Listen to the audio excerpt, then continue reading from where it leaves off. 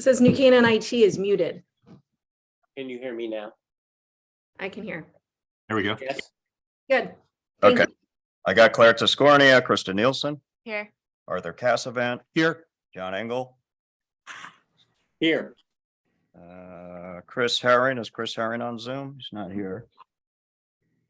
Okay, and Paul Knag, are you on Zoom? I'm here. Okay, great. Okay, a couple of announcements, items 3, 4, and 5, 17, and 23 Hill Street. Tonight, we will not be taking public input. This is just for presentation by the applicant and questions by the commissioners and the advisors to the commission. I anticipate we'll take public input at the January 24, 2023 meeting and 151 Main Street. For tonight on that, we will only be taking public input on anything specific to what the library is asking for. We're not re-adjudicating the entire 1913 library. Okay, let's get going. Organizational meeting of the Planning and Zoning Commission. Mr. First Selectman, floor is yours. Good evening, commissioners. One of my duties as first selectman is to conduct the annual election for officers for various boards and commissions. I often refer to you as our hardest working commission. I want to thank you all for your service this year. It's been a very busy year, but in particular, I want to thank John for having served as chairman for the past 10, how many years? Only 5. 5 years, 5 years. Feels like 10. Yeah, but anyway, John, thank you. It's on a personal basis. It's been great working with you as chairman. And I really appreciate all your service. So having said that, first of all, I take nominations for chair. First selectman. This is Commissioner Chris. I nominate Dan Radman as chairman. Do I have a second? Second. Okay, I heard Mr. Turner to remind all the commissioners, only regular members vote on the election of the chairman. John Goodwin, I vote yes. Ken Turner, Yes. Dick Ward, Yes. Dan Radman, Yes. John Cruz, Yes. Claire Tiscornia, Yes. Mr. Nielsen, Yes. Arthur Cassavant, Yes. John Engel. Yes. Mr. Radman, congratulations. Thank you. Be careful what you wish for, Dan. Who's that? Do we elect vice chairman or Yeah. no? I would take nominations for vice chair. I nominate Krista Nelson for vice chair. Do I have a second? I'll second it. Are there any further nominations for vice chair? Hearing none? Okay, I'll call the roll. John Goodwin, I vote yes. Ken Turner, Yes. Dick Ward, Yes. Dan Radman, Yes. John Cruz, Yes. Claire Tiscornia, Yes. Mr. Nielsen, Yes. Arthur Cassavant, Yes. John Engel. Yes. Mr. First Selectman, thank you very much. Secretary? Oh, that is the, sorry, that was the secretary. That was secretary. That Okay, was thank you. secretary. Thank you.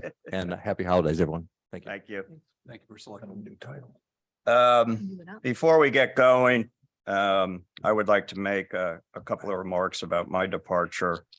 Unlike land use lawyers, I will be brief and non-repetitive. I had to get back all my friends in the land use community. I believe that all of us should give back to our communities and our country. When I moved to New Canaan in 1986, I knew I wanted to serve this wonderful town. In 2005, I joined planning and zoning. I've also had the privilege to chair the market demand study and sit on the town hall building committee. 6 years ago, I became chair of planning and zoning, and it's been a wonderful and incredible run. But as I noted a few weeks ago, it was time. The workload is demanding. Get ready, Dan. And I would like to refocus on where and how I can continue to give back to our community. As I also said, this is not a bad time to transition, as we are largely through a very difficult year of contentious applications, and we will soon initiate the 2024 POCD. So I think it is a great time and opportunity for a change of leadership. The commission has made great strides over the years. We've handled many difficult, complex, and often no-win situations. Are there situations I wish I handled somewhat differently? Yes, of course. But the community has to understand that our hands are legally often tied. Litigation constantly looms, and that is expensive to all of us New Canaan taxpayers. All should also understand that development is not a bad thing. Otherwise, communities die. Preservation is equally critical, but just like development, in a reasonable manner. I want to thank all those in town government, town hall, and the overall community for all of their support. In particular, I want to thank Planner Avney for owning New Canaan and bringing stability and enthusiasm to her position. The two first selectmen I worked with, while we did not always see eye to eye, sometimes they were very upset at me, and sometimes I was very upset at them, but I believe they are seeking to do the best for New Canaan, just like myself. I do strongly recommend that the pre-review with the planning and zoning chair of potential new candidates be resumed. It's a best practice that historically has worked very well. I want to thank the New Canaanite for their fair and balanced coverage over the years. I want to thank my friend Steve Carl for being my go-to guy on advice on town political issues. I want to thank all the diligent land use professionals that prize their integrity in doing what's right for their clients. You stood out versus others who seemed often more motivated to just take a check. And I want to thank all those in our community who from time to time just gave a genuine thank you for your service. It was a bigger personal boost than you know. To the commissioners, you are a class act. You bring passion, hard work, and intelligence to the endeavor. Over 17 years, we've almost always debated at a high level and with good humor. Keep it up. And as I said before, if you treat Chair Radman like you did me, it'll all be fun. Okay, let's get going. Item number 151 Main Street, this public hearing upon application Brian Smith, Robinson and Cole, authorized agent for the New Canaan Library owners, along with its affiliates of properties located at 151 Main Street, 64 Maple Street, 44, 48, 56 South Avenue for a special permit modification of sections A2B, 44D3, 54C4, 64G, 66D, 510C and D, 510G4B and 510I to amend the special permit approved by the Commission July 13, 2021 to allow the library to proceed with its phased construction plan as approved by the Commission in the Business A apartment zone at 151 Main Street. Mr. Smith, you're on Zoom, I think. Yes, thank you, Mr. Chairman, and congratulations to the new officers of the Planning and Zoning Commission. It's been my honor to be in front of all of you over these past couple of years.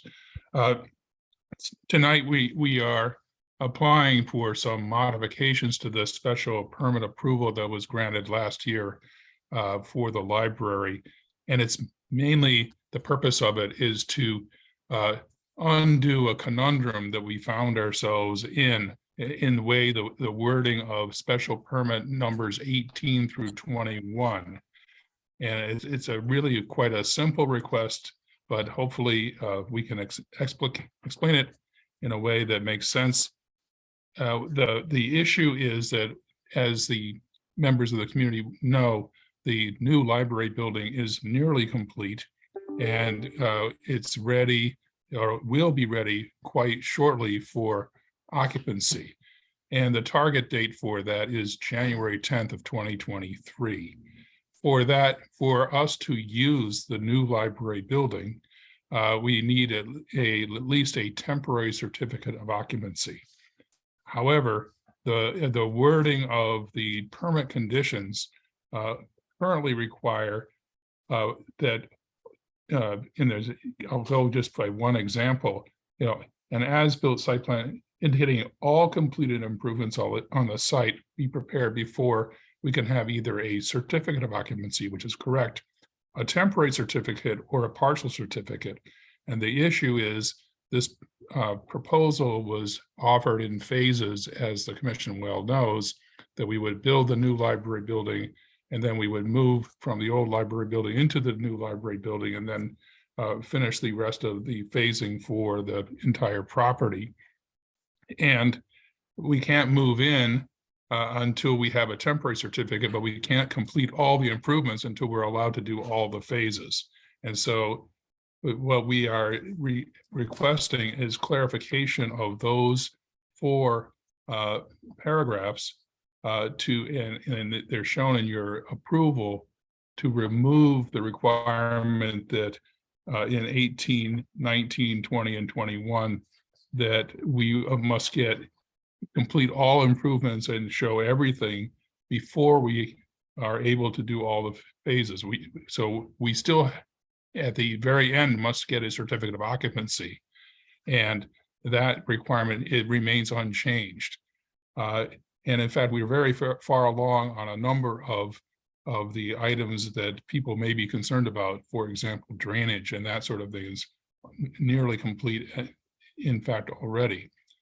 However, we are in this legal bind where we can't have even a temporary without showing everything being complete, which is not what the intent, I'm sure, of the commission was at the time when it approved a phased plan. I have also with me tonight, I believe, is on Zoom, is Mr. Mark Herter, who can explain the status. I'm looking to see if I can find him on of the construction, if commission has questions about that. So that's the sum and substance of what we are looking for tonight, is those changes to allow us to proceed and meet the construction schedules that we have, that, and as everyone can see, we have been meeting them, but we need to make it over the goal line. Thank you. Commissioners, questions? Yes, Commissioner Turner, can you clarify as far as the temporary occupancy? You're asking for a permanent occupancy or temporary? I'm a little confused on that. No, we are at this point, we are only seeking temporary certificate of occupancy for the new library building, which would allow us to actually start to occupy it, at least in part. And a building inspector, whenever they issue a temporary certificate of occupancy, can condition that. So if we don't have certain things done, they're not going to allow us to do certain aspects of or use certain aspects of the building, or wall off a portion of a building, or whatever it is that is a problem. So it's only a temporary at this point. We still have to comply before we can get a permanent certificate of occupancy. We have to comply with everything, and that's the way we believe it should be written, that we have to provide showing complete site plan, complete surveys, complete drainage. Everything has to be done before we can get the final permanent certificate of occupancy. In the meantime, so we can at least proceed, we need temporary certificates, which is commonly done, all over the country. So if you didn't get the temporary, what does that do to your schedule? It throws a complete kink into it, because we can't move out of the existing library into the new library and use it at all at this point. And that would cause an enormous delay, a very costly delay.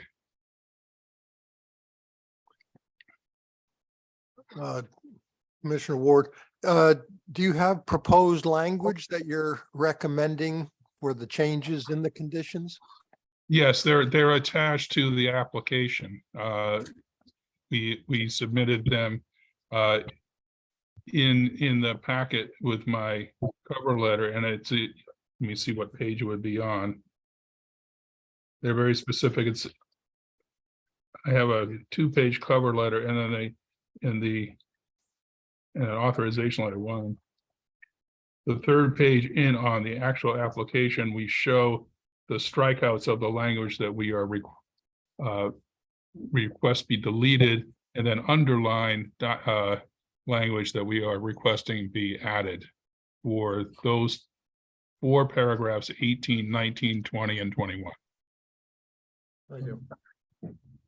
Brian, if I may add Yes. a really important point here. The drawings as originally submitted always showed a phased approach to this project. Everything we reviewed showed a phased approach. The existing building stays in place, the new building is built, everything is moved over, and then the existing building is taken down. We've shown in all of our drawings a phased approach, not only to the site work, but to the drainage and to the planting. If a TCO is not provided, this project can't go forward. It's not just a delay in time. It's a permanent delay of the project. This is Commissioner Kriz. If the commission votes in favor of what you are suggesting, what effects, if any, would that have on the upcoming relocation and other changes to the 1913 building? It would allow them to proceed on schedule. It would in no way affect any of the drawings or any of the things that we showed you or reviewed with you. So all of that phased approach that we did in our original submission is carried forward on the drawings that we gave you. So there is additional drainage that is added for the relocation of the legacy building. And that has subsequently been reviewed with the town. And we are taking steps to finalize that in our set that we're finishing right now. Thank you. You're welcome.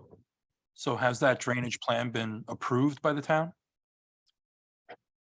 We are in process of finalizing our drawings that we will submit, but we've reviewed all of the approach, and Langen Engineering has reviewed it directly with the town. And I think there is a clear understanding of how we finalize our drawings. And that's how we're proceeding. It just seems familiar that after this much time, we're still talking about drainage on the site. Should have been resolved by now. Well, actually, it was resolved, and there was a change to the size of the drainage basin on the north end based on comments from the town. We are picking those up right now. We proceeded with that immediately after we got approval from you to do so, and we're finalizing that right now. So in fact, all of it is in place. There are some minor changes we are making based on correspondence with the town. Gotcha. Thank you. Yep. One more question. On the phasing, the 1913 library, when it gets moved, what phase is that in? Well, effectively, that is phase 2. It's really a 2B or a 2A right now, because we always imagined that the green and the rest of the landscape was phase 2. So legacy is now part of that and will be complete with that second phase. So TCO would remain in place until all of that is completed, including the relocation of the legacy building, the green, and all miscellaneous items that would be left over post TCO, correct? That is correct. Yes. Planner Abney, do you have any concerns with this? No, this is a technical, they need to get your approval to amend these conditions in order to go forward with the TCO. The library has met with staff, all staff, and everyone has already highlighted their concerns. The library started working on their concerns. And this is just, I guess, procedural at this point from P&Z's point of view. So you're comfortable that the language is just for them to be able Yes. to obtain a TCO and do the move? Correct. Okay. What is the projected timeline from the January grand opening to full completion on site, including relocation of legacy and all site work? We'll be done in October. So October 15th.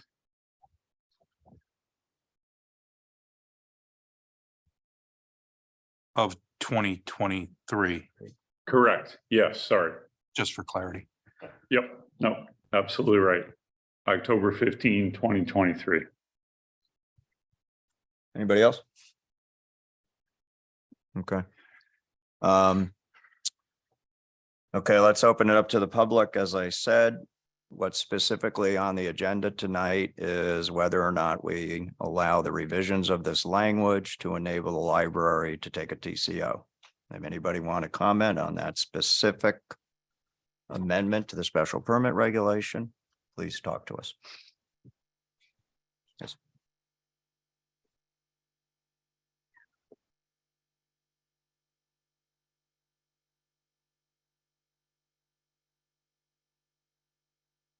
Hi, my name is Mimi Findlay, 10 Father Peters Lane in New Canaan. I just wanted to mention the fact that I hope this has not been discussed, but one of the amendments should consider the cornerstone box. There was apparently something buried under the existing foundation, and I hope that the architect will be designing the deconstruction of that building so that the cornerstone, which was described in the Norwalk Hour in 1913, has documents in it that would be of interest to the public, as well as something that should be preserved. And obviously, that has not been mentioned at any time, and I hope that the architect will be able to include that in his destruction drawings. Okay, thank you. Architect Herder, if you could look into that, pardon me? Yep, can I just finish talking, please? Architect Herder, if you could look into that, please, and revert to Ms. Finley, please. Thank you. Absolutely will. I will, I know, I will find out more about that. We'll absolutely get back to you on that, but yes, I'll leave it at that. We will look into it and absolutely find out more and get back to everybody. Thank you. Yes. Neely Sticknoth, 137 Elm Place. My question is, this was all very specifically included in the amendments here. Why did you include it to begin with, knowing that this was a phased project? Well, we're, as far as the commission goes, we're looking for your input. We're not answering questions. So, sorry. Anybody else? Okay, this hearing's closed. Thank you. Zoom. Nice turn. Does anyone? Reddit Zoom. Anybody out in Zoom land? Does anyone on Zoom want to speak?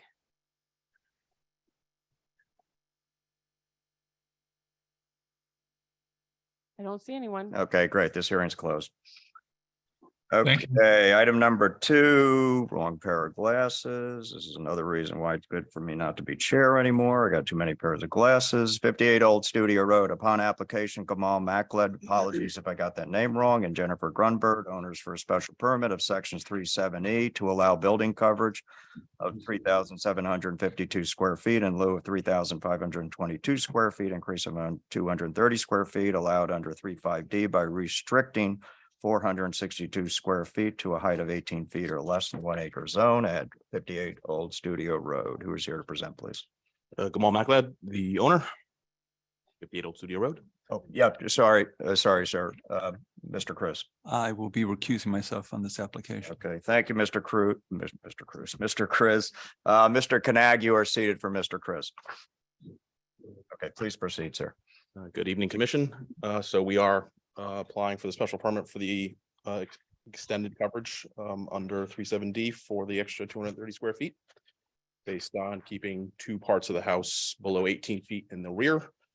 I'm here to answer any questions as it relates to that. Everything else is still in kind of pre-planning, but we've submitted everything to P&Z, wetlands, and engineering for I guess preliminary review, because we haven't applied for actual permits yet. But as it stands, this is as close to final as it should be. And once we get through this process on the special permit, we'll continue with the actual permits and with building and zoning. Well, sir, if you can describe in some more detail, please, exactly Sure. what you want to achieve and why we should approve. So the 2 sections of the house are in the rear. We are tearing down the existing dwelling at 58 Old Studio. The primary reason we're doing this is to get additional square footage on the first floor. My mother-in-law is moving in with us, so we want space for her where she can not have to deal with stairs going in and out of the house. In addition to the family room, just allow more space for the family from a family perspective. We're a family of 6, with her it's going to be 7 on the first floor. Over again, looking at the back, the in-law suite is off the garage, mainly for access for her. And the family room in the back is off the kitchen area overlooking the rear of the yard. So we can have eyes on the kids, basically, is the intent.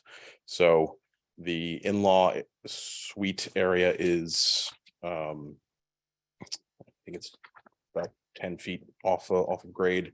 The family room area will be 18 feet or less off of grade, as a 1.5-story structure off the back. So I understand what you're here for and what the coverage that you're asking for is, but what is the total square footage of this new house? In terms of livable space? 37, just the total livable space? Well, so 3,700 would be the coverage. But if each floor is 3,700 and you've got 3 to 4 floors, No, got the livable 10,000 square feet. livable space is.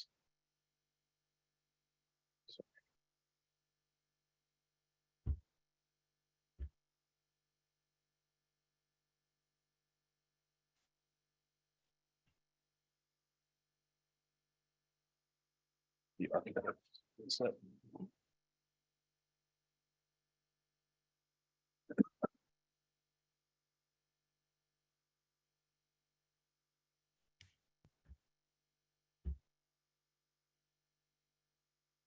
So total finished first and second floor, excluding the garage, will be 5,938 square feet. Okay, but then there's a finished basement or. We're not finishing the basement of the attic. Not planning to at this point, but But you do indicate on your drawings future fit out of that basement. Yeah. So how does that get excluded from the square footage?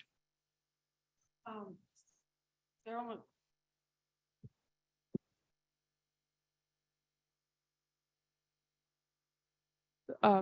It's, the building coverage is only the footprint of the house. But if I understand right, the applicant is wanting to exceed the 3,700 square feet? Building footprint. the footprint is limited to 35. Is that right? 3522, and we're asking for 3752. But on the total square footage of the house, I mean, does the site support, is there enough acreage in the site to support the square footage? Yes, it's in line with the 1 acre zone. As far as the footprint of the house, it's a relatively square acre, so it's centered to that. The current house is actually at a weird angle, so it doesn't look all that great on the street. So I know most neighbors are excited for us to build this and replace what's there, but it's in line with some of the other houses on Old Studio Road. So I mean, we can, this is more for the commission than for the applicant, so I can save it till discussion, but if you want me to just get it out now, I'll Sure. put it out there. So I mean, the two issues I see with this, not necessarily specific to the project you're proposing, but to this as an example of a project are, number one, this is precisely the type of project that exacerbates the loss of naturally occurring affordable housing in New Canaan, taking a 1,600 square foot ranch built in 1965, replacing it with a 5,000 or larger square foot home. It's part of our affordability problem. And I'm not saying we shouldn't approve this project because of that, but I think we should all become aware of the effect that that has. And then secondly, I am confused about the purpose of this section of our regulations. I've only seen it a handful of times in my time, being used a handful of times in my time on the commission. Seems to me that it was probably intended for renovations. If somebody wanted to add an addition to an existing house, we didn't want to completely restrict them in terms of coverage, so we gave some leeway. This is a different situation. This is a tear down rebuild, in which case you could design a new house to fit our coverage maximums. That's not really in my opinion, a reason to use this section of the regulations. But again, I wasn't here when they were written, so I'm not sure what the intention was, but I feel like both this time and the last time we saw this section of the regulation being used, they were being used in ways that I think were not necessarily intended last time. It was a renovation, but they wanted to deed restrict the height on an existing covered screened-in porch, I think, was what they were proposing. So anyway, I put that out there for the commission to consider both of those things as we move forward and maybe make some changes.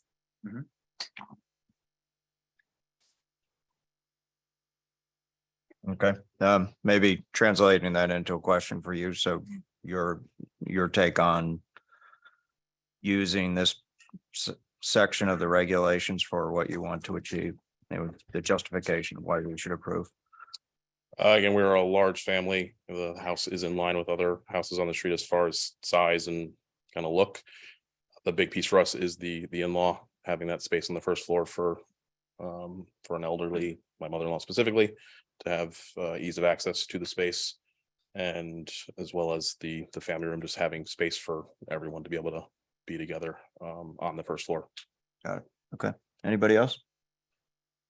Commissioners on Zoom, any questions? Okay. Thank you. Yeah, Oh.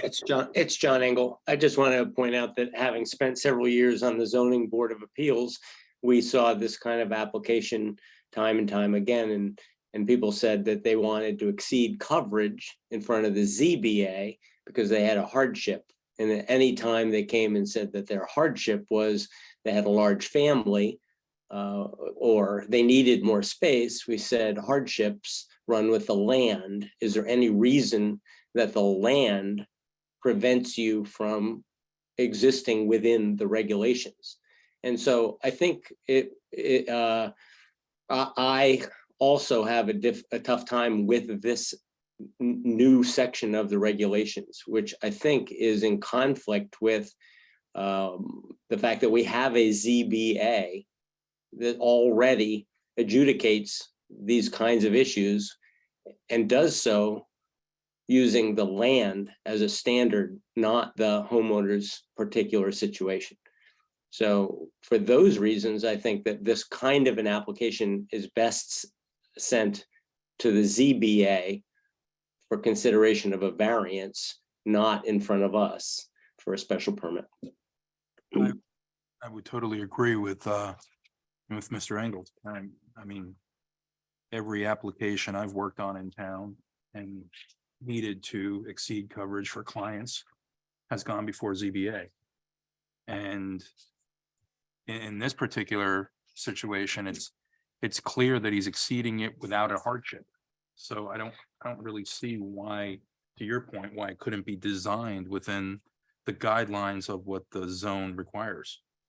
If it was a renovation and there was a proximity to setback or proximity to property line or some other existing condition that would necessitate a variance or a special permit for that reason, that would be a different condition. But we're effectively, it's a clean slate of a piece of property. You could design anything you want. We were designing with this as part of it on the architect's recommendation as an existing option. I know what you want.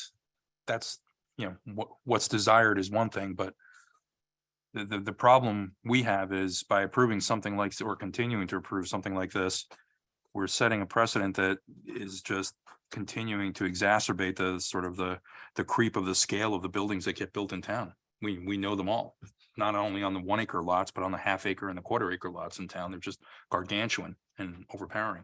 That's why we have the loom regulation within the code, and why we kind of stick to our guns when it comes to setback criteria. Is the concern of preservation of the actual land, and we're obviously No, complying it's with that. just staying within the guidelines. Okay, well, when we get into deliberations, we'll come back to some of this. Okay, commissioners all set? Okay, thank you, sir. Would anybody from the public like to address this application?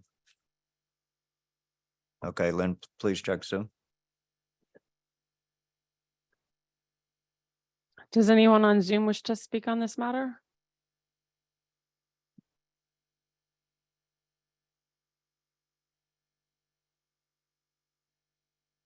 Okay, great. Can I Okay, just thank you. add one other thing, just Sure. so you guys are aware, it's in the application, but this is a ICF house, so an insulated concrete form. So it is a super energy efficient. I don't know if you guys are familiar with the passive houses, but just be aware of that as well. Okay. We're trying to Great. be Thank- cognizant of the environment. Okay, thank you very much. Okay, items 3, 4, and 5 will be heard together. 17, item number 3, 1723 Hill Street. Discussion and consideration of the request of Christopher Smith, Alter Pearson LLC, authorized agent for Hill Street 72 LLC, owners for a zoning regulation amendment to amend the New Canaan zoning regulations dated June 16, 2007, revised December 17, 2021, to add section 512 housing opportunity zone and to accommodate an 830G set aside development of a 93 dwelling unit multifamily development located at 17 Hill Street. Item number 4, 17 and 23 Hill Street, discussion and consideration of the request of Christopher J. Smith, Alter Pearson LLC, authorized agent for Hill Street 72 LLC, owners for petition for change in zoning boundary for properties currently in the 2-acre zone. The requested change in zoning boundary is to rezone the subject property from the 2-acre zone to the new housing opportunity zone HOZ at 17 Hill Street, 23 Hill Street. Item number 5, 17 and 23 Hill Street, upon application of Christopher Smith, Alter Pearson LLC, authorized agent for Hill Street 72 LLC, owners for an 830G set aside site plan application. Approval for a 93 unit multifamily residential community with associated parking, driveway, and drainage improvements and related accessory structures with an affordable component per section 830G of the CGS for property located at 17 Hill Street and 23 Hill Street. Who's here to present, please? Mr. Chairman. Let me ask the commissioners a question. Are you comfortable with this format, or should we go back to our usual format where each person walks up to the podium? Is it more an issue of people on Zoom? I mean, I'm fine. with And do this. we have I just- any Zoom issues?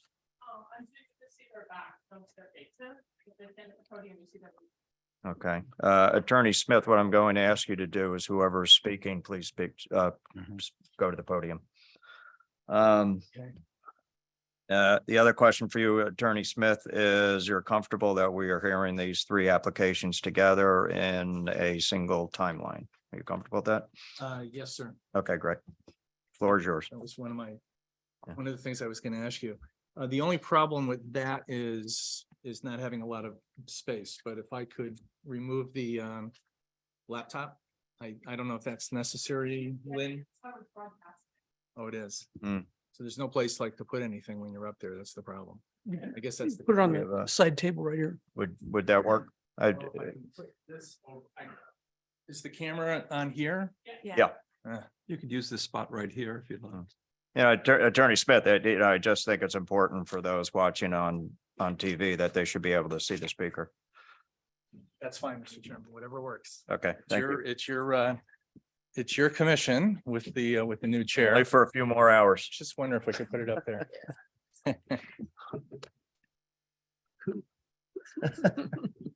How's that? I don't know if anybody really wants to see me, but for the record, good evening, Mr. Chairman, members of the commission, town planner Avni, professional staff. For the record, my name is Chris Smith. I'm a land use attorney with the law firm of Alter and Pearson, and I appear before you this evening on behalf of the owner applicant, Hill Street 72 LLC. At the outset, a couple of housekeeping matters. Number one, we did send notices out for the initial public hearing, and we apologize with the mix-up in not having it posted at the town clerk's office, but with the scheduling of the second public hearing for this evening, we did send a second wave of letters out and provided a copy and to the commission. So just want to make sure for the record with town planner Avni that we have complied with that. And I see for the record, a nodding of the head.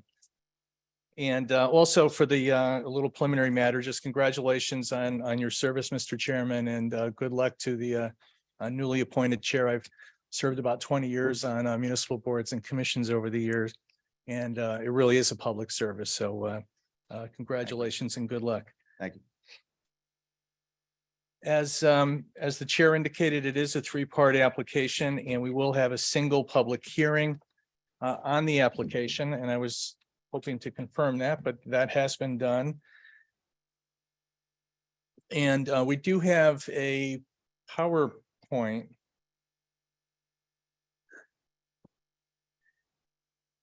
And perhaps I see that there's the first slide. And if we can, so that's if we can stay there, Lynn, that would be great. Thank you, Town Planner Abney. Again, for the record, the application is a three-part application. It's associated with a 93-unit residential community to be located on real property known as 17 and 23 Hill Street. The community will provide for a housing opportunity or workforce housing component. And this is the property. And if we can just go to the next slide, we have a couple of aerials for the commission and the public, just for locational purposes.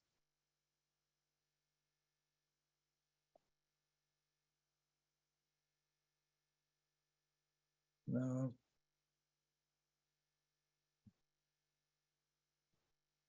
There we go. Okay. We'll stay with the introducing the teams of our professional consultants that are part of the team. And for the record, we do have Mr. Paul Stone and Arnold Karp on behalf of the owner applicant, again, Hill Street 72 LLC. Our civil engineer is Derek Donay of Rocco v. DeAndrea Inc. And we'll be hearing from Derek in fact, most of the individuals that I'm going through here in different components of the presentation this evening. Kevin Soley is a professional engineer from Soley Engineering. We'll be addressing some of our traffic issues. Mary Blackburn is a landscape architect, a senior landscape architect with Soley Engineering. And Mary will be going through some of the landscape plan and lighting plan for us later in the presentation. Our architect is Ravi Ahuja of AWA Design Group PC. Colleen Byrne, professional engineer at Soley Engineering, did work on the traffic study for us. And Joseph Versteeg is our code compliance and life safety specialist with Versteeg Associates LLC. Mr. William Kenny is assisted with the site development proposal, and Mr. Kenny is a professional wetland scientist as well as a professional landscape architect with William Kenny Associates. And if we can go to the next slide. So this is the subject properties, again, 17 and 23 Hill Street, comprising a little over 4 acres, is located in the northeast there, being circled. It's in yellow. And if we go to the next slide, we can zoom in a little bit and you can see the proximity to the downtown with the prior slide. We're about 2,200 feet from the town hall here at this location. And this is just zooming in a little bit on Hill Street with the subject proposal. And if we can go to the next slide, please. So again, just for a little bit of an overview, it's a 3-part application in support of a proposal for a 93-unit residential community located on 17 and 23 Hill Street. There is a proposed housing opportunity component or workforce housing component, and specifically 30% of the total number of units or 28 units will be rented or sold to individuals or families at the 80% or 60% median income level. And there will be a deed restriction to require this component for a period of 40 years. And as I know that you were aware with some other applications that you've had, these 3 applications are submitted, respectfully submit consistent with and in compliance with the Section 8-30G of the Connecticut General Statutes that governs affordable housing applications and the respective appeals here in our state. And so these requirements that I just referenced are pursuant to 830. I'll just refer to it as 830G. If we can go to the next slide, please. So again, there are 3 components with the application. The first is a zone text amendment to create a new section 5.12 in your zoning regulations to provide for a new zone district called the Housing Opportunity Zone, or OHZ. The second is a request for change of zone to rezone the subject properties. There are 2 lots. It's to rezone both lots to this new HOZ zone district. And then the third application is an application for site plan approval, and that is for the site-specific development, the 93-unit residential community. The format for our presentation this evening will be as follows. First, we will address the text amendment and the request for change of zone, and I will address those two components of the application and provide a brief overview of the proposal. Then we'll discuss the site development plan component. And as to the site development component, we will hear from the following individuals in this order. First, we'll hear from Derek Donay, our professional civil engineer, again with Rocco DeAndrea, Inc. And Mr. Donay will review the site development proposal, including the site design, stormwater management, parking, utilities and sewer, and related infrastructure components. After Derek, we'll hear from Kevin Soley, a professional civil engineer with Soley Engineering, and Kevin will review the earth removal aspects of the proposal. After Mr. Soley, we'll hear from Ravi Ahuja, our architect and president of AWA Design Group PC. And Mr. Ahuja will review the architectural components of the building design and related features. After Mr. Ahuja, we'll hear from Ms. Mary Blackburn, senior landscape architect with Soley Engineering LLC. Ms. Blackburn will review the landscape and the lighting plans associated with the proposal. Then Mr. Soley will return to the podium, and Mr. Soley will review the traffic study with regard to trip generation, LOS, level of service, sight lines, stopping site distances, turning radii, and other components associated with the traffic study and the site development. And then finally, we'll hear from Mr. Joseph Versteeg, our fire safety consultant, and Mr. Versteeg will provide comments to the commission concerning fire and emergency safety issues. So again, what I'd like to do at the outset, Mr. Chairman, members of the commission, is address the petition for zone text amendment as well as the request for change of zone. For this part of the presentation, I will be referring to 3 documents that were submitted with our applications, and I'll refer to the pages for your convenience, the commission's convenience, as well as the public. And I do have some slides in the PowerPoint presentation, but essentially I'll refer to the 3 documents, which are number 1, the submittal letter dated September 15, 2022, which provides a summary of the proposal and statement of use for the commission. Number 2, I'll walk you through just quickly in an overview, the zone text amendment and the zone change components of the applications that are before you this evening. And then finally, I'll address the affordability plan with the and demonstrate how it complies with section 8-30G.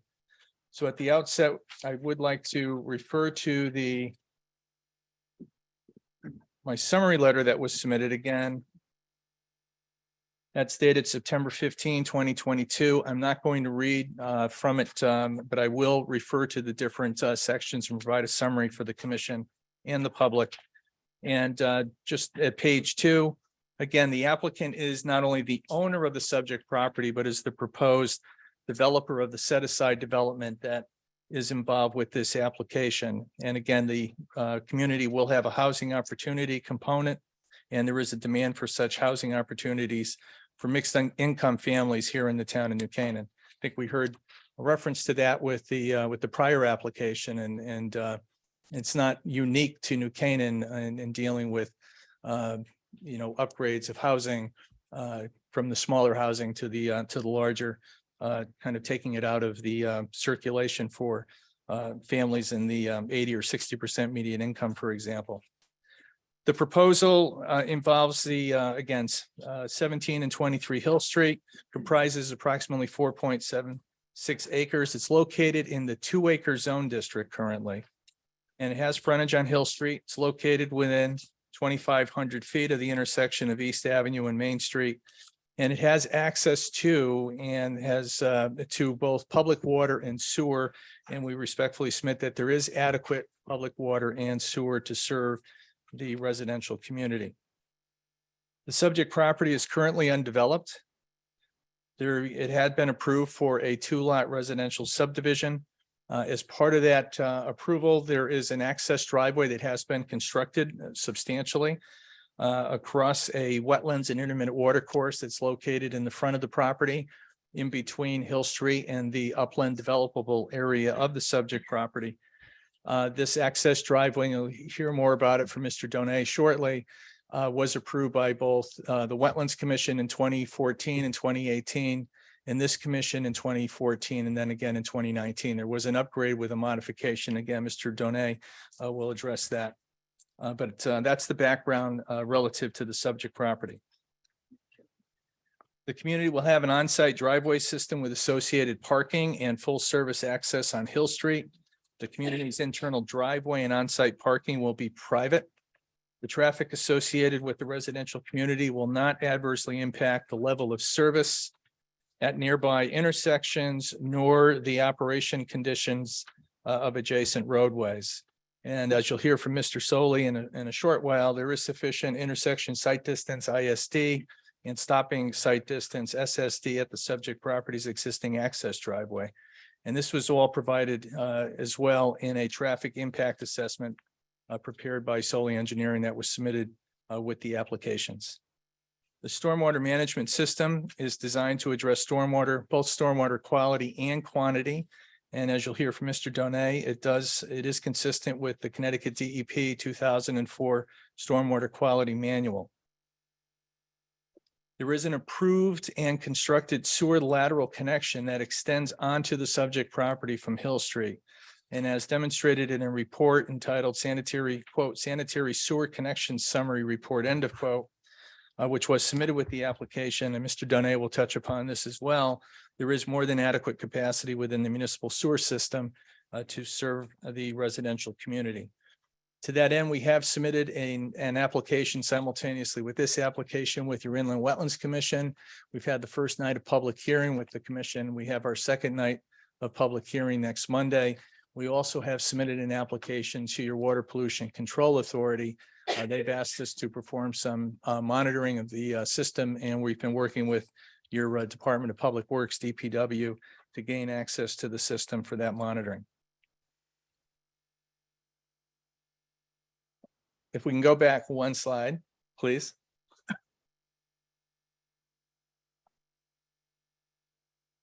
I think the other way.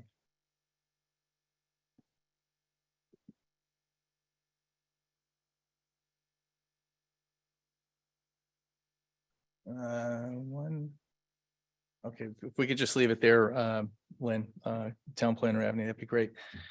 So again, the proposal does include on page 3 of the summary letter. It does include an affordable housing component or a housing opportunity workforce housing component, where 30% of the dwellings or 28 dwellings will be designated again to families and individuals at the 80 or 60% median income level. Half of those units, or 14 of them, will be designated for individuals and families at the 80% median income, and half, or 14 units, will be available for individuals and families at the 60% median income. And again, these rental prices target families with incomes comparable to many of New Canaan's municipal and Board of Education employees. And we'll get to your POCD and your draft affordable housing plan that went in with regional as a supplement to the regional plan. And again, there are proposed deed restriction and covenants that will encumber the subject development to ensure that the housing is available to these individuals and families at these levels, the 80 and 60% going forward for a period of 40 years as required by Section 8-30G. As the commission is aware, there is a 10% list that is prepared by the Connecticut Department of Housing, and that's provides that, as provided by the statute, that if a community has 10% or more of their housing qualifying as affordable, and there's a series of different categories for that, then that municipality is exempt from this type of application as provided by 830G from being filed. And the other way to satisfy that is to obtain a moratorium. And I understand that the commission did have one, the town had one, to your credit. And that a second one, an application has been filed, but I understand that was denied and is under appeal. But at the moment, New Canaan has approximately 70, this is per the 2021 list for DOH. The 2022 list will actually come out in March of 2023.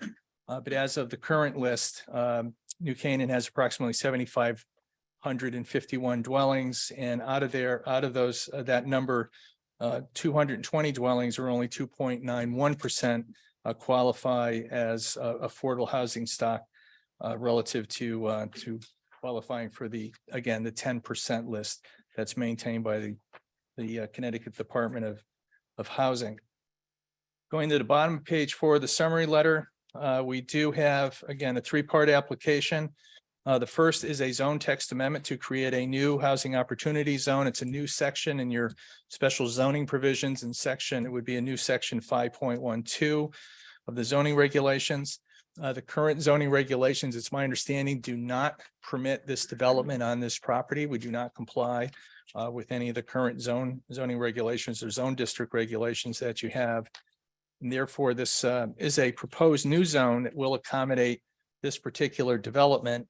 An effort has been made to design the zone text amendment so that it only applies to the subject property. And again, and therefore, this way that the commission is looking at the zone text amendment and the zone change relative to this specific site development. And however, if the commission were to choose to expand the application of the zone district, you could. But again, every effort has been made to have it apply just to this property.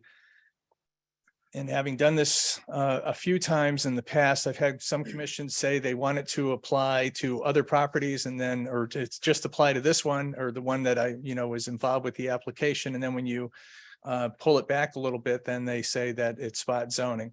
I would respectfully submit that spot zoning doesn't really exist in Connecticut anymore. We've had a recent Superior Court case out of Bridgeport. It was an outlier, so to speak. But again, this has been designed to apply to this particular development for these 2 properties, which would be merged if we were to obtain an approval. But again, the commission certainly within your discretion could amend the zone text amendment so it could apply to other properties throughout the town. What I'd like to do now is just, with the permission of the chair, is just quickly walk you through the zone text amendment. And of course, this is colored up, but it looks like this that you have that was submitted with the application.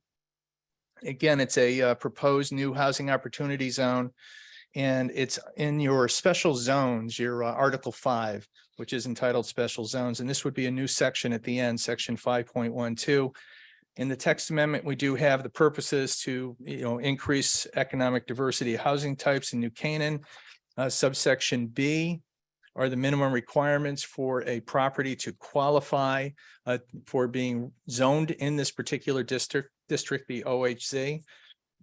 Specifically, at least 4 acres, but not more than 6 acres, have frontage on Hill Street and be located within 2,500 feet of the intersection of East Avenue and Main Street, and also have access to and be able to be served by public water and town sewer. It requires in subsection C a site plan approval. Subsection D provides for accessory uses such as minor accessory structures, including a trash disposal facility that can be applied for with the site plan application for the residential community. Subsection E deals with dimensional requirements, kind of the bulk area requirements that you would see in a set of zoning regulations, dealing with lot coverage, building height, setbacks, and parking requirements. Subsection F deals with site plan requirements, access driveways. And in this case, it does provide for a minimum width of 20 feet for 2-way travel and a 12 feet for a 1-way travel. However, a portion not to exceed 275 feet in length of the entrance driveway may provide for 16 feet of pavement with 2-foot shoulders, provided that the shoulders will support emergency vehicles.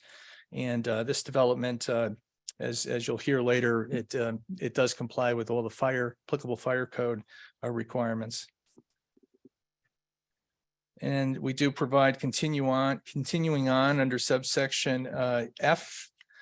We provide for minimum size for parking spaces, exterior lighting, stormwater management, meeting the 10, 25, and 100-year storm event, and providing for best management practices.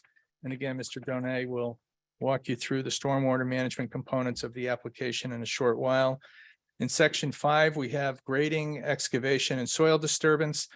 I saw in the town planner's memo that we received, I believe, yesterday, there was a reference to exempting out a situation where if you have a certain amount of excavation, I think your regulation subsection G of 6.4, if it's over 1,000 cubic yards of excavation activity, or I believe it's 10,000 square feet of disturbance, then you need a special permit application. This exempts that requirement, but provides the comparable information to be provided to the commission and demonstrated that the proposal will not result in an adverse impact to a substantial public interest.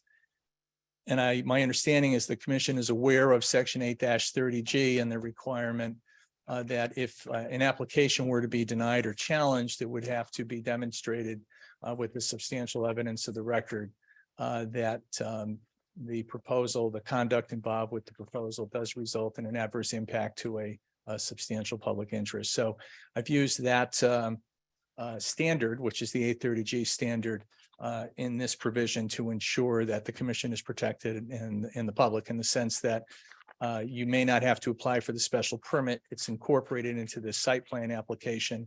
But again, any of those activities cannot result in an adverse impact to a substantial public interest. The next section deals with landscaping and screening. And we have traffic and different requirements, a rezone, you do a change of zone and a site plan application with it. And then that a provision that an affordable housing plan has to be submitted with an application submitted under this zone district.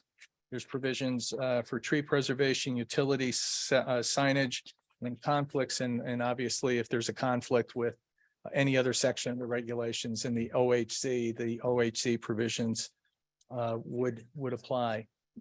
So we have this zone text amendment to create this new zone district. And the second application is a request to change the zone designation of the two properties, the two lots from the 2-acre zone to the new HOZ zone. And if we could have the next slide. Which is just a, this is from the zone map. Please.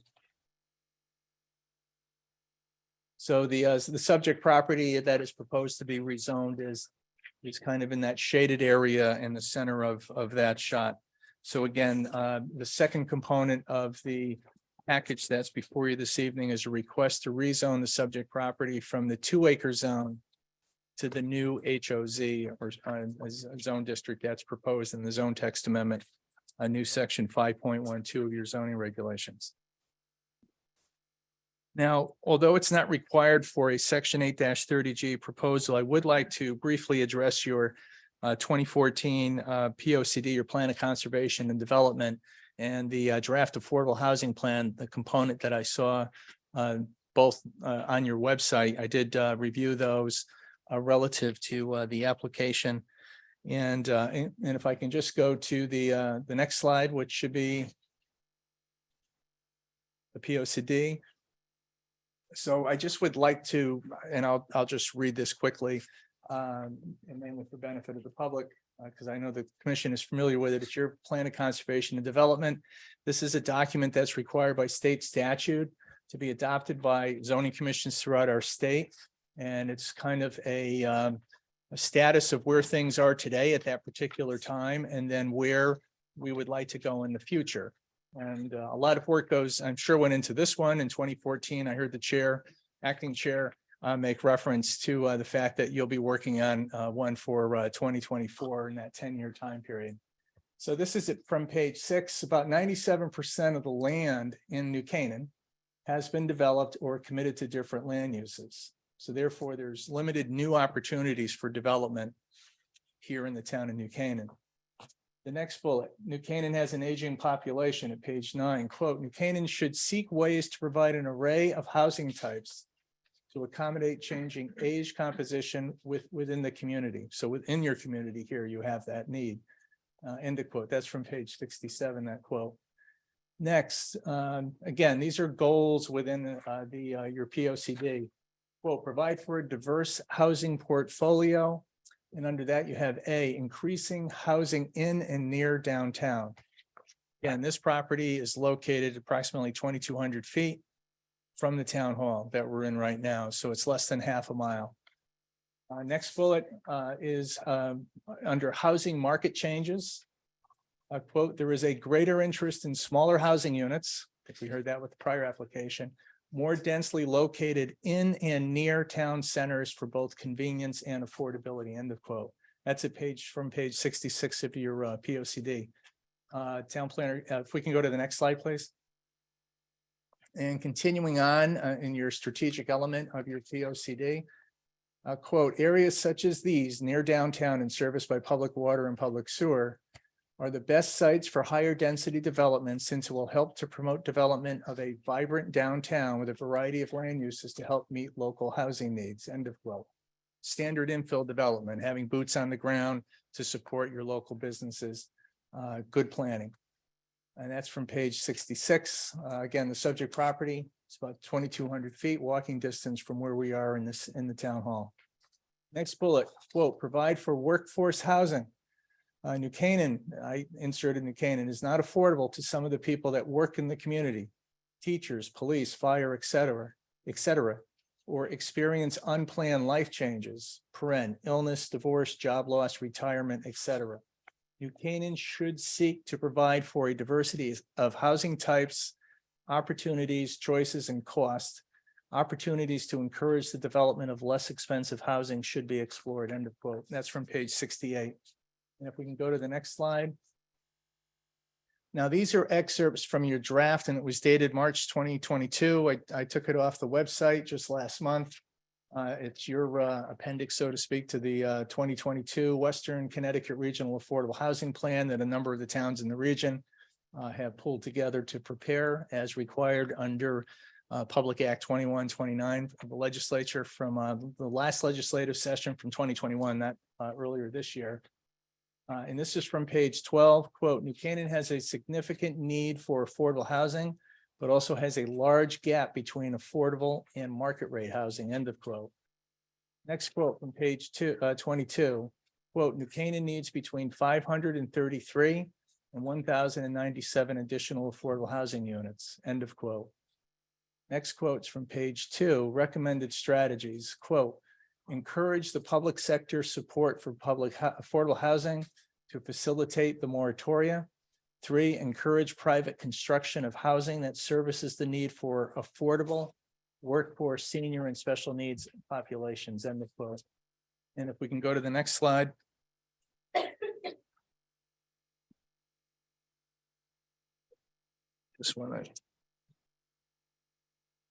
This is working out just fine here.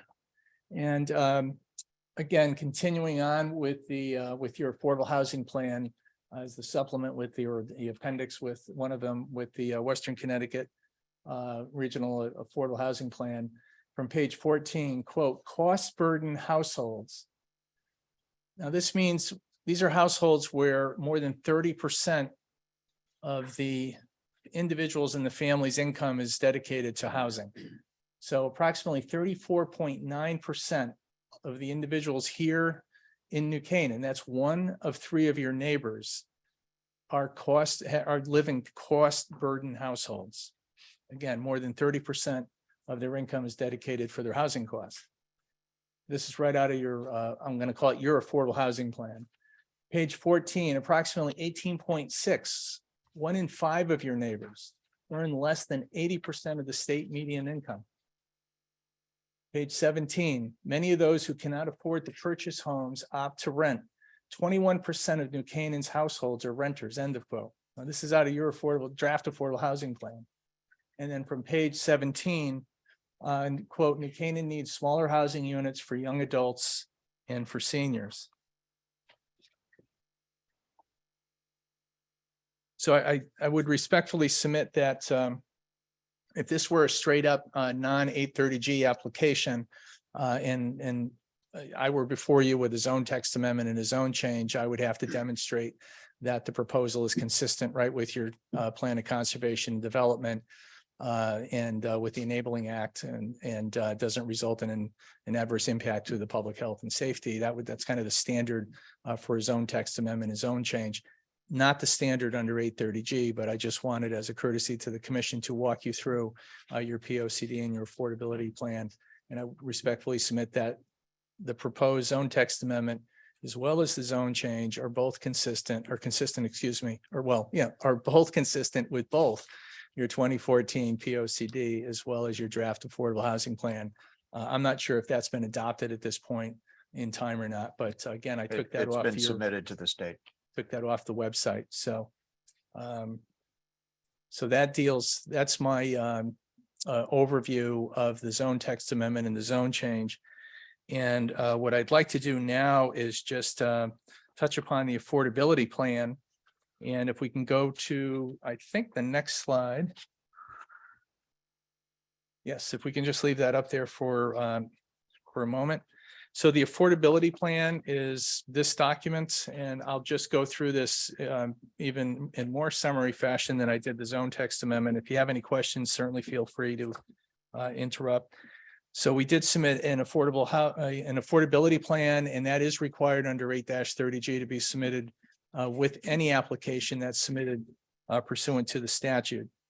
And going to page 1, we have an introduction. It just specifically references this site development and the components involved in it. It does reference that's, and then Roman numeral 1, we have apartment homes designated as housing opportunity units, and that's in the schedule A-2. That's essentially summarized in this, that's up on the screen. We'll get back to that in a moment. It does require that, again, there'll be a 40-year deed restrictions for a 40-year time period. Number 3, that the construction will be pro rata and equally dispersed throughout the community, so that for every 3 units of market rate that comes online, one of the affordable or mixed income units will have to come online as well.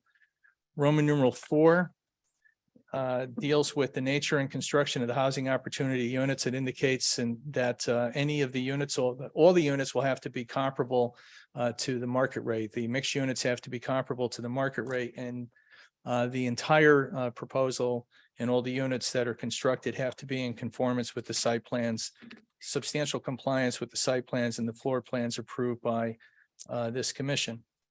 Number 5, the entity responsible for the administration and compliance will be the applicant, who we represent has the ability to be able to monitor and apply the affordability plan, and to ensure that individuals and families at the designated levels of the 80 and 60% are indeed renting the units that are designated as mixed income units.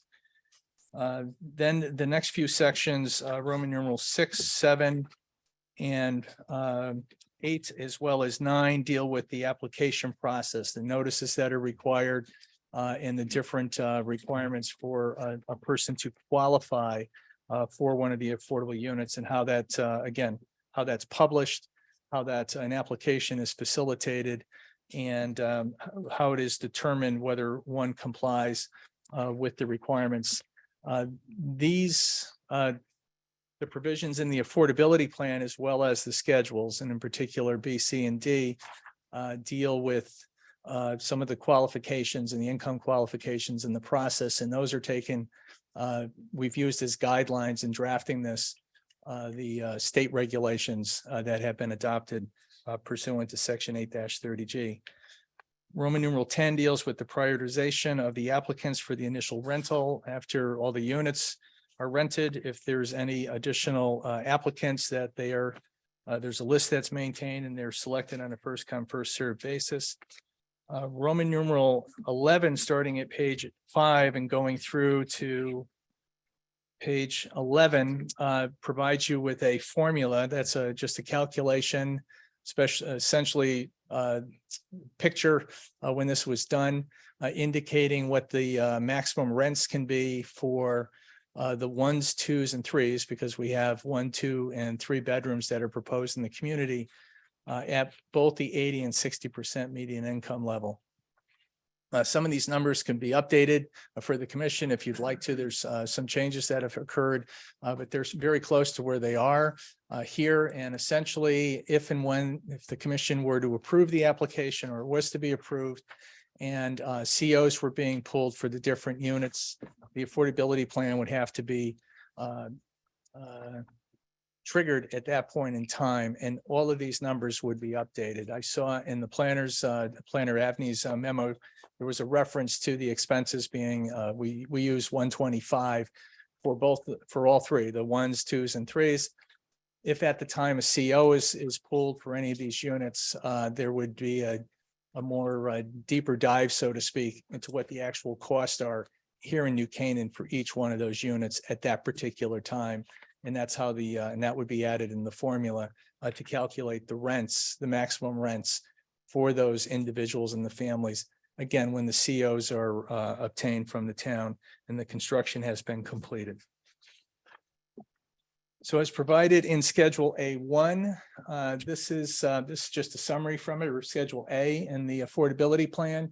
The total number of units, again, market rate are 93. Of the 93, 65 are market rate. 28 will be mixed income units. Out of the market rate mixed income units, and this is by number of bedrooms. For one bedrooms, there are a total of 44 units will be one bedroom units. 31 of those will be market rate. 13 will be mixed income units. Again, that's the 30% 830G requirement. And 2 bedrooms will have a total of 40 units. Of those, 28 will be market rate units and 12 will be mixed income units. And then finally, there are 9 3-bedroom units. And out of those 9 units, 6 will be market rate and 3 will be mixed income units.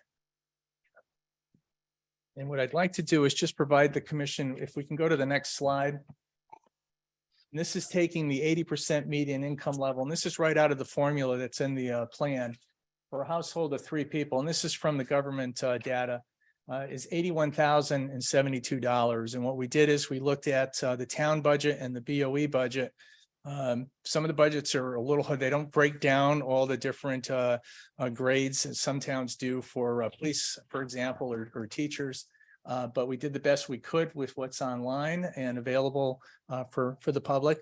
And at that level, $81,072 household with 3 people. If we can go to the next slide, please. These are potential beneficiaries of this proposed housing opportunity component. Now, this is just looking at the town of New Canaan, your municipal budget and the BOE, where this is not just people in general, and individuals and families. And we did touch upon some of those numbers and percentages, which I think could have been for some people a little surprising. That's in your affordable housing plan. But with the town of New Canaan in the land use office for certain individuals, the salary ranges from $72,000 to $80,000. They would be eligible at the 80% median income level. Public Works, there's a segment of individuals there that are in that $64,000 to $77,000 annual salary that would qualify. In your health department, again, $72,000 to $78,000 a year for some of the folks working there. And in the administration component of your police department, we have designated $61,000 to $72,000. Those individuals would qualify at the 80% median income level. Going to the town of New Canaan BOE under administration, 53,000 to 61. Some of the administrative individuals working at your Board of Ed and your school bus drivers, there was just an average salary of 68,000 that was provided in the public documents that were available. And the point is simply, I think it's obvious that there are individuals not only throughout your town that will qualify for the housing that's included and proposed with this application, but people working for the town and people working for your Board of Ed will qualify at the 80% median income for this housing if it were to be approved and constructed. I think sometimes having done, again, these types of applications for a number of years, I think there's a misconception, certainly in the public, maybe not this commission, because I know that you've had a few come through recently, and you're aware of this, that when we say workforce housing, it really is workforce housing. And but anyways, just wanted to make sure that that the public in particular understood that that's what we're talking about with the rentals, with the affordable component in this application. Again, I would just like in closing, a couple of quick points. It is located in close proximity to downtown. I know that the chair said not to be redundant as a land use council, and we do have a pending application with Wetlands and Sewer. And the sewer application specifically is seeking, again, there's a lateral that does extend onto the line that was approved by your WPCA staff, DPW, and it was installed. And as indicated in our report, there is more than sufficient capacity in the sewer system to accommodate that. And again, Mr. Donay, our civil engineer, will address that next. So unless you have any particular questions for me, that includes my overview of the text amendment, the zone change, some of the components, the affordability plan are required to comply with 830G. And with the permission of the chair, I'll turn the presentation over to Mr. Donay, who will walk you through some of the site-specific components of the residential community. Does anybody have any questions? Yeah. Mr. I, Cassavant. this is Commissioner Cassavant, several specific questions on the affordability plan. In your opening remarks, you said that it was the intention of Hill Street 72 to either sell or lease the affordable. Is there any intention to sell any of these units to comply with affordability? That's a good question, Mr. Commissioner, and I know that Town Planner Avni also included that in her memo. At the moment, no, but I usually, with my clients, I include that provision so that it can be modified to switch from the rental to the for sale. But it's my understanding at this point in time, it's certainly intended to be a rental housing product. A second question, thank you. Second question relates to the use of the term mixed rather than low and moderate income, which is the generally characteristically used language on an 830G. What is the intention of the use of the word mixed in the plan? Because obviously there are going to be 60% AMI units, 80% AMI units, and I'm surprised by the characterization of the use mixed. Most professionals in this line of work refer to it as workforce, housing opportunity, mixed income, housing communities. So you have higher end, you have moderate, and you might have low. So it's just it's a mixed income community, and the mixed incomes at the moderate to low are included as a component of that. So there's no particular, oh, I'm sorry. No, that's fine. I presumed that was the case. I've been a professional investor in that sector for 20 years. I understand the characterization. The last question that I have relates specifically to the 60% characterization and the New Canaan workforce. Did you find any evidence of eligibility of 60% AMI employees in the workup that you did? I did not, but I will look at the formulas that are provided in the affordability plan and compare it to just some of those numbers that we have. I do have some other numbers, but I'll check on that and report back to you. Thank you. Okay, let's proceed. Thank you. Okay, thank you, Mr. Chairman.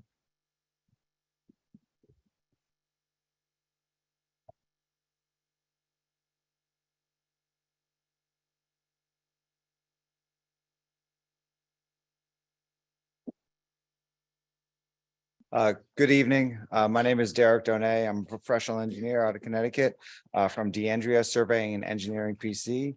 Our firm provided engineering services for the applicant. We were tasked with preparing a detailed site design that would address site grading, vehicle circulation, and manage stormwater runoff such that the development will not cause an adverse impact on adjacent properties or to local stormwater runoff patterns. It is our professional opinion that our site design before you tonight will achieve these goals.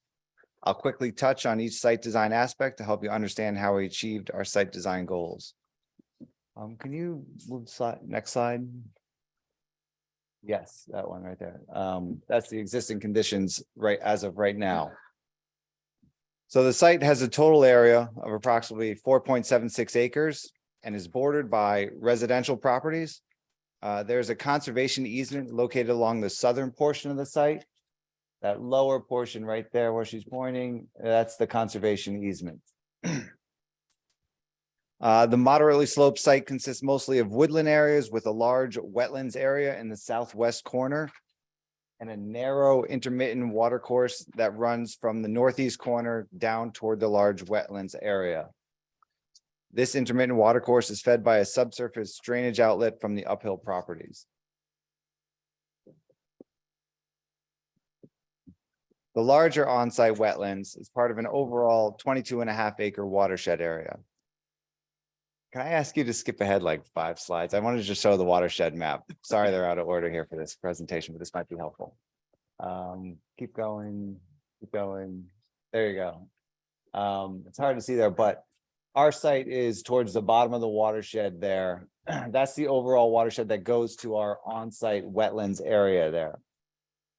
The majority of the uphill watershed, it kind of splits into 2 different areas. It goes to the to the west, directly into the large wetlands, and then a large portion of it goes to the east into the intermittent water course that then goes into the wetlands area.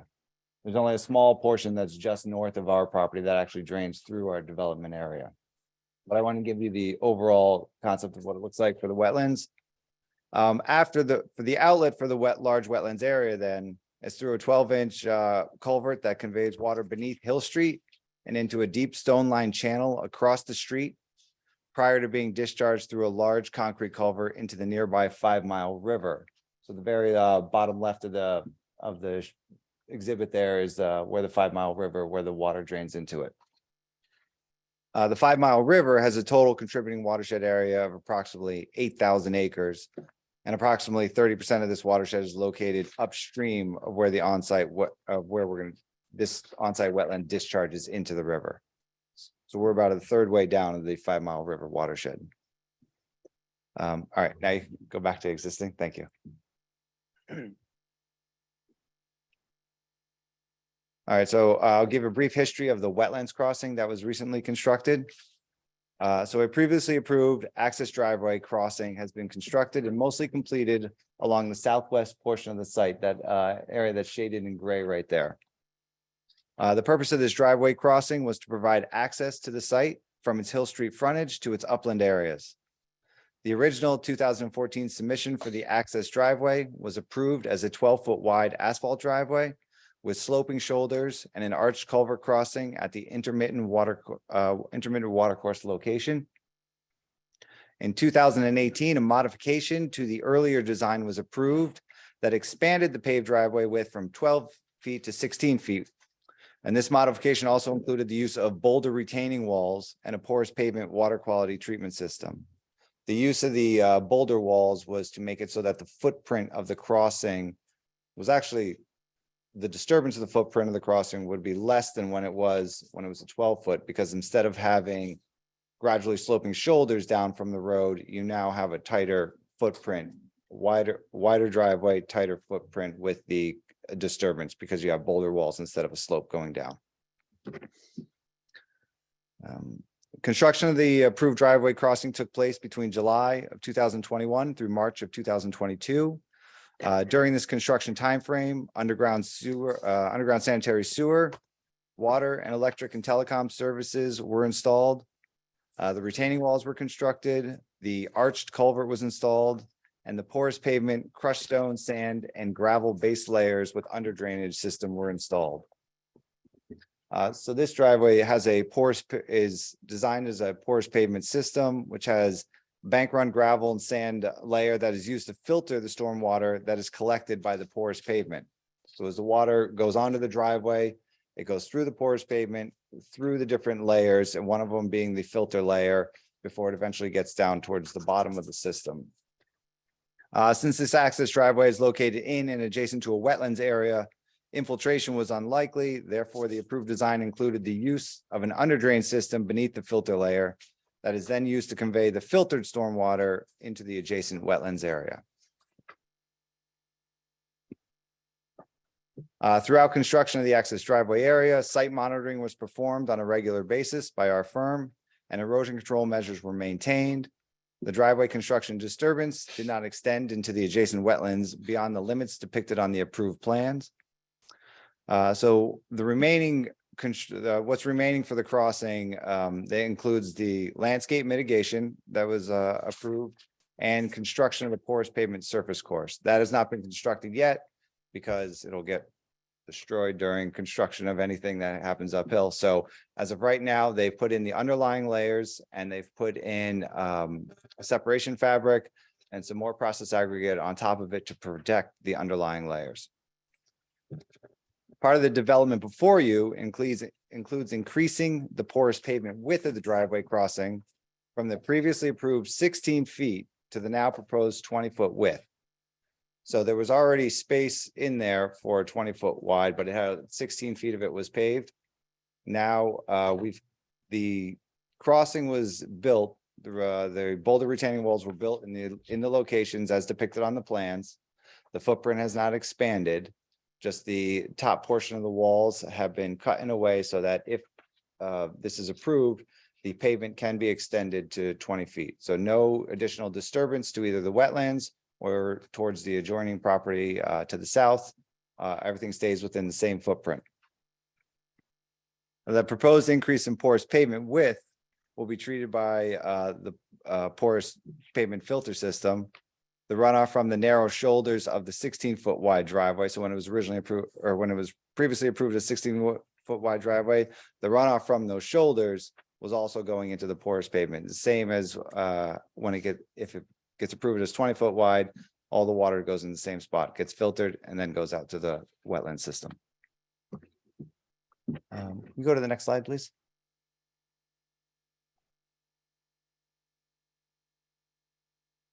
Okay, so the proposed development. The proposed site design includes the following different elements.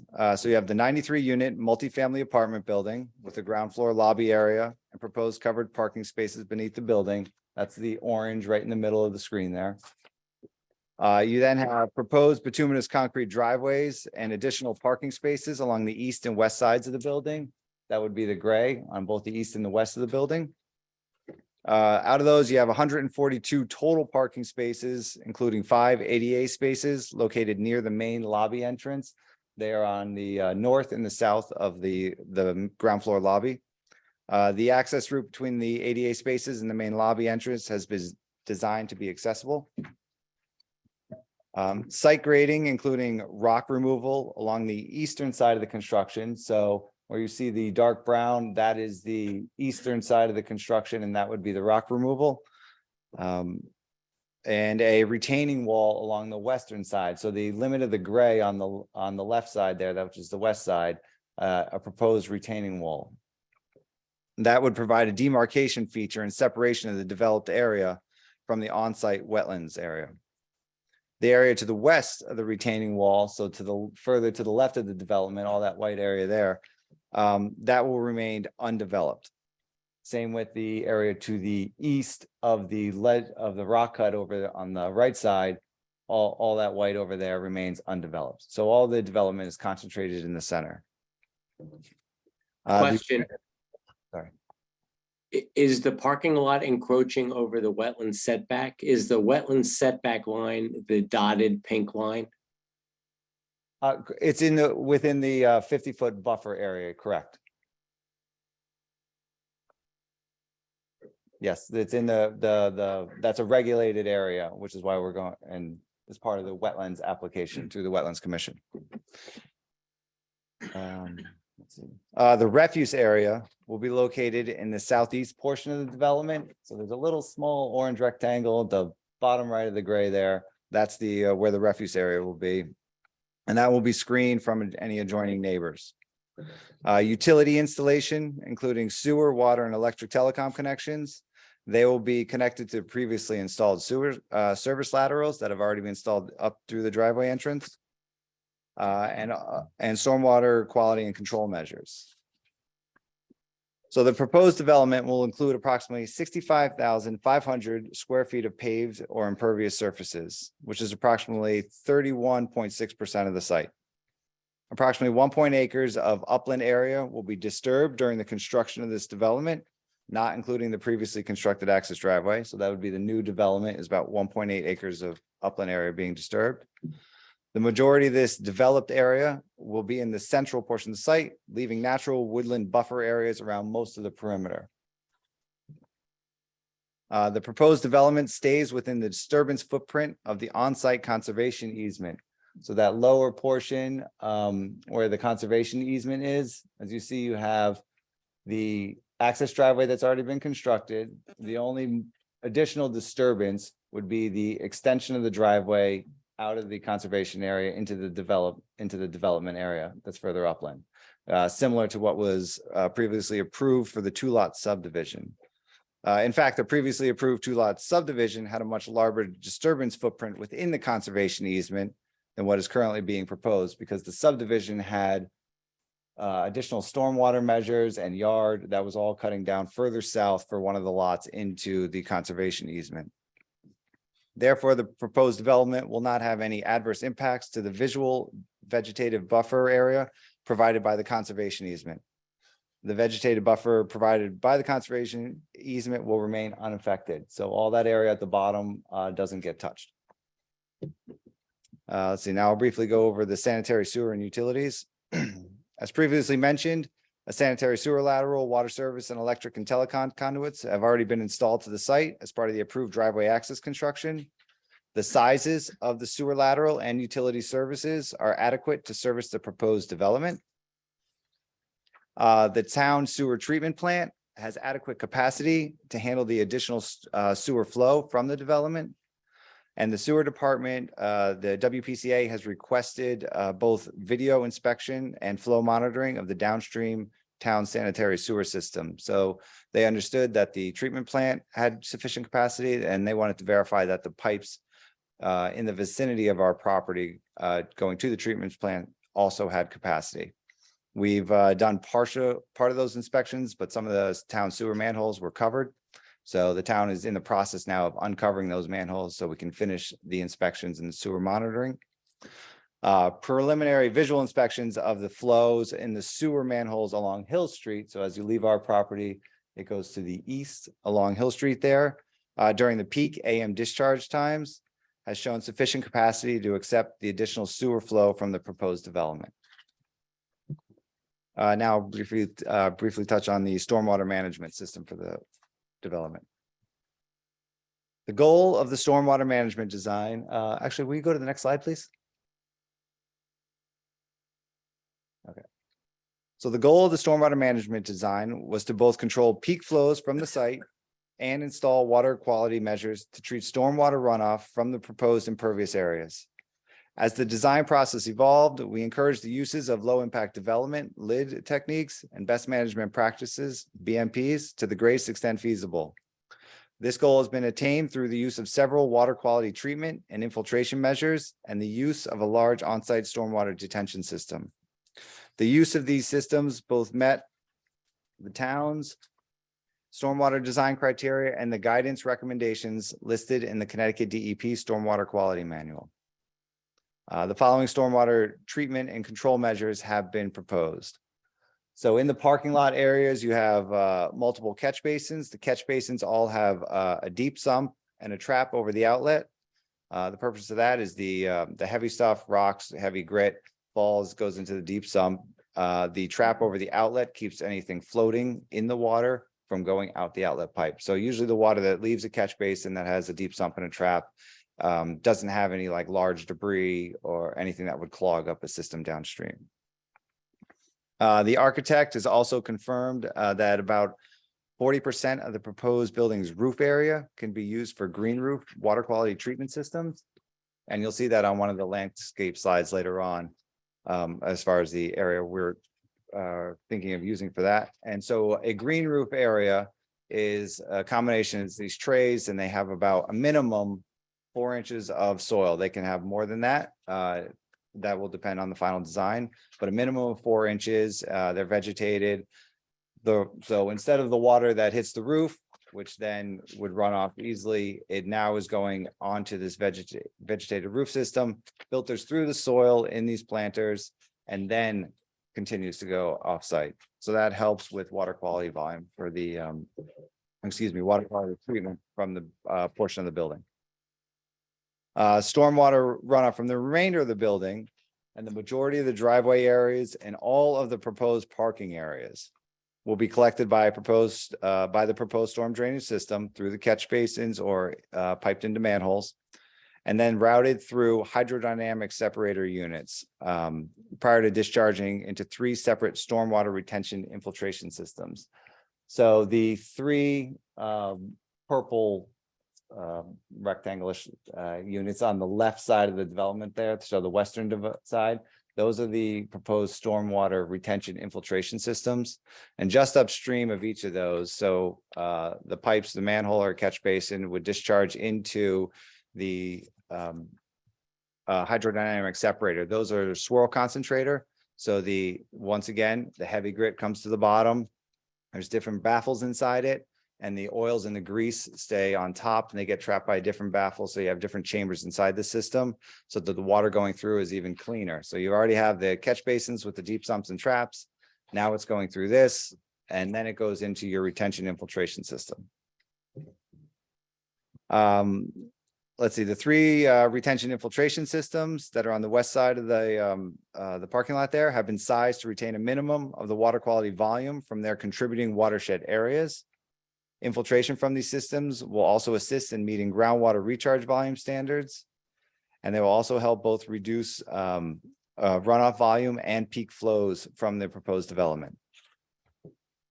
The large subsurface detention system, so now that's the L-shaped angled one at the southeast portion of the property, the lower right of the development. That will be used to, that's a detention system, subsurface detention system, which will be used to control peak stormwater runoff from the site. So now we've treated water quality volume. Now we want to control the runoff, so you don't have a large flush coming off the site at one time. So this is now where it gets stored, and it has an outlet. It has an outlet control system with different level orifices of different sizes in order to meter the storm water. So we control it on our site, and it goes out. In response to one thing, just we've already received some of the comments. So in response to a DPW comment, this system, which is going into a cut in the hill there, and it'll be wrapped in an impervious liner that'll be installed around the system to prevent any groundwater from leaching into the system. So we want to only use it for our stormwater runoff and not for any groundwater control. Let's see. After that, when the water discharges from that system, you've got an energy dissipator riprap scour hole, and that's to help control the velocity as it comes out of that system before it goes into the wetlands. And then one other stormwater measure we have is on the western side of the retaining wall, up by the upper left, right in that area where the cursor is there. We have a level spreader being proposed along the bottom side of that wall. And that level spreader will be used to discharge uphill stormwater runoff into the wetlands area. So the water that's north of our site, the small watershed, it's about 0.9 acres, I think, north of our site, that comes down. We don't want that to flow into our development where we're then treating already clean water. So instead, that gets collected currently at the base of the rock cut. It is then piped around our development, and some of it is discharged into this level spreader at the base of the retaining wall. So therefore, the wetland system will be fed by its natural discharge points plus some different discharge points from our site to evenly spread water out and around it. The combination of all these measures we'll be able to provide a stormwater management design that treats, infiltrates, retains, and detains stormwater such that we can boast a reduction in the peak rate of discharge for the 10, 25, and 100-year design storm events as recommended in the Connecticut DEP Stormwater Quality Manual. Comments from the Town Department of Public Works has requested a reduction in peak flow rates for the smaller storm events as well.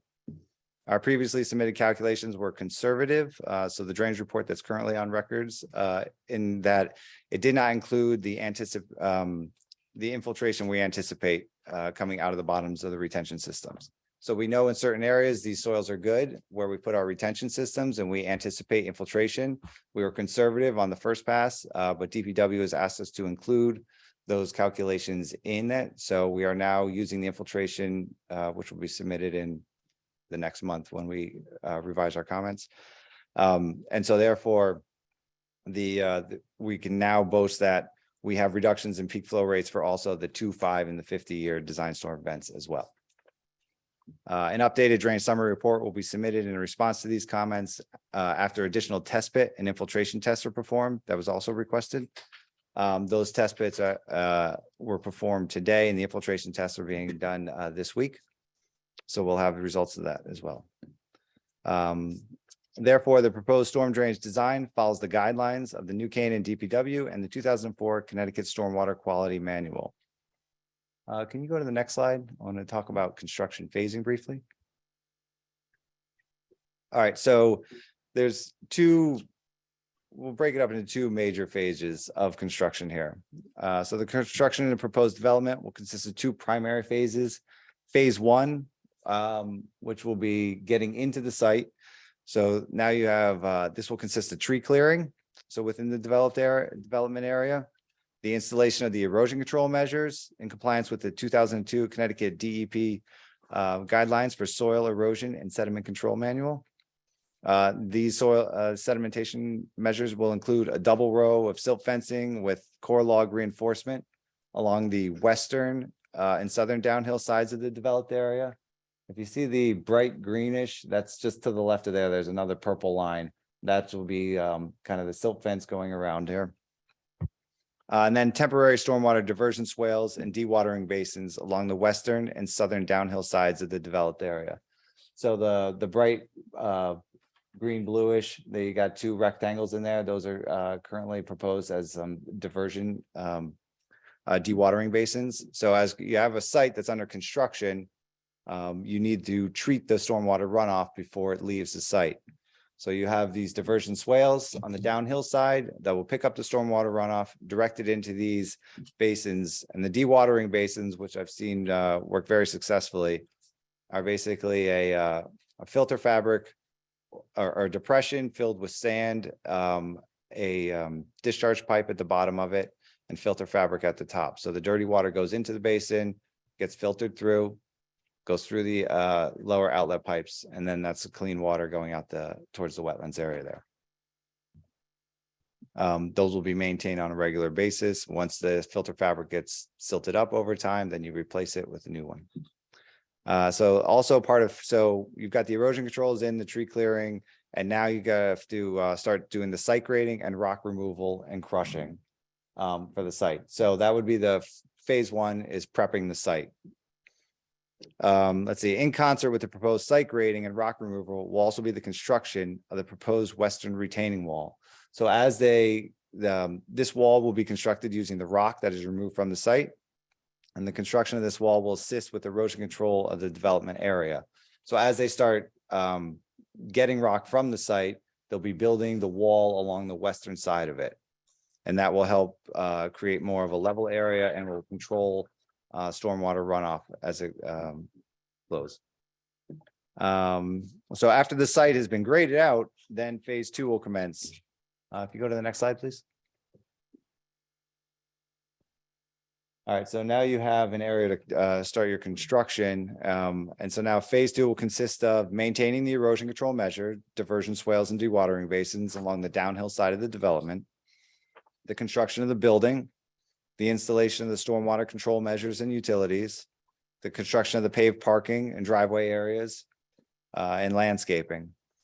And then after the site development has been mostly completed and construction trafficking has been completed, then we're going to work our way out, and the porous pavement access driveway system will be completed at that point. So we do all the heavy work on the interior, and we work our way out and put the porous pavement system in for the access drive. Throughout construction, site monitor will be appointed that will perform regular inspections to confirm that the proposed construction is being completed in compliance with the approved plans and that erosion control measures remain in place and are functioning properly. So that usually happens on a regular basis. Sometimes it's bi-weekly. It all depends on the stage of construction. It might be weekly. Where site monitor comes out, they walk around the site, they verify the erosion controls are all working. If there's anything that needs to be fixed, they let people know. And so that way the site stays clean and under control. We have received initial comments from DPW, the peer review engineer, and the interveners engineer. And over the next month or so, we will be adding more detailed design information to the civil set in order to respond to these comments. I'll conclude my portion of the presentation here by stating that we are pleased the applicant has supported our site design goals. And it is our professional opinion that the site design we have developed will provide water quality and manage stormwater runoff such that the development will not cause an adverse impact to adjoining properties, the adjacent wetland system, local drainage patterns, or to public health and safety. Thank you. Commissioners, any questions before we move on? Mr. Chris? Sir, at the beginning, you mentioned that, or you stated that this was a moderately sloped site. Yeah, it's a mix of when you first go off, it's moderate, and then at other parts, it's steeply as you go further. And it's not as most of you were there, it's a walkable site, so it's not steep where it's to the point where it's not walkable. That's why I say moderately. It's not gentle.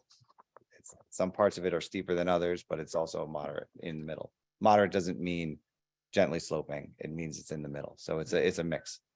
Yeah, I walked up to the top. I went to the Yes, top yes. and I would say more clamberable than walkable, frankly. There are parts of it that are steeper up there. Yes. And so parts of it are really quite steep. If you want to know why it's called Hill Street and Brushy Ridge, go to the site and you will find There's a out. big hill. That's Yeah, what the I whole learned road is a anyway hill. on my site visit. So I'll put that in the record. You mentioned some of the soil disturbance and also removal of rock. Is this going to be blasting, gunpowder and so forth to remove the rock? There will be blasting. Kevin Soley, who will be coming up after me, will be able to speak about the blasting method. Sure, but so the answer is yes, and more As far as detail later. blasting, yes. I don't More think they detail use later. Thank you. gunpowder. It would, from the site visit, and also your comments, sir, it would seem that a significant amount of soil, rock, debris, and or natural material is going to be removed from the site. Do you have any estimate of exactly how much? Yes, and Kevin Soley can speak to that also. Okay, that would need to be trucked out. Correct. Some of it will be used on site where we can, obviously the top part would be trucked out. Rock, we would use some in the walls, some gets crushed on site to be used as process aggregate around the site or crushed stone. Excess would then be trucked away. You also mentioned the sanitary sewer. Mhm. And that there were the town, I guess, if I understood you correctly, sir, the town is going to be requiring the applicant to I guess put a little robot camera down and sort of inspect it. Is that So a fair statement? Correct. Yes. For a length, and I'm trying to think basically from our straight from Hill Street to Brushy Ridge, go across 186, take a left on that street. And then that's they said, okay, that's far enough. And what they want you to do is two things. First, they want the lines to be cleaned. That way you can get a proper video inspection of them. They'll look at those to see if there's any repairs necessary. But then after that, once they know the lines are clean, they want the flow monitors to put in. So it's a device that goes into the sewer pipe and it reads the flow constantly. And it'll be over a regular, I think it's a minimum of a 2-week, and it's supposed to include a rain event. That way they can see what the peak flows are during this time frame. And you can then say, okay, this is the existing peak flow that's coming to through these pipes. Now we add our peak flow into these pipes.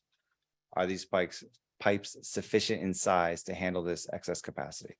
You mentioned a rain event. If this is a sanitary sewer, I assume it's from like toilet flushing or something, so the rain doesn't get in there. So I'm a little Unfortunately, perplexed. all the new projects, all the new developments that you have, they're tied in correctly. Older developments, you have illegal tie-ins of just where people do it. And also you have old pipes. Maybe the joints are separated and you have stormwater that goes in. So as the WPCA will let you know, during rain events, that's where the pipes get the most flow. But it's designed. Oh, yes, to be a ours will be, sanitary sewer. ours is separate, yeah, so like our development, only the sewer goes in there, correct, no stormwater runoff into it. And there's a connection from the street sewer to your site? You Yes, mentioned as you part installed it. of the driveway access approval and what's been constructed so far, so there's an 8-inch PVC sewer lateral that was approved to tie into the sewer main on Hill Street. It then goes into our site, into the new access drive. And we'll be tying into that. Why 8-inch? Why not 16 or 4 or 2? 8 inches is the appropriate size. Like 16 would be way too big, 2 would be way too small. So It would be that's too small. Okay, understood. Okay, last question on the green roof.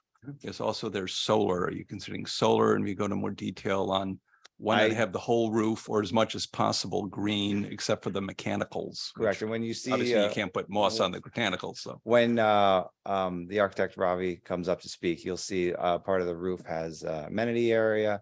So I don't think solar is part of this. Well, I can't speak to that right. Okay, those are my questions, Mr. Chairman. Thank you. Thank you. Yeah, I've got a question for you. If I did the math right on the drainage, the top of the site to the entrance off of Hill Street is about 19 feet difference.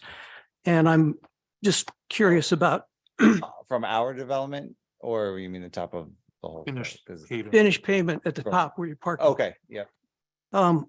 I do see some catch basins, but what's going to stop, the 100-year storm from that water just infiltrating? And, I know you've got pervious pavement, but that's not going to do a lot of good. No, the pervious pavement is only to collect the driveway entrance runoff.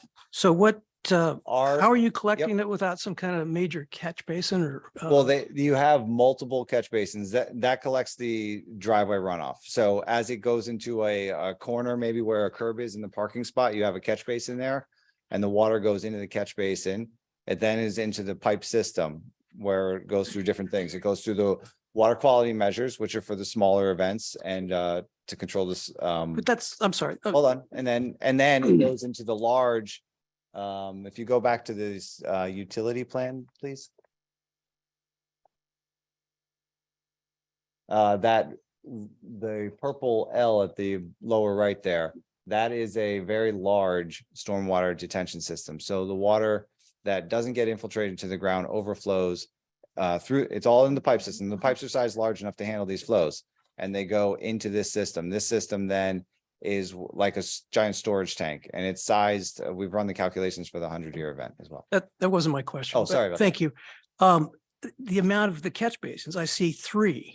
I don't see how that is going to prevent water from passing by those catch basins. They're And- in areas where like, say the, I'm trying to describe it here. So you've got the top left purple rectangle up there, which is a retention system, and there's a catch basin there. That catch basin's in like a low spot with curb around it. Mhm. And it's not, it's taking, that portion of the parking lot, but that portion of parking lot compared to what you might see at, say, like a shopping center is smaller than that. It's an appropriate size catch basin for that area to collect it.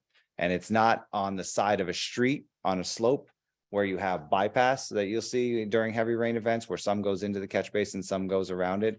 This gets that spot specifically, and another one is where it's being collected, funneled into that spot. And So you've it's collecting done, it all. you've done your calculations on all this? Correct. Looking forward to seeing it. A couple more questions on the stormwater. So you've got 3 major areas of stormwater containment or galleries underground. You talked about 2 different systems. Are both of those systems depending on permeability of the subsoil for absorbing that stormwater Correct. containment? Correct. Yes. So the 3 that are on the western side there, Yep. those are the retention infiltration systems. And as we dug test pits earlier today, we done previous ones. The town had asked us to do additional ones. And we're in the process of running infiltration tests at the bottom of those systems. So far, from what we started our test today, the water is running, infiltrating very well through them, and we'll finalize our tests over the next day. But we had preliminary tests also throughout the site at different locations, which showed plus textural analysis and looking at this soil. So some of it is a very sandy soil, which has great infiltration characteristics. So those, sorry to interrupt, I'll just finish. So that's why they're on the western side there, where we don't have a cut situation.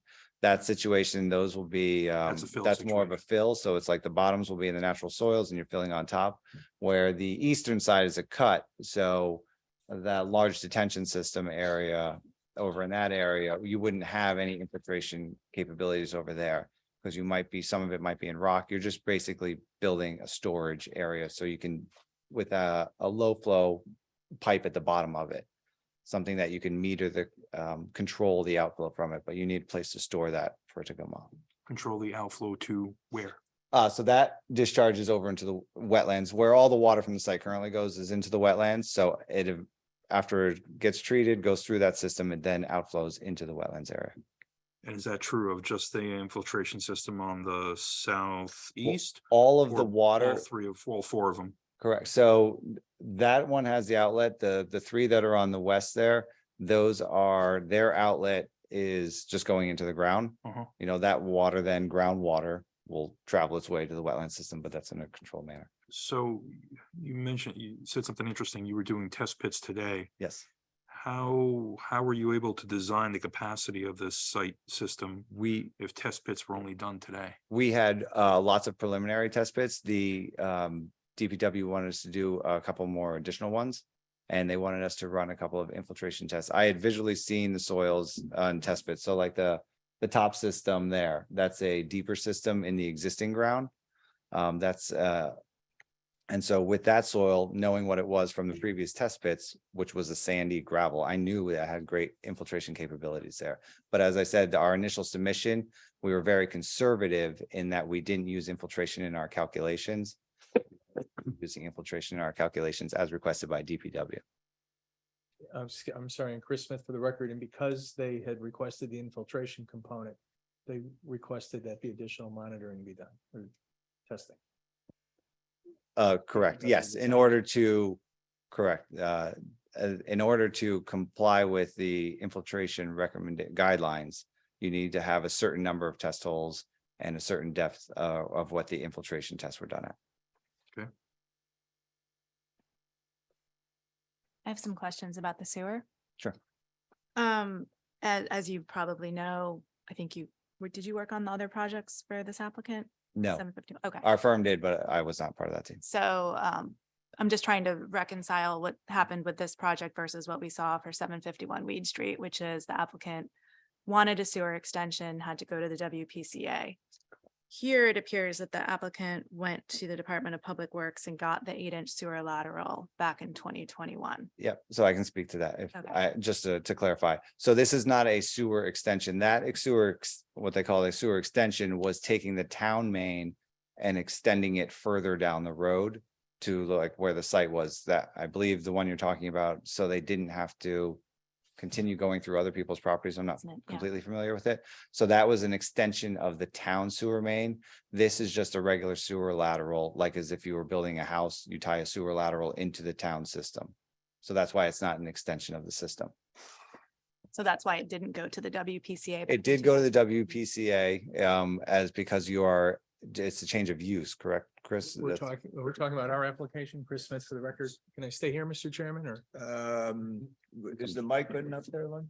Yeah, just pull that mic toward you, Okay. Attorney Smith. So, correct, we have, the line already runs out in front of the property, and on top of that, we have a lateral extending onto the property now, as Mr. Donay indicated, an 8-inch lateral.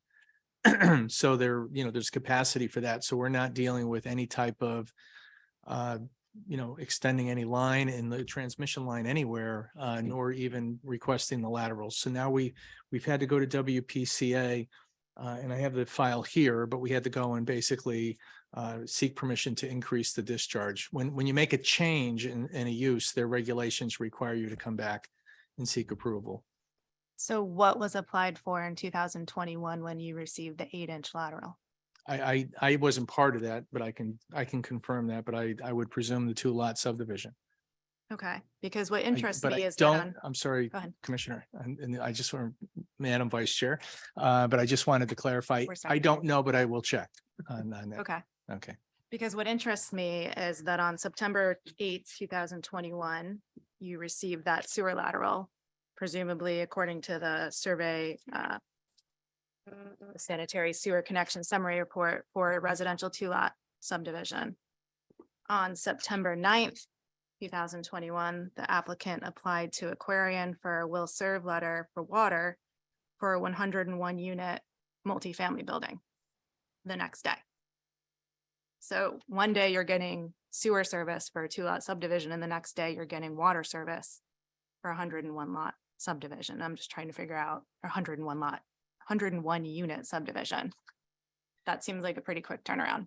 That, well, I can speak to that also. That was, the sewer lateral was part of the 2-lot subdivision, which was approved, and that, and the driveway entrance that was constructed, including the sewer lateral and the utility connections, was all part of that approved driveway. So they were only asking the sewer department for permission to make the connection there. That was the purpose of that. The Aquarian, the water service, was in investigations for this development, seeing what the feasibilities were. So that was the difference. So you had one thing was being built for the 2-lot subdivision, because that's what it was approved for. But during that time, there was investigations into potential other uses of the site. Okay, it just feels like perhaps things weren't completely transparent when the sewer lateral was applied for. It was being requested for a 2-lot subdivision, but really the interest was in building a 101 unit. Well, the sewer lateral would be built if it was a 2-lot subdivision or 101 unit, which is now 93, or if it was some other use of the site. They had to make the connection while they were building the driveway entrance. And so that connection was just the sewer permit for that connection. The difference in the use, that's why you go to the WPCA to get approval for the exchange of the use. Right, but it could have been done all at once. You could have gone to the WPCA once saying, we're going to build a multifamily building. We need a sewer At lateral. that time, and I'll let Chris speak, but. Well, Mr. Donay, I was part of that. Chris Smith, for the record, was part of that. I was not involved at that point in time, but my understanding was there, as Mr. Donay indicated, there were preliminary investigations being done as to potential development options with the property. I'm not even sure if your moratorium was in effect at that point. But I think there was just investigations that were occurring, and that's why they went to Aquarian, just to confirm on some number what could actually go in there and be serviced by water. And I know your town planner indicated that the will serve was good for a year, and so we're in the process of updating that for you. What is the typical lateral diameter for a 2-lot subdivision? 2-lot subdivision? It depends. I mean, you could go with Two you houses. could go with the 6. This one was approved back when Could you go with a 2018. 4? The previous 4 you don't use anymore. For a single house, you use 6. They used to use 4s for all old houses, or I shouldn't say old houses, but that was the general use, and then they upsized them to 6, probably because people with garbage disposals is just the grease and So stuff for a like that. 2-lot subdivision, 2-lot 6 is subdivision, typical, 6 is typical. but you applied for an 8. We didn't. That was what was on the approved plans from back in 2018. So it's the way this works. It's a sewer force main. So you have a gravity connection from the sewer. So you have a sewer main in the street, town sewer main. You then have a gravity sewer lateral that goes from that sewer main into the site, onto the driveway entrance there, where there's a manhole. From that point, there's a force main line that then goes up to the development area. Only because due to the flatness of the driveway entrance, you couldn't dig down, there's not enough pitch to make a gravity line the whole way. And that was all part of the 2-lot subdivision approved plans back from the previous engineer who did the work. So that what was installed was just part of that subdivision approval. Excuse me, just for the record, from 2018. Correct. Just had one question on the cut and the grading.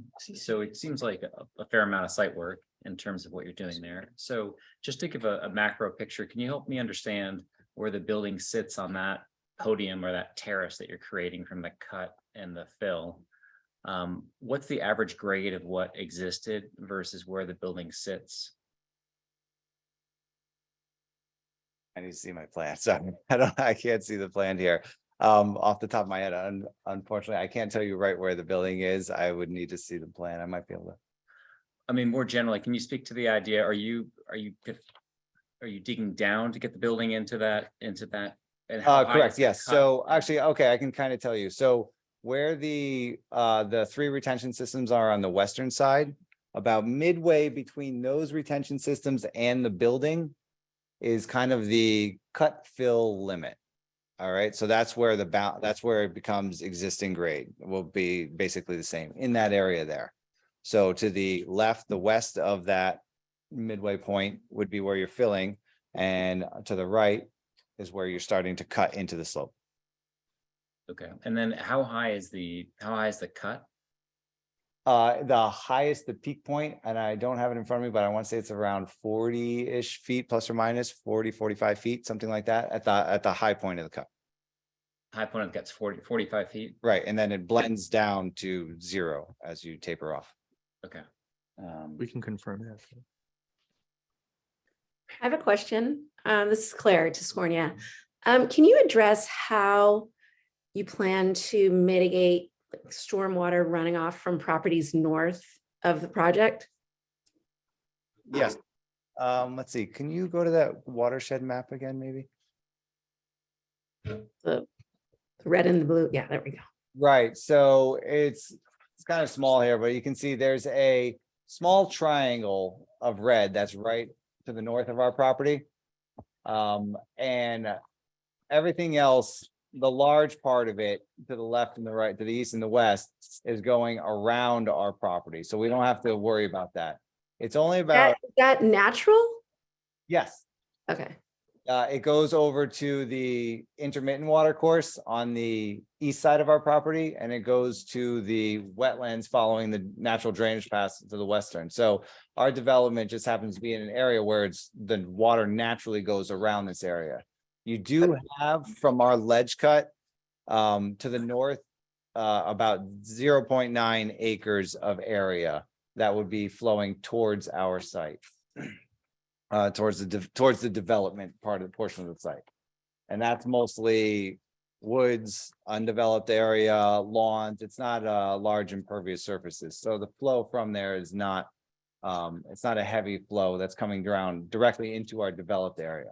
The bigger flows are going around our development. So during construction, and this comment came up during the wetlands, was how do you control water from coming off our, we're making a ledge cut, what do we do to keep it out of the construction area?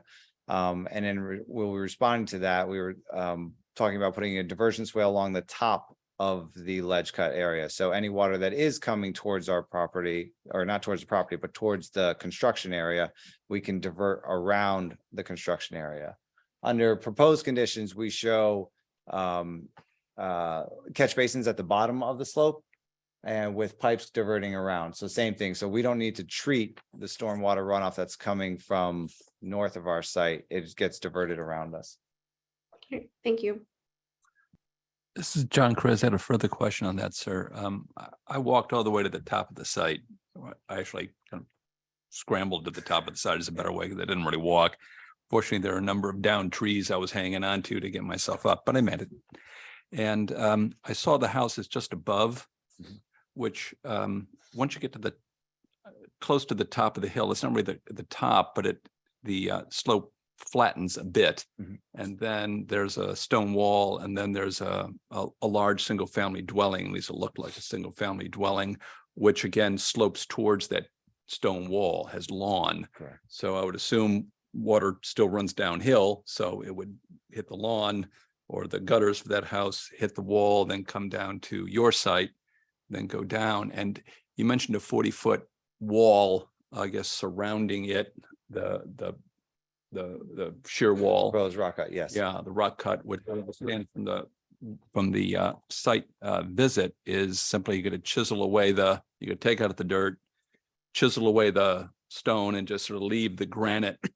Correct. Not quite as is, but Yes. sort of as is. So I'm thinking, okay, it's raining. All this rain's going to come down. It's going to hit this cliff, just fall straight down into this parking and other area. Help me out here. Yes. So first of all, the majority of the lawn area you're talking of, and I can try to think. I don't have a pointer anymore, but it mostly goes towards the intermittent water course. It's actually going around our development, comes down, but that area gets channeled over to the intermittent water course. The majority of that large lawn area you're talking about. It's actually, you can see that house on the watershed map here. And the majority of that property is going into the intermittent water course and not over to where the rock cut is going to be. Well, there's still the less sloped area that's on your property, which will still run Yes, down there is a towards portion, the correct. cliff As I and said, so forth. As I said, there's about 0.9 acres uphill of where the rock cut is going to be That's going on. no, it's close to an acre. It's still Yeah, a fair close to an amount acre. of And land. it's close to an acre, as I said, of woods and other undeveloped areas from what's currently out there. A portion of it is lawn. The majority of that lawn you're talking about does not go towards our rock cut. But as I said, during construction, we'll have a swale around it.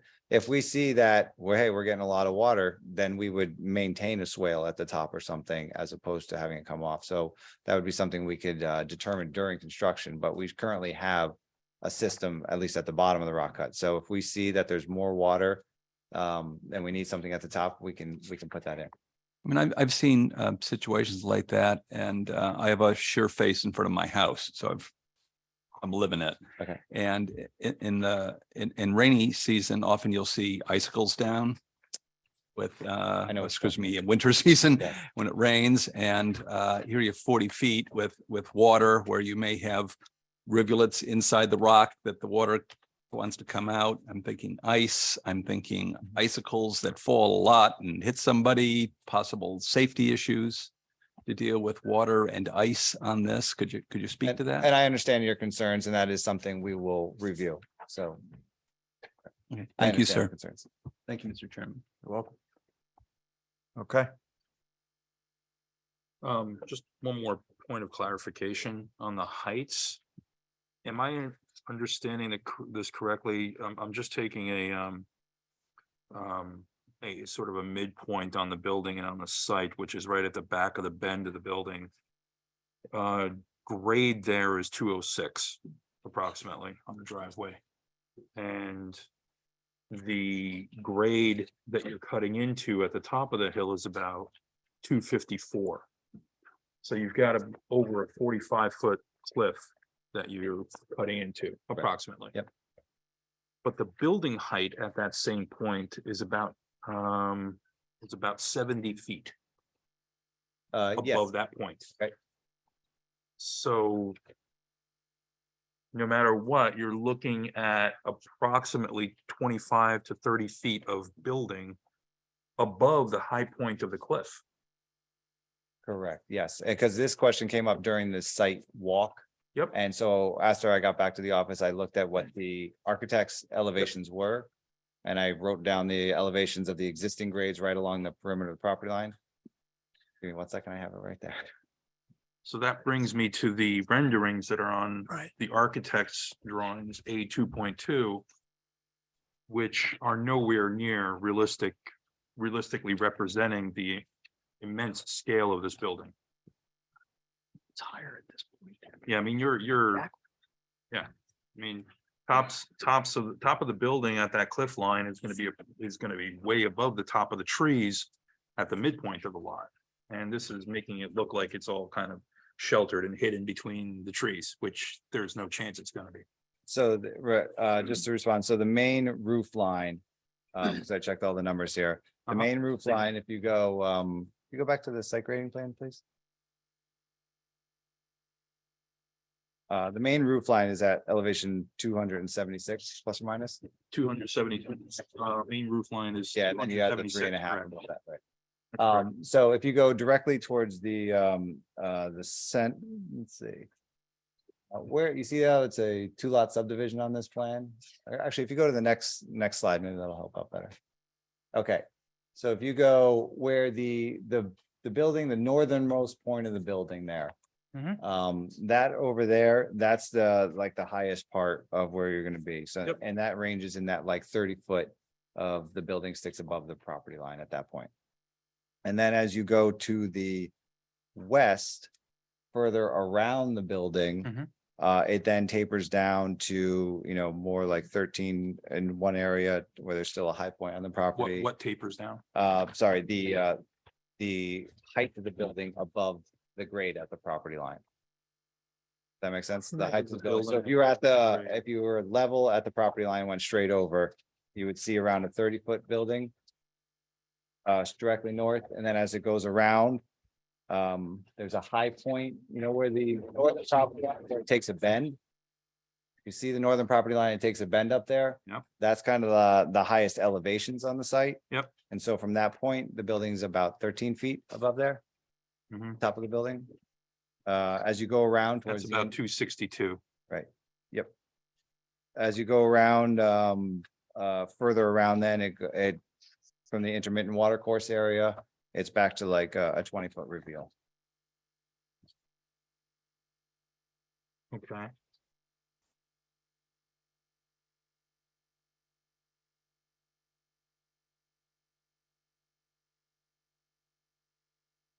Yep, I see what you're saying. But again, going back to what's in the architectural package, and I know you can't speak to this, but maybe we can, once the architect gets up here, we'll talk to the drawing A2.2. Thank you. I think we're good. Okay, thank you, Mr. Chairman. Mr. Solly. Kevin Solly.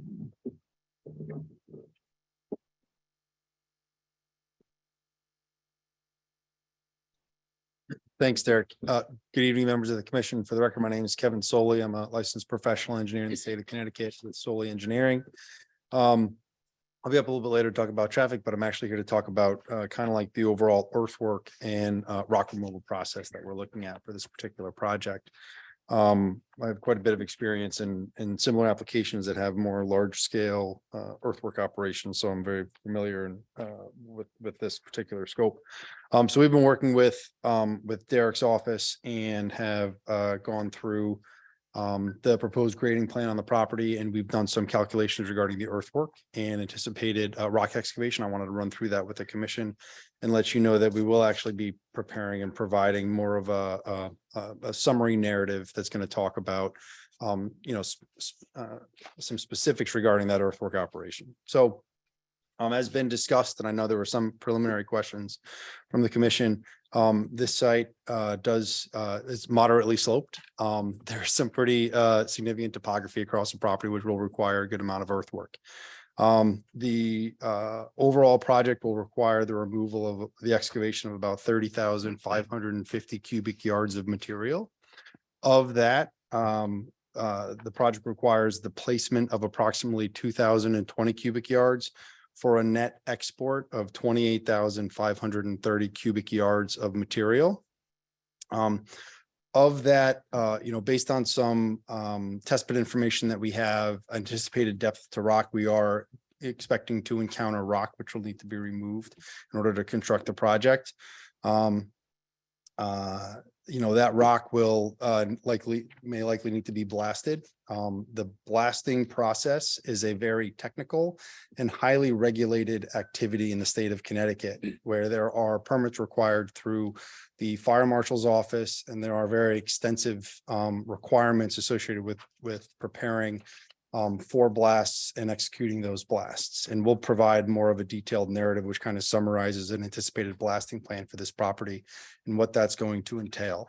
I'll say as part of that, as part of those activities, it is the contract blaster who will be performing this work is a highly insured process. So as part of that, one of the first steps that would take place as part of that would be pre-blast surveys for all surrounding properties, and the installation and the requirement to install seismic monitors along the property line and you know, potentially surrounding structures to understand and to make sure that those blasts as they're designed are properly protected and padded with blasting mats, and that there are no exceedances from any vibratory standpoint at any of those surrounding points of interest from a blasting standpoint. And as part of that process, there'll be pre-blast surveys conducted by the blasting company. And I highly recommend that anyone who's notified or contacted about the request for that pre-blast survey participate in it, because that's a way for both the property owner and the blasting contractor to establish what the conditions are at that time before any activity takes place.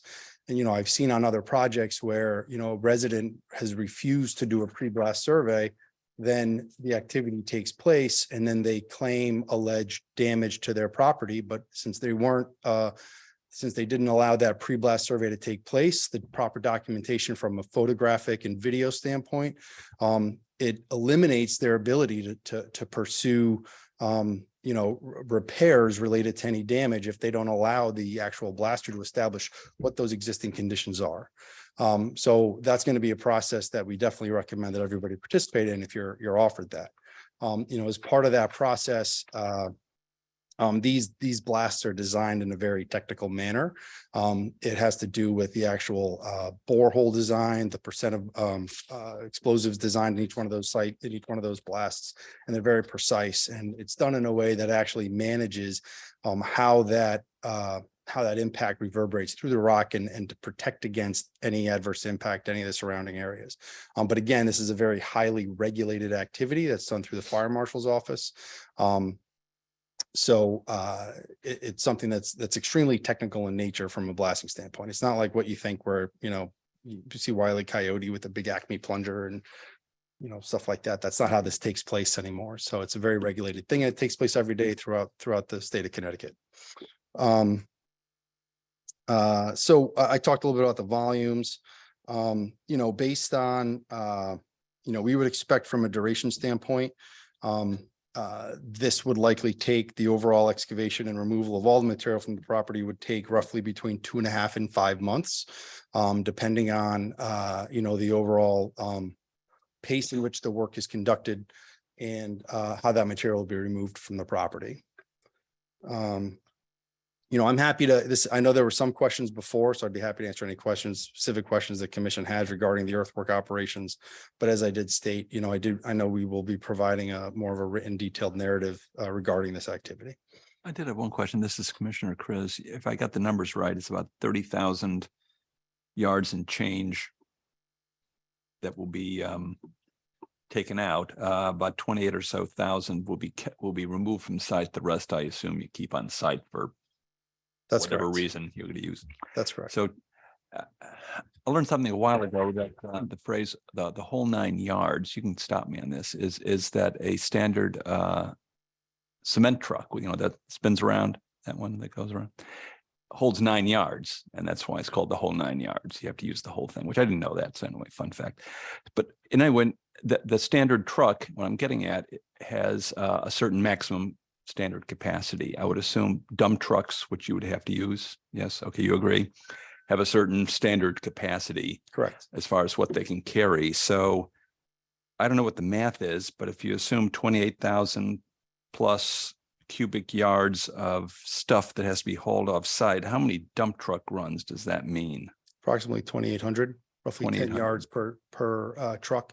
And those are really regulated by the weight of the material in the truck That's what itself. I understand, yeah. Yes. So given the weight and so forth, it's about 2,800 runs. That's correct. Okay. And that obviously goes into the duration of the overall export activity. You know, but when you really look at this, when you break this down, this is roughly, you know, between 2.5 to 5 trucks per hour. So actually less than even one truck, you know, or, you know, one truck every 10 minutes. And that's at a more rapid pace of removing the material. And that all takes place, you know, and that's kind of regulated by how the activity takes place on the property, how that material is, you know, processed and then loaded into trucks as it's removed from the property. I guess it was formerly used for farming, because I've seen the old stone walls that are still existing, which means some farmer did something on it way back in the day. I mean, I found in many older farms, you find cesspools dug somewhere, or there's an oil tank somewhere stuck no one knew about 100 years ago. Have you found anything like this on the site that may be toxic or problematic? Not that I'm aware of, but during any earthwork activities, you know, if anything like that is encountered, it's immediately identified and, you know, properly tested to ensure that it isn't mixed in with any other material, clean, and can go to, you know, would be exported with the other material. That's handled very, you know, specially. Okay, thank you. Thank you. This seems like a silly question, but I'm assuming this site will get fenced before construction starts? Yes. Yeah, there would be, and, you know, part of, as we talked about before, there's obviously, you know, fences put in from a safety standpoint to ensure that they're, you know, fall protection and things like that. And that it'll remain fenced after the construction's completed? Yes, there'll need to be a fence at the But- top of that, yeah. of the top of that cut to provide against fall protection.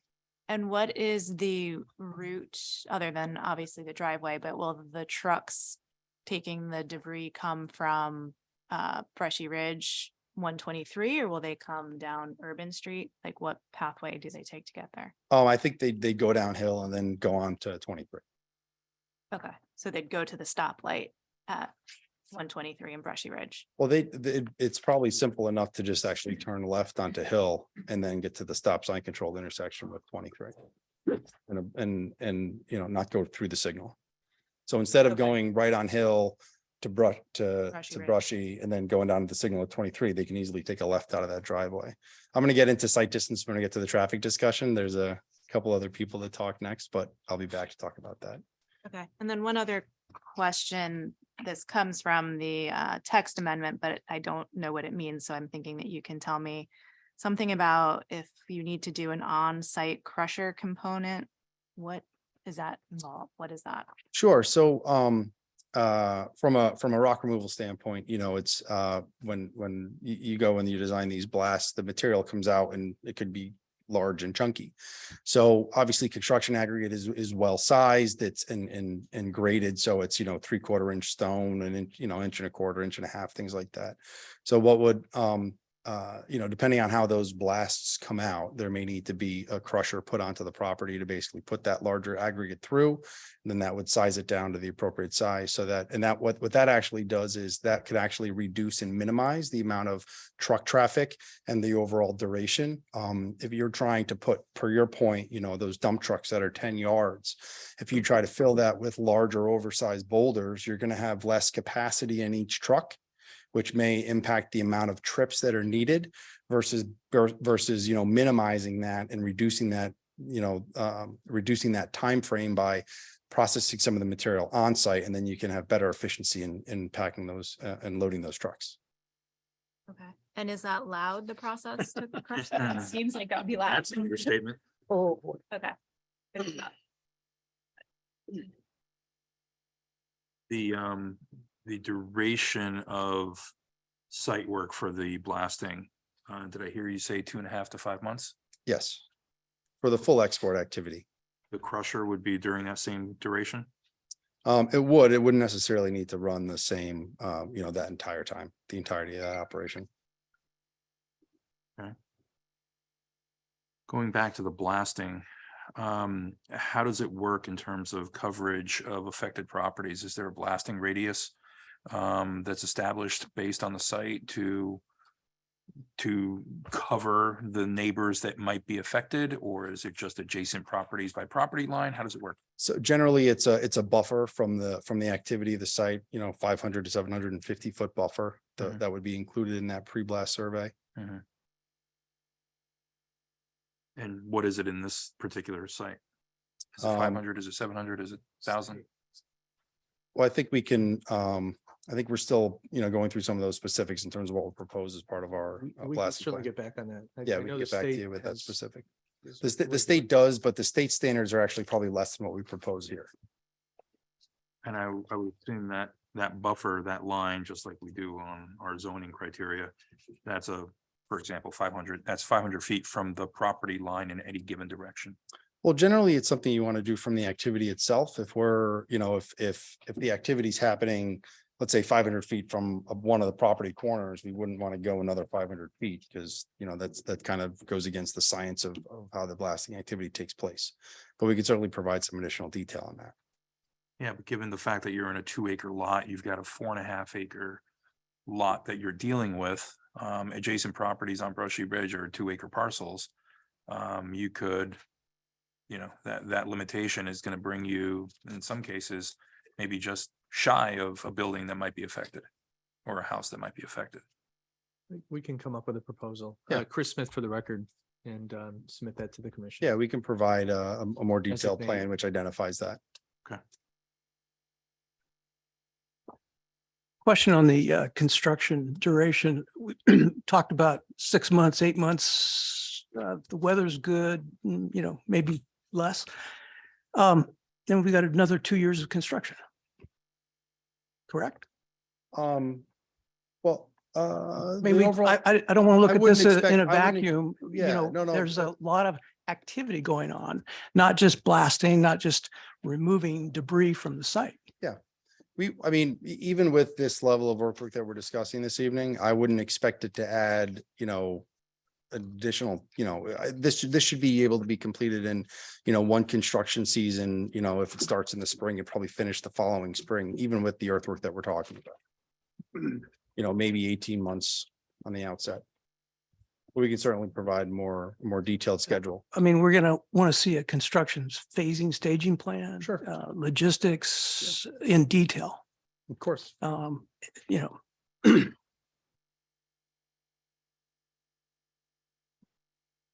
Okay, let's keep moving. Okay, architect. Who's next?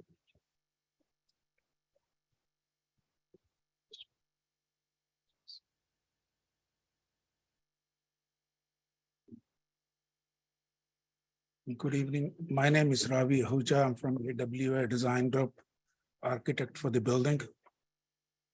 And this building is designed over the parking lot with 4 stories on north side and 5 stories on the south side, with total number of 93 units. And out of that 93 units, there are 28 housing opportunity unit. The breakdown of the unit is the 1 bedrooms, 44 units. Excuse me, sir. Attorney Smith. It's hard to hear as it is. Please proceed. The 1 bedroom units are 44 and 2 bedroom units are 40 and 3 bedroom units are 9 units. And each floor have 20 unit other than the second floor. Second floor have 13 units. Can we get the rendering?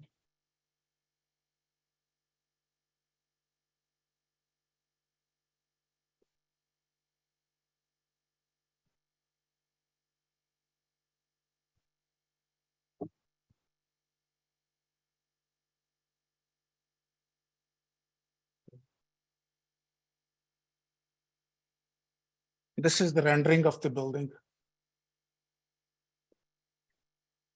And let me answer that sheet A 2.2, which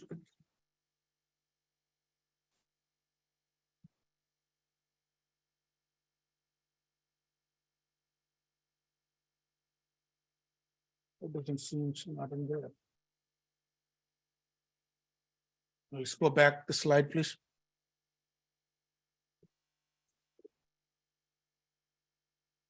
No, it's not there.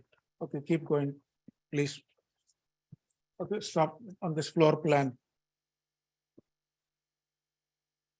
This is the floor plan of the building. The color shows the different type of bedrooms, and the count of the bedroom is listed. And the top floor plan is from 3rd to 5th, 6th floor, and the bottom one is for the 2nd floor.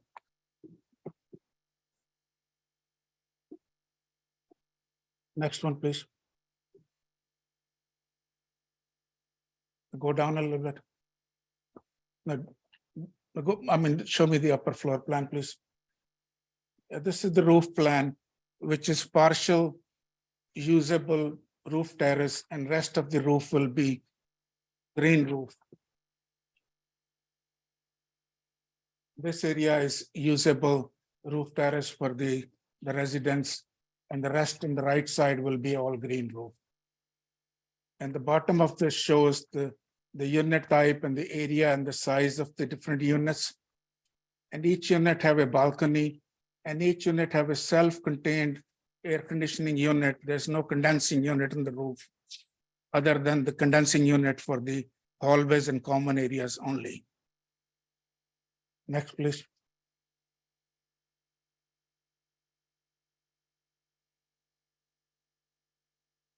And this is the exterior of the building. Exterior of the building is clad with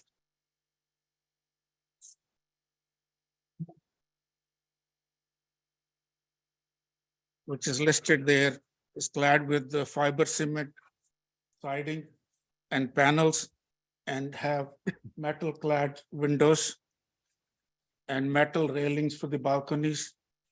and the AZAC trim and the HVAC unit metal grill, which is contained in each unit.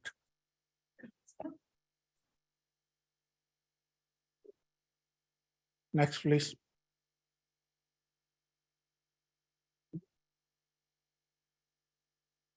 The same, this is the rear side elevation. Next, please. So the other elevation, other sides of the building. And the bottom of the building is with the blocks. Split face block there, the first floor around the parking area.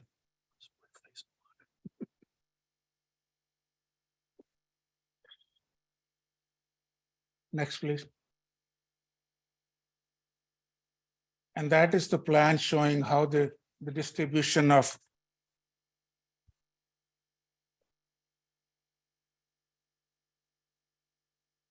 housing opportunity unit, and they're spread out throughout the building with the equal number for different type of units. And there's a list of how many units where.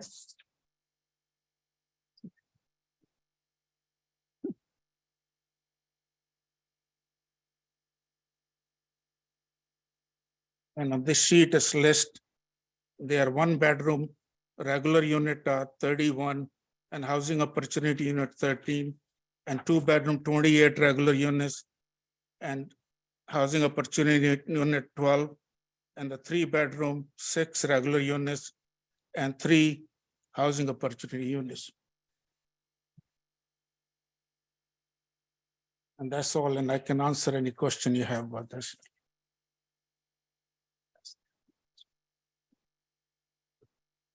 Would you mind returning to the rendering of the external of the building again?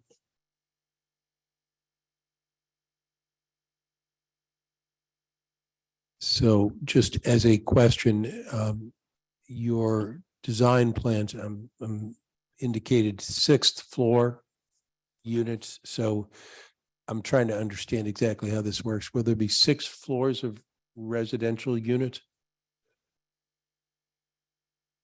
There are 4 floors on the north side, which is the left side of the building, above the parking, which makes it total 5 floors.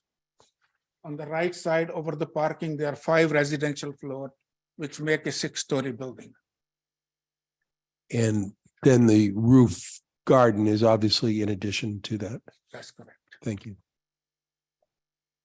What is the total square footage of a 1, a 2, and a 3 bedroom unit? Do you have those numbers? You mean each unit? The 3 different sized units. Yeah. Yeah, I have to go up. Next sheet slide is there, but I can find it here.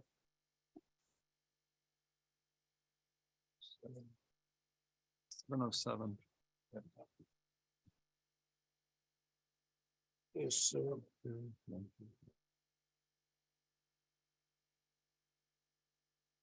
is 707 square feet. 707? 707. 707, okay. And 2 bedroom is 1,052 square feet.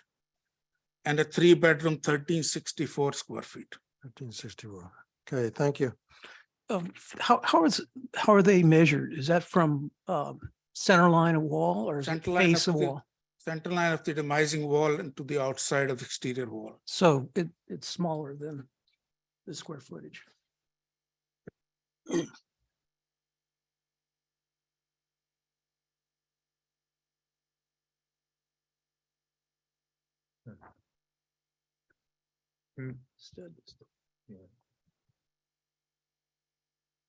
And how big is, just in floor area, how big is that roof amenities area? That's the roof area that's accessible to tenants. Let me see if that information is there.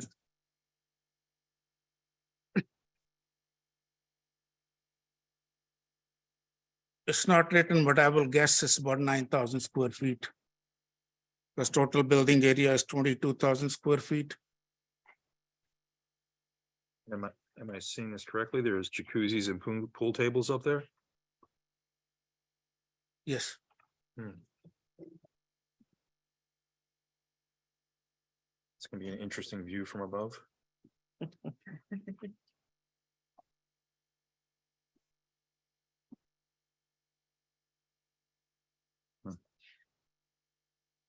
This is Commissioner Chris, I was looking, the units don't seem to have washer dryers in them. Are there going to be a common utility room for the tenant? They are in there. It says utility room, and I'm not quite sure what what's meant by the word. I think they are in the bathrooms. Stack washer dryer in the bathrooms. You didn't have it. Oh, there it is. In the bathroom WD. there. Yeah, WD. Yeah, That's a stack, okay. the stack washer dryer.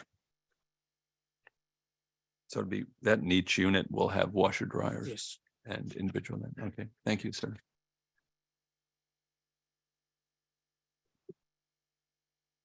I was curious, I know we don't have it up here, but Chairman Redmond's question about A22, where it looks like the tree line is above the building. Yeah, I think because this rendering, we're looking from the street eye level, 5 feet level and looking up the hill. That's why it's getting that view, in my opinion. I would disagree highly. But I can ask the renderer to check those lines again for the next meeting. Having been out to the site and knowing the scale of that tree line, standing in the perspective of view A, that building is probably half the height of what it actually should be. Yeah. I think it's very misleading on the rendering. I would personally find it helpful if we could get viewpoints from different around the perimeter, from different angles, high, all the neighbors, you get a sense of what would be seen. Yeah. It would be helpful to me anyway. I would make that suggestion. We can just do a cross section through Yeah, there was. vertical and horizontal. cross Section perspectives. Yeah, the That's what I'm asking. Yes, sir. I believe it was the DeAndrea package. Had. Sorry, I'm just trying to find it here. They had, yeah. So DeAndrea's package sheet C 6.0 had an overall site profile cross section going through the site up into the hill and even shows a referenced. There's no scale or dimensions to it, but a building, but that type of an overall section through the site showing the overall height of the building, not just in this direction, but in the other direction as well, to understand what our view angles are going to be and what the relationship of the adjacent properties to this property are going to be, because according to that section, the next door neighbor is going to get a full view of that jacuzzi all day long. And we don't want that. We can look into that. With the view sheds, you're talking, requesting. Chris Smith for the record.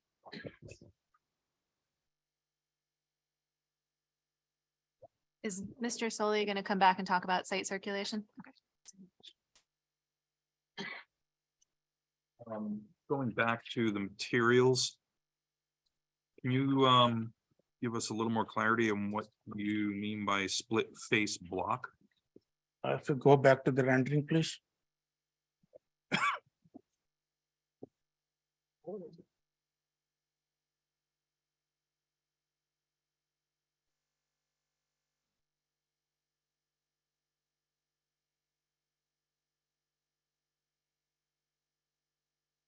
That's at the base. Yep. The base of the building. Where the arched opening with the stone header and the jams are, and that is a split face block. And it's that scale, it's 4 foot by 2 foot split face blocks. It's that big. It's the larger size block than regular blocks. I think it's a double size block. So 16 by 20, 34 or 32, something like that.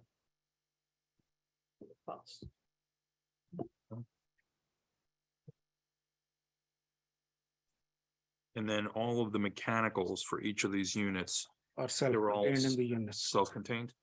Other than We have condensing unit for the common areas in the hallway on the roof only. Emergency generator, Yes, where is it located? Yeah, we have to look into that. I don't think we have to give that out yet. yeah, it's right by the entrance. Right at the bottom, right by the entrance, yeah. I have a question about the garages. What are the access points? It seems like there are multiple access points. Is it? At the multiple access point, wherever you see that square opening, rectangle opening, those are the entrances, other are just the openings with the arch.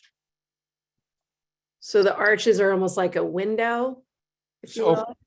opening, no window in there, but just the opening. Right, no glass, but it's an opening, and you drive through the large That's rectangular spaces? And there's an elevator up to, like, from the garage up? Up to the roof.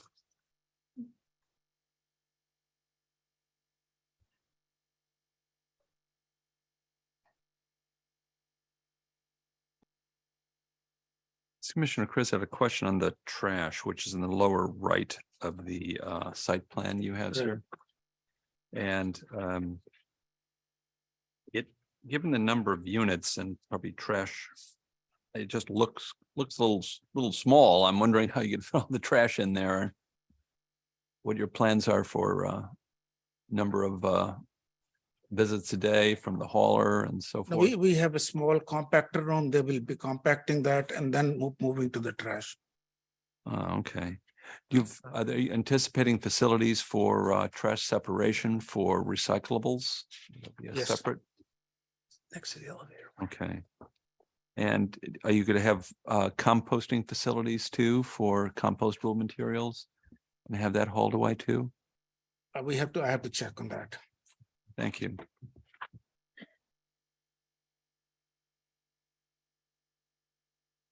Anybody else? It would be good to know what ceiling heights and opening heights you're getting in the garage area openings on both elevations. Looks like they're fairly tall. Are they meant for the truck traffic to be able to get through? Because, you know, given the site circulation here, and maybe Mr. Solly can speak to it better, but you know, it's two-way traffic all the way around the building, be able to cross under the building. It'd be interesting to know, is that also meant for fire vehicle, fire apparatus access, being able to get under the building or around the building, or are you only depending on them to come to the front turnaround circle? Now, some of the openings on the bottom of the building there have like 14 feet clear height. Right. But on the top of the building, the 10 feet clear height, 10 feet ceiling height there 10 feet? On the top? on the north side. On the north side. That looked like it was taller back there. Okay. It's taller on the south side.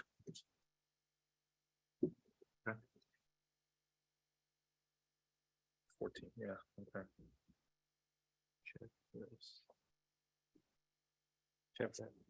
This is Commissioner Chris. I had a question on the handicap parking you have, sir. Mhm. If I understand, I'm counting 5 handicap spots. Is that correct, sir? I guess so. I'm on A Yeah. 20. Yeah, the 5 spots, yes. You believe 5 is adequate for this site? I think total number of parking we have is 122. Commissioner Chris, this is Derek Donay. Yes, we have total number of 142 spaces. And for building code, we need 5. Looking at the size of the hatched area to the side of the parking spaces, only one appears to be van accessible. Am I reading that right? Yeah, the only one is required van accessible. Okay. So 5 spots, 1 is van Van accessible. accessible. That's the situation. Okay. And they'll all be in the covered area. That's correct. Thank you.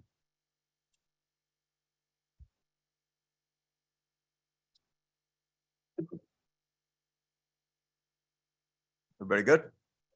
Okay, thank you, sir. Thank you. Ms. Blackburn is next with landscaping and the lighting plan. For the record, Chris Smith.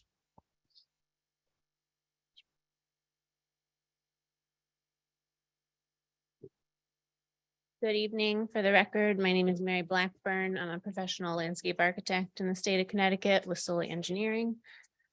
I will be presenting the landscape and lighting plans for you tonight. Lynn, could you go to the next slide? I think it's the rendering. Or actually the previous.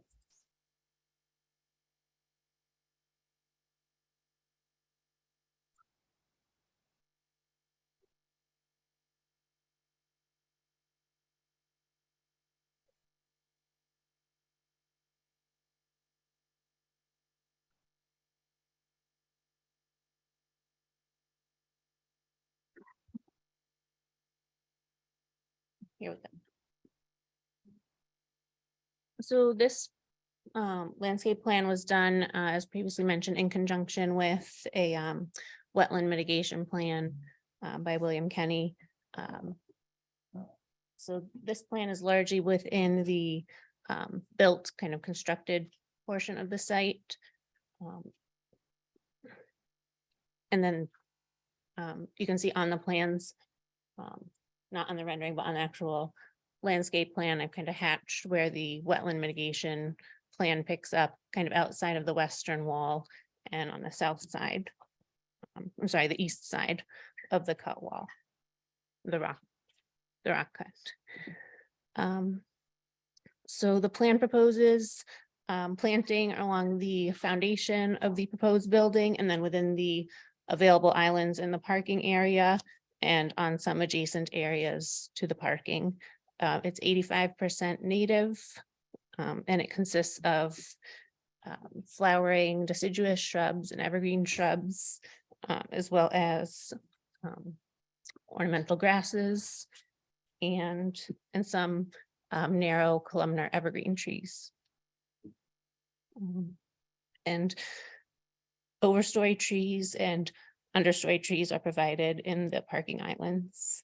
The evergreen columnar trees were used to screen the generator kind of right where the driveway comes into the parking, and also along the building foundations to kind of break up some of that block that you'll see in between the arched openings of the parking entrances.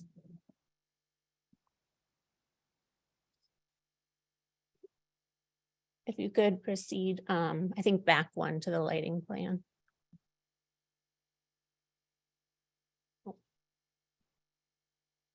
So I don't have the order right.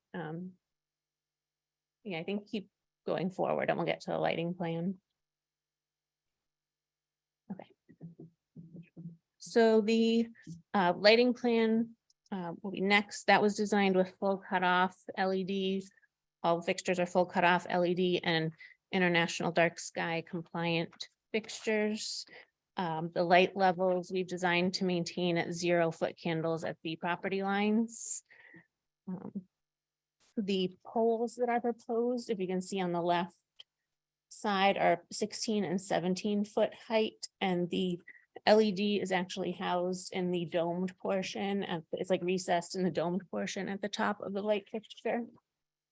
Those were used to light the parking on the west side of the property.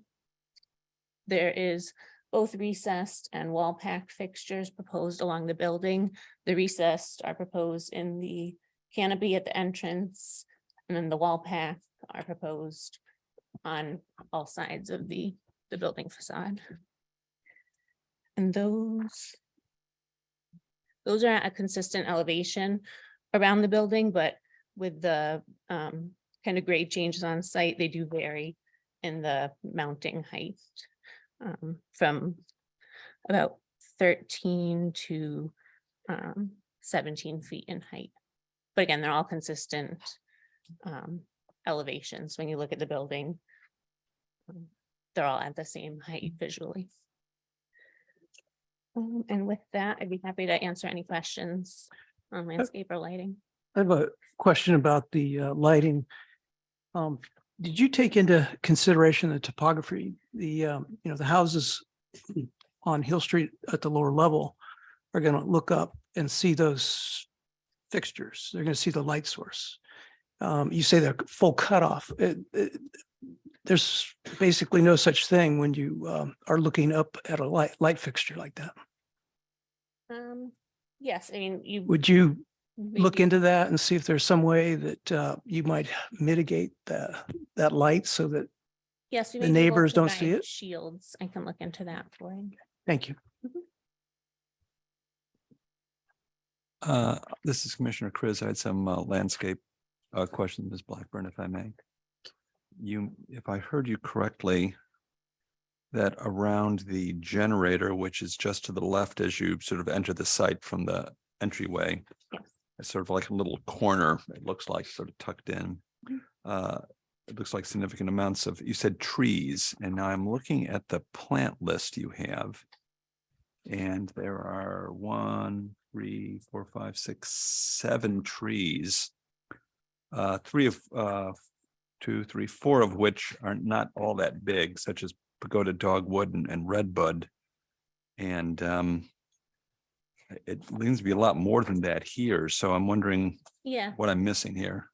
So I think what I can clarify here is the evergreen trees are actually listed under the shrubs section. So the JV, which are Taylor juniper and the blue arrow juniper, both get to about 15 to 20 feet high. Some the blue arrow is like 10 to 15, and then the Taylor juniper is about 15 to 20 feet.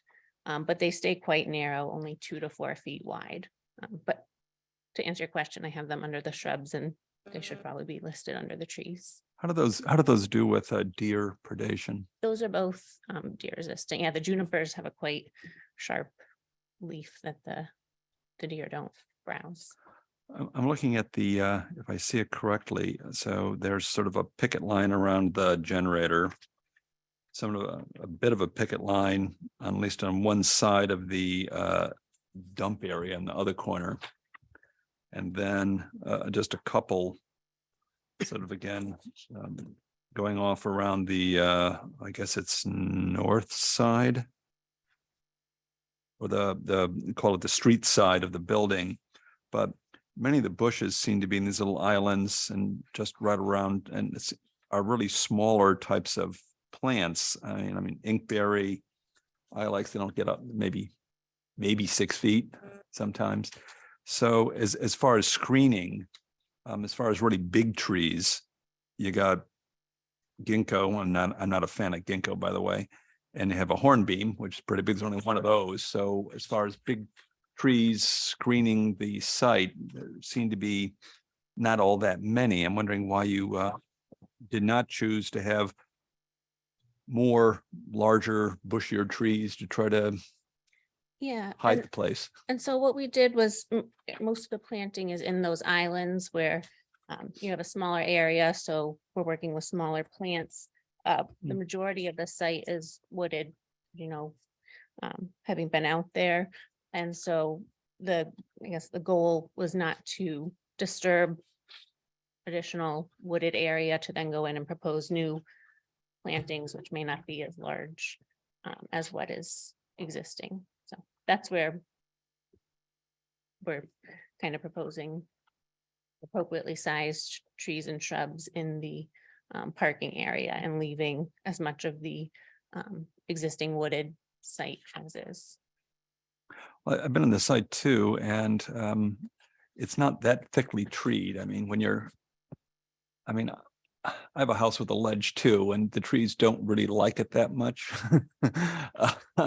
Hit bedrock and they just tend not to go much further, and it tends to be scrubbier, which was a significant amount of the flora there. I'm wondering whether maybe some larger trees could be placed, particularly on the high points, to try to provide a thicker picket line. Yeah, we can certainly look at that and incorporating evergreens, because that always helps with the mix. because this is it seems to be more decorative than really screening, frankly. I mean, it's directly around the building, so they're true foundation plantings. Right. Many of them, or they're on islands, which are again, more decorative. Yeah, and the goal was really just to not disturb existing trees to then propose new trees, but we can look at supplementing in areas where there might be opportunities Yeah. to add. Thank you. Those are my questions, Mr. Chairman. Thank you. What is the height at planting of the, basically the 2 deciduous trees you've listed on here? Like what size trees are we planting? Not how So- big do they grow, but at the time you plant. 2 to 2.5 inch caliper, so I'd say 12 to 15 feet tall. And how tall do they grow at maturity? About, well, the ginkgo get quite large, 40 to 50 feet tall. It is a columnar variety, so they'll stay 20 to 30 feet wide. And then the hornbeam, I'd say about 35 feet tall and wide.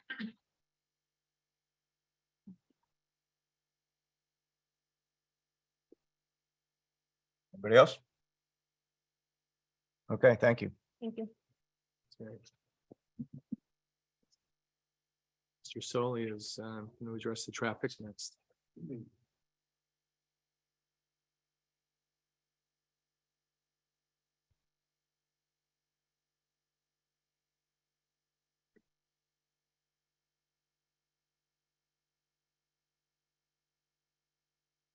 Good evening, members of the commission. For the record, my name is Kevin Soley. I'm a licensed professional engineer in the state of Connecticut, and I also hold a designation as a professional traffic operations engineer.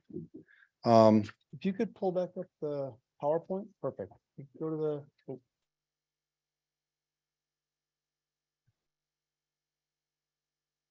Go to the next slide. Actually, if you could go back to, keep going. That'll work. Okay. So we prepared a traffic impact study for the proposed development to determine a number of things. We wanted to understand the existing roadway network, existing operating conditions, and then what our project would have from a potential impact standpoint to the roadway network. So the first thing we did is actually we evaluated some existing traffic volumes. There was actually a historic report for this area from 2017, where they had conducted traffic counts back in 2017. We actually went out and conducted new counts in 2021. And when we compared those volumes based on COVID, we actually utilized the historic volumes from 2017. They were higher than the 2021 volume. So we actually grew those 2017 volumes by 0.5% a year up to today, and then through the potential build year of 2024.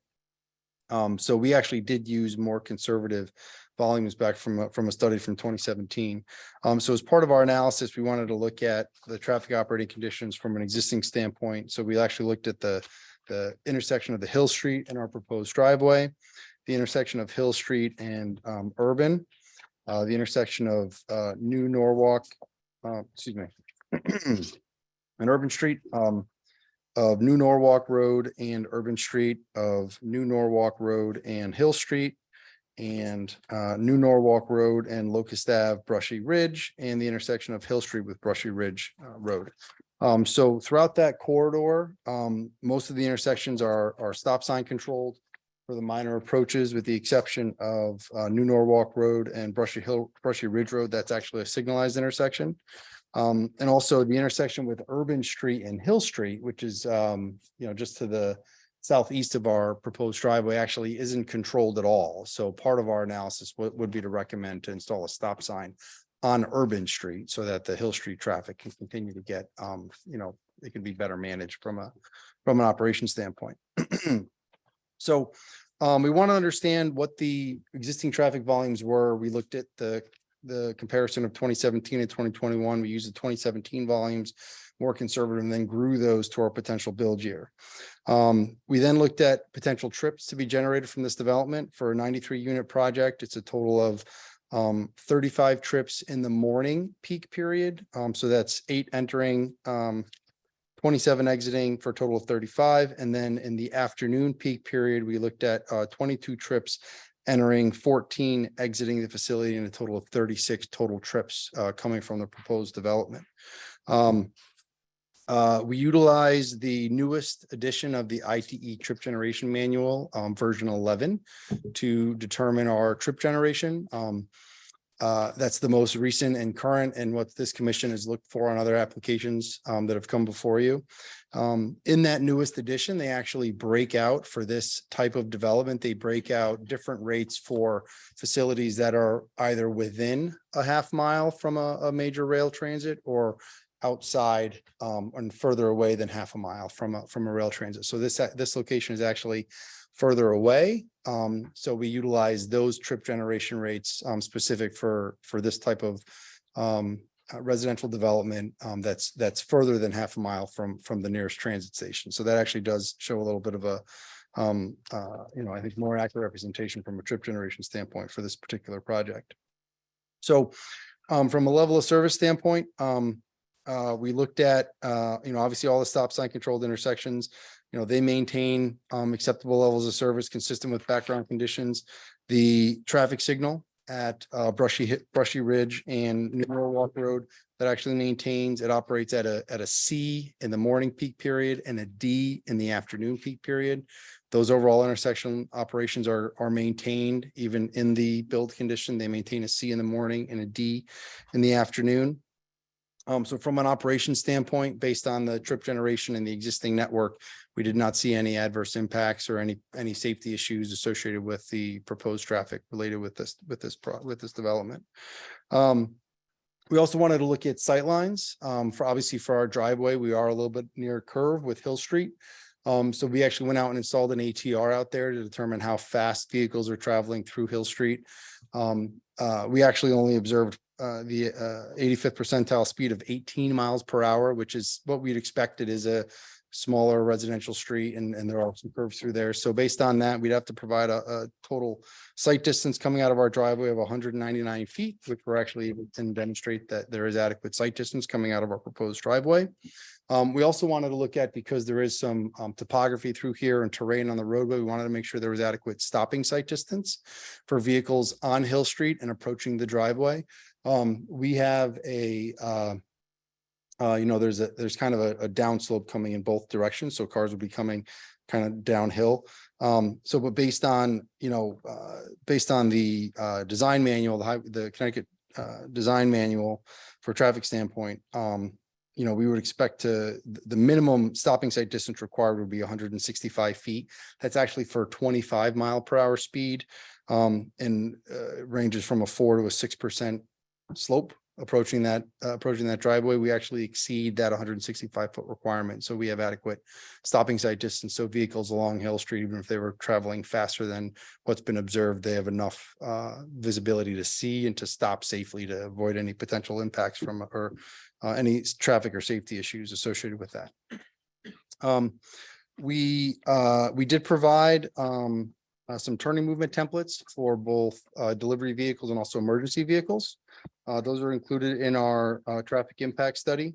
Now, the site obviously is a little unique in its shaping configuration, but we did model it with both the New Canaan Fire Department ladder truck and also the Westport ladder truck. What we've been able to demonstrate is that fire apparatus and emergency vehicles can enter the site. They can approach the building from both the east and the west side of the building. They can provide, there's adequate room for those trucks to set up, battle any potential fire. However, from a circulation standpoint, they would be required to perform a multi-point turn to actually turn around and exit the facility. This does comply with code.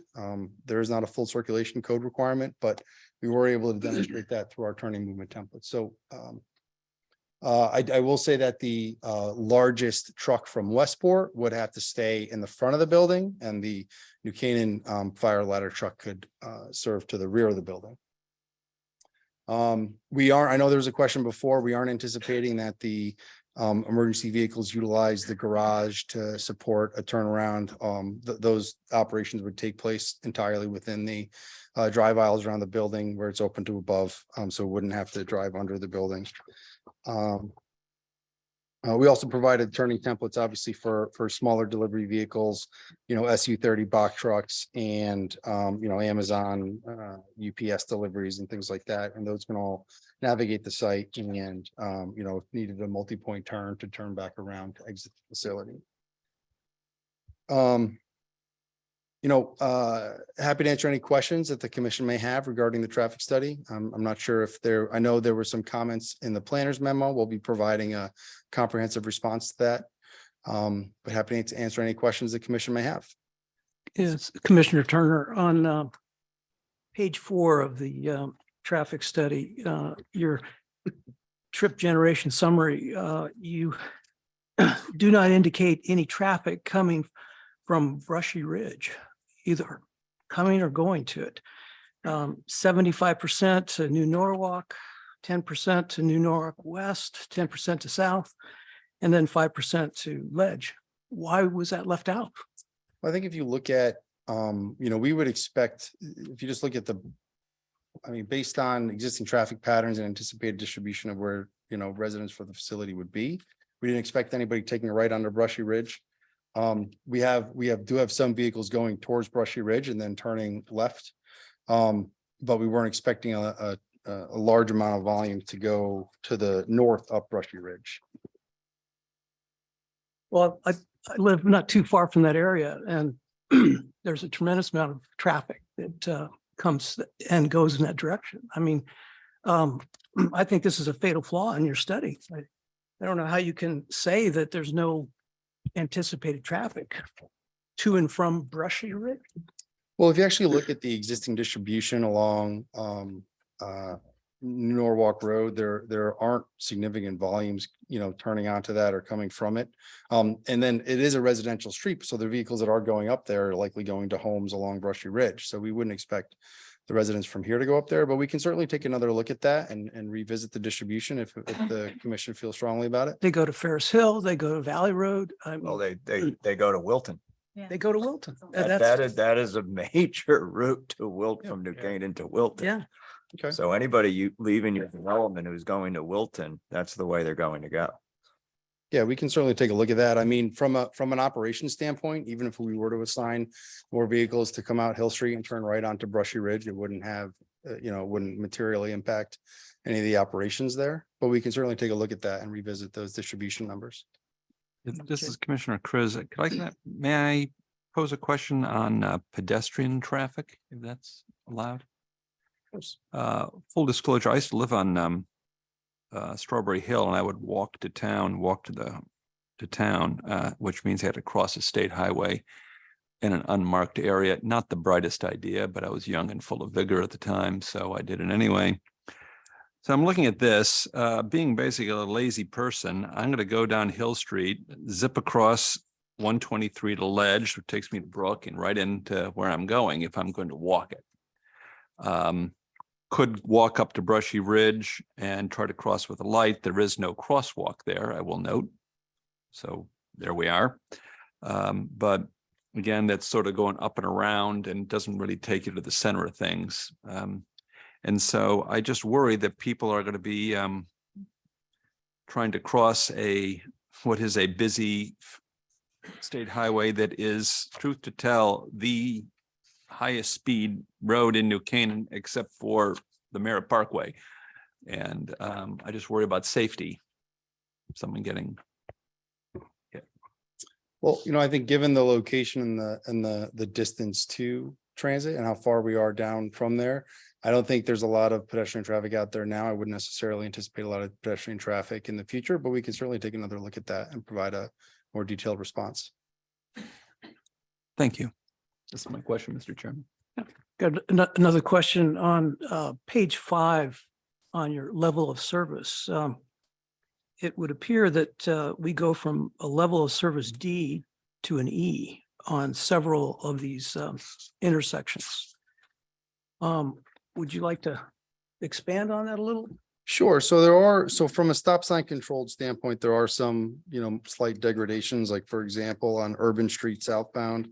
We go in the background condition, we go from a D to an E, but that's actually a delay of 34.7 seconds to 36.5 seconds. So it's, and from a stop sign controlled standpoint, that actually isn't a substantive delay. And actually in most instances, most stop sign controlled intersections where the main line is free flowing, a lot of intersections where the stop sign is actually typically fails. It usually operates at a level of service F, and that's actually pretty standard.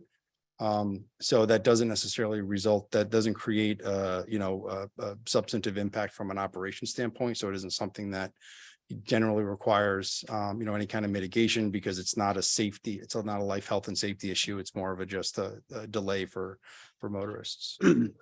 Well, I find it fascinating. You're going from a D to an E, and an F is failure. That's gridlock. So you're right on the border, right on the threshold of service that's not acceptable. Well, I would argue that stop sign controlled approaches on failing isn't unacceptable. That's actually quite standard and consistent, and something that But this is more, this is more than just the stop sign. This is leading up to the stop sign.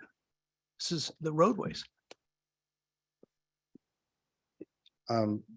Well, the stop sign approach of the roadways, generally those would experience delay when a driver comes up and stops. Right.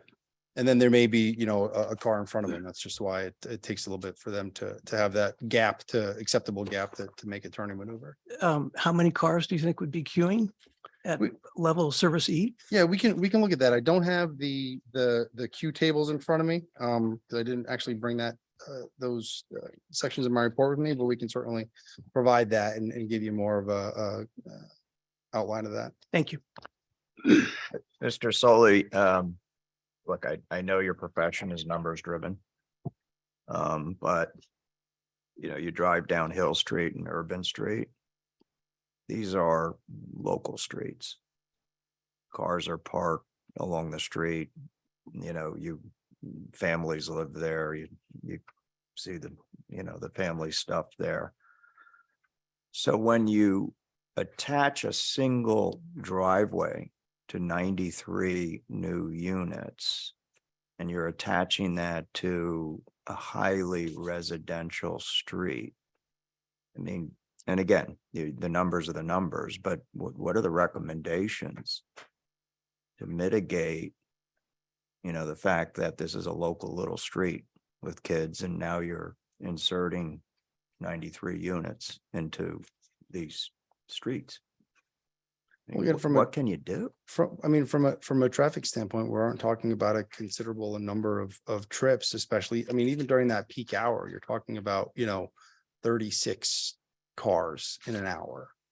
I don't see, there's certainly, a lot of residential streets, some this commission has viewed in the past, that have much higher traffic volumes on there than what we're talking about with this application from a proposal standpoint. So I don't see that, local streets, especially in this community, aren't able to accommodate that traffic. I understand, the point you're making, where if there's a basketball hoop on the road, well, how do you, protect against the kids' basketball game? But maybe they, shouldn't be playing basketball in the road. Well, I think that's cold, but different question. And you may not be the right guy. I just started thinking of this. Is there any open space on the property for the workforce families that are living there? There's certainly some landscape areas throughout the property, but there'd probably be there isn't. The answer is no. Yeah, I don't Answer believe is so. no. Mr. Okay. Chairman, Chris Smith for the record. Okay. I have a quick question. This is Claire Tiscornia. Will school buses be able to access the property, or will children have to walk down onto Hill Street? I think that's good. That would actually be something that the Board of Ed would likely have to, determine as part of when they're planning their bus routes. I'd imagine here, they could probably accommodate to come in and do a K-turn similar to the emergency vehicles, but they very well may pick up on Hill Street. Okay, thank you. How have you, I'm sure you've measured, how wide is Hill Street? It's proposed to be 20 feet wide. Oh, excuse me, Hill Street? Yeah, the existing. Sorry, I was thinking of the driveway. I think we did talk about that in our report.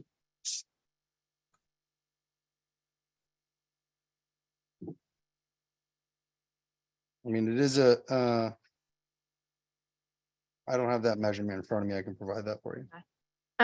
Just to follow up on Chris's question, when we were there for the site visit, the Hill Street does allow for parking on both sides of the street. And so again, I don't see how a school bus or even a truck removing dirt would be able to get through there. I think the development would have to work with the town to, find a way to not allow parking on both sides of the street, because for your purposes, you won't be able to do what you need to do if there's parking on both sides of the street on Hill Street. I mean, we can certainly work with the town on that. Yeah, I mean, that's where I was headed with this too. I live further up Brushy Ridge and have had the bad luck of following my kid's bus down the hill before, and it has taken a left onto Hill Street several times, and I've watched it try to navigate, getting around all the parked cars and trucks and stuff that are there. And I mean, traffic completely stops when the bus tries to get through that street. So I couldn't imagine a fire truck or any large vehicle trying to navigate that, let alone 142 cars going to 93 units. Looks like it's 10 feet. 10 feet wide. This is Commissioner. Through one lane. This is Commissioner Chris had another question. Of full disclosure on this one, I was once a child. And I did, yeah, it was true fact, yeah, absolutely. And I often did things that were maybe not that wise. True. That was back when they used to sell M80s, retail, but okay, I'm not going to go into detail on that, but anyway, you can use your imagination. I'm looking at this site, and it was mentioned, I think by you, sir, or maybe it was one of your colleagues, about a 40-foot granite cliff. As sure as flowers bloom in the springtime, you could have kids not only infiltrating the wetlands because there's no other place to play. They're going to want to play fort or do something. Not to mention they say, oh, there's a cliff. I'm going to climb the cliff. And then down they go. Often, I think the technical legal term, maybe Mr. Smith knows this, is attractive nuisance. Yeah, he's smiling. He knows that. Going back 40 some odd years. Yeah. So anyway, I just look at the site. It looks, since there's no safe place to play unless you want to play in the parking lot, where probably not a great idea. I know in the affordable housing we have on Lakeview, there is a special place we have put in for playing for children, where there are many children there, and it's really quite a nice facility, in my opinion. Nothing is this here. There's nothing nearby, and we have vulnerable wetlands with full of rocks that are not that easy to walk on, since I have walked on them. And we have a 40-foot cliff. I'm thinking danger. So help me out here. As far as, for the record, Chris Smith, as far as looking at potential locations for that type of recreational use, we will look into that and report back to the commission. I would also think it might be helpful to look at where areas of physical danger might be on the site once built, that somehow may be mitigatable, maybe not. When I see 40-foot cliff, I think problem. I mean, I'm in front of a 20-foot cliff right on my property. That's why they're called ridges. Literally, that's a real reason for that. And I don't get too near it. And, sometimes kids playing or not paying attention, they're chasing a ball, and it can be a problem. Chris Smith will look into that. Thank you, sir. Thank you. Okay, anybody else for Mr. Solly? Okay, thank you, sir. Thank you. Thank you, Mr. Chairman.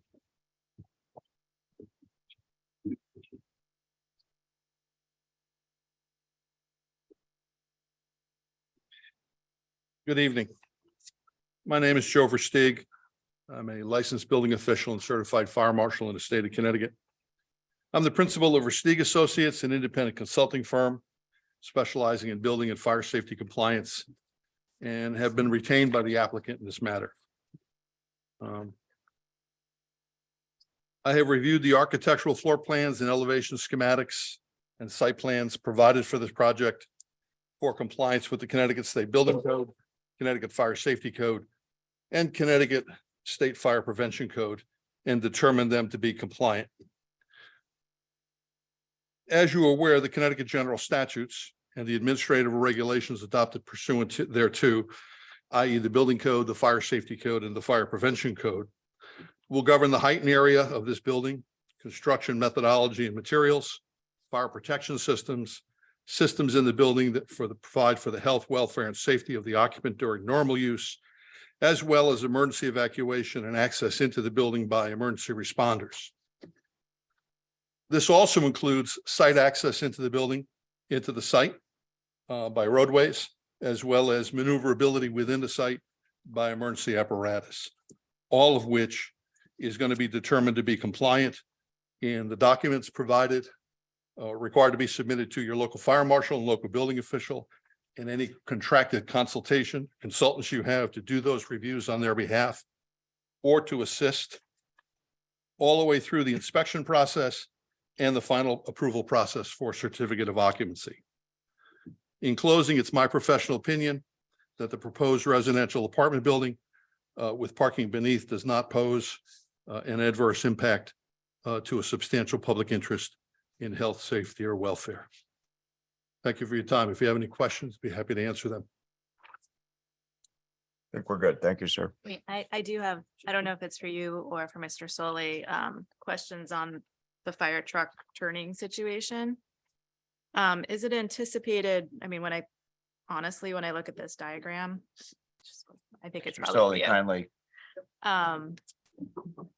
Kind of looks like a big scribble in terms of how the truck turns around.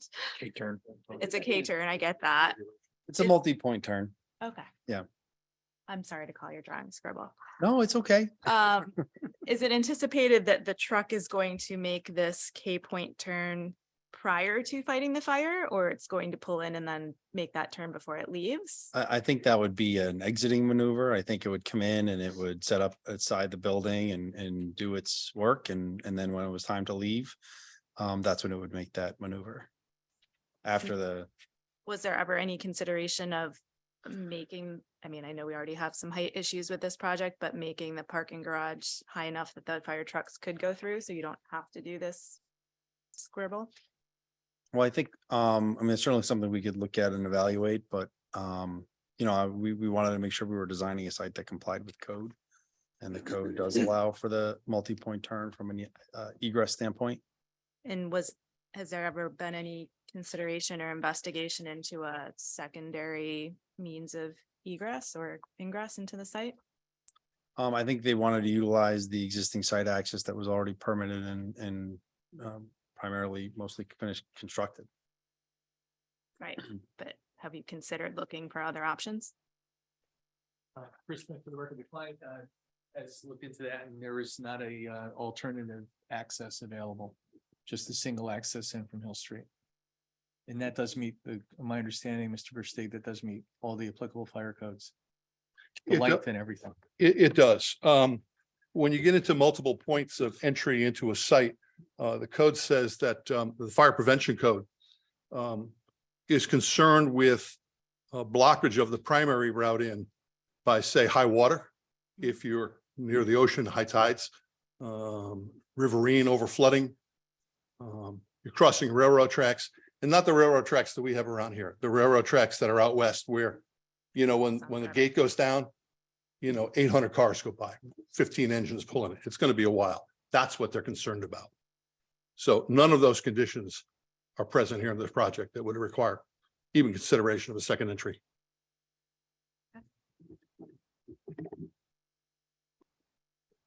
Anybody else? Okay, Attorney Smith, anything to wrap up with? No, Mr. Chairman, members of the commission, thank you. That concludes our initial presentation. You've asked us for some additional information, and we will get that together for the next public hearing, which I understand would be I'll January need 20th. it, I'll need you to grant us an extension. You're comfortable with that? Would be to January 24th of Yes. 2023. And I will, yes, For the record, we grant that consent to an extension through January 24th, 2023. We'll go to 25th, just in case there's a snow date. Perfect. And I will get that, I'll get something over to Town Planner Avenue tomorrow on that. Perfect. And just before I lose you, I should have asked advisors to the commission. You good? No questions right now? Nothing. Well, I have a written report, but it's not complete. Okay. Okay, perfect. Planner Avenue, you good?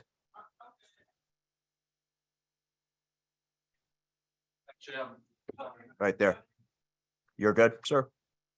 Okay, cool. Okay. So this hearing is continued to the January 24th, 2023 meeting.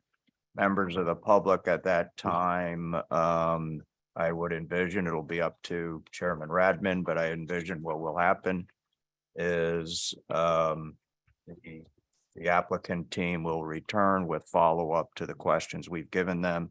The commissioners will have the opportunity to further ask them questions about that, any additional questions that we've formulated over the past 6 weeks.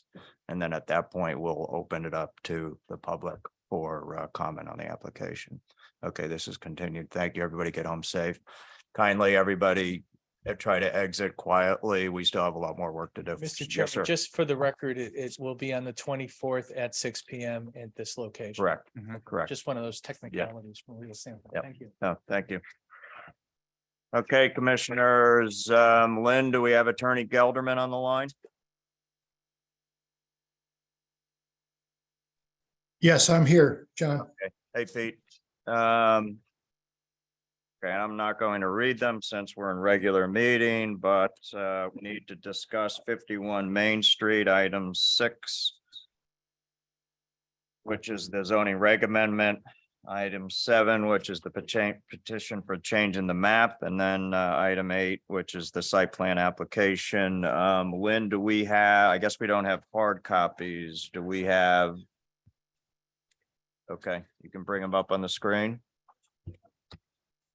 Well, let me first ask, let's have a discussion about timing. From commissioners, from speaking to Lynn and Lynn speaking to Pete, I think what we need to accomplish is to go through the resolution and resolution of denial of each of these 3. Now, the question is whether we can get through them tonight and actually take a vote. You know, the feedback, I think, and Pete, you can comment, is, you know, I think Pete's recommendation is to follow the process that we followed with 751, which therefore would imply a further discussion tonight. And then unfortunately, we have to render a decision by the 29th of December, Lynn or Pete. Yes. So this would, you know, in that case would mean, I guess, as a Zoom call next week, that would mean Chairman Radman's decision. But that's where we stand right now. So, you know, we can try to go through it tonight. I mean, Pete, is it possible we could go through it tonight and take a vote? Or do you think we're not ready for prime time? Well, I that's really up to you guys. I mean, I can tell you that I have read the resolutions, but I haven't had a chance to go through them, and they came in today, so I haven't had a chance to do any editing of my own or anything of that nature. So I think Lynn got the site plan resolution to me yesterday, and we've got the map and the text resolution today. So it certainly, if the commission feels comfortable doing that, you can make amendments tonight. It might be a little bit of a lengthy process if nobody has had a chance to go through it and look for their own comments as we did the last time. I mean, some of the commissioners certainly came to the meeting with comments in mind, and they were discussed. So, but again, that's up to you guys. If you'd prefer to try to get it done tonight, I mean, it's certainly a possibility. But you don't sound very encouraging. Well, I'm a little bit reluctant to say that only because, I mean, I have not had a chance to go through and mark it up and make my suggestions, not that they're you know, Okay, it's so the commission that makes the call, but Okay, so commissioners, tell me if you disagree. It sounds like this will be a working session and then unfortunately we'll have to schedule a Zoom call for next week. I'd say Everybody we agree? try as much as we can tonight. You know, if we Okay. do have a special session, it'll make it shorter if we do more now. Well, absolutely. Yeah, definitely. And then the good news, Chairman Radman will then have to read through the damn thing. I knew you were gonna say that. Yeah, lucky man. Done it, didn't you? Throat spray. Pete and Lynn, what should we start with? What's most efficient? Site plan or the reg amendment? The map, not the map. So the reg No, amendment, site plan. the site plan, the site plan is the primary issue. So I would go through the site plan first. Okay, bring that up, please, Lynn.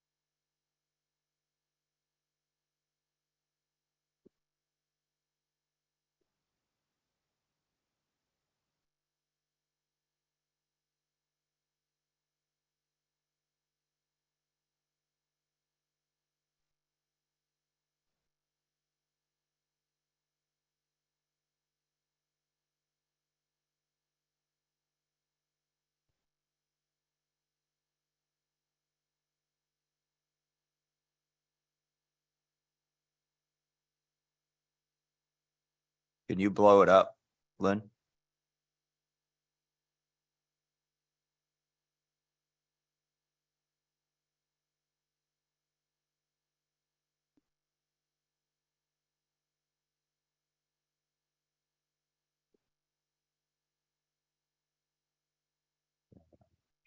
Yeah. Dan, you got it up. I got it up too. Okay. My comments are on the text amendment, but most of the comments are the verbiage is the same, so we have to switch between documents, but I have some Okay. edits and so forth, Mr. Chairman. Okay, well then, can we get to the top, please?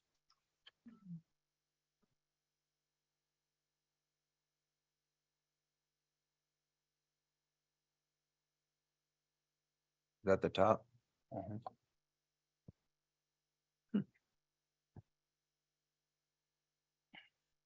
Okay, and can you minimize the pictures? I mean, the zoom? Because it's overlaying on the text.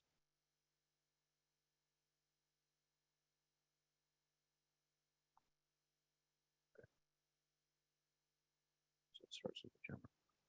Yeah.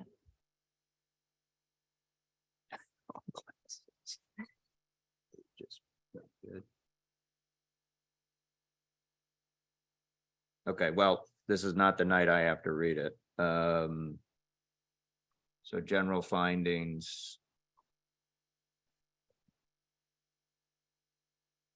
Number one is boilerplate, right? So number two. I mean, this is, as it says, the general findings. Lynn, let's go up. And guys, stop me. Krista, do you mind going up? No. Thanks.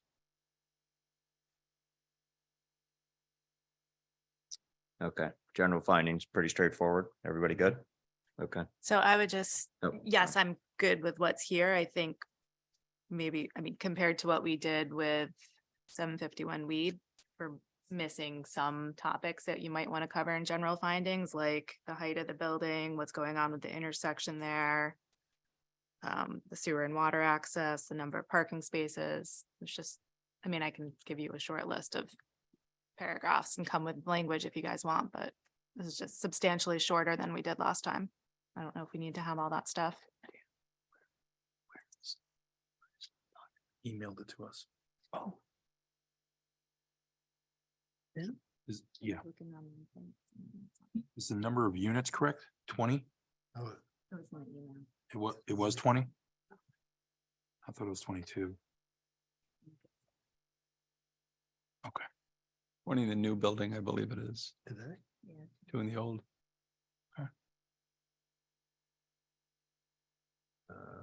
Look at your list. I can just edit, I'm on design of building, it's a B. Actually, I'm sorry.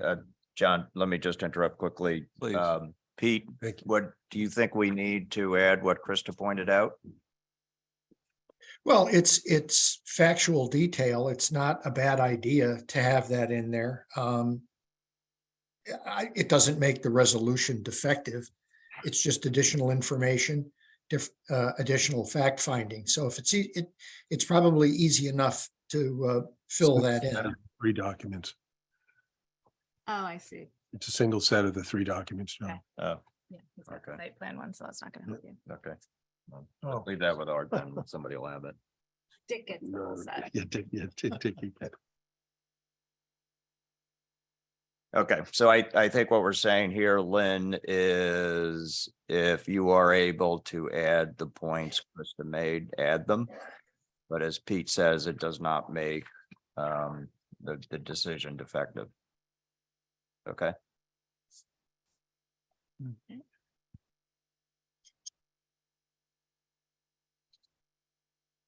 Okay, so Lynn, you're on B. I'm on design of, it's under, after preamble. I don't have my glasses on, what does that say? Under Design of the building. design of building, Okay. there's an error on line 1, 2, 3, line 6. It says St. Mark's Congregational Church. It's actually St. Mark's Episcopal Church. So wrong church. Okay, got that, Lynn? He's I'm on B, design the of building. Design of the building. Line 6. And that's when St. Mark's was where the Lutherans are now. Probably, I assume, but it's not the Congregationals. And on line 13 there. That's 6. Lynn, I think you have to go all the way up to the top. 7, 8, 9, 10, 11. It's the line with beginning, the word at the beginning of the line is facing. Excuse me, John, this is Claire, just scoring out. What page are you on? So he's on design of the building, Claire, so go past the. Right there, Lynn. You have I it, was looking at a separate email, not what Lynn was pulling up. Yeah, I Okay. can't find page numbers on mine. It just keeps going. All right, sorry. I was just Hey. trying to keep up. did you find it, Claire? I mean, we Oh, all, well, Lynn's sharing her screen, so I'll just look at that. Thanks. So in line 6 under design of building, the first words are David Scott Parker. You go to line 6, it's St. Mark's Congregational Church, it's St. Mark's Episcopal Church. If you go several lines down to the line that begins with the word facing. So including a front-facing gable and asymmetrically placed, not an S, but a D, placed front entrance. So typo.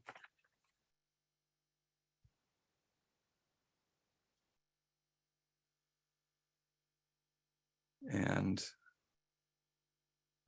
under 2, that's what I have there. Switch it back to fire safety, if that's it. Do we have a fire safety one here? Yeah. Fire safety. I wonder if changing that the reference to St. Mark's, you say Episcopal Church. I wonder if they didn't really mean the congregational church, because they talk about it being the centerpiece of the Church Hill Historic District. I think you're Could, right. it could be, I'm not sure which, but it's not St. Mark's Congregational Church. That's So it's definitely just a wrong. congregational church. Congregational church. Because the Episcopal Church is, Further up. was the, what is now the Lutheran Church. No, I think what they're referring to is the that- Congregational Church of New Canaan. If Being that's at, it, being just at the to say top so. of the hill. Yep. Fine, then it should be just Yes. the Congregational Church. It's the anchor of the historic district. Yeah. So we would change it from St. Mark's Episcopal Church to just the Congregational Church Of New Canaan, of New Canaan.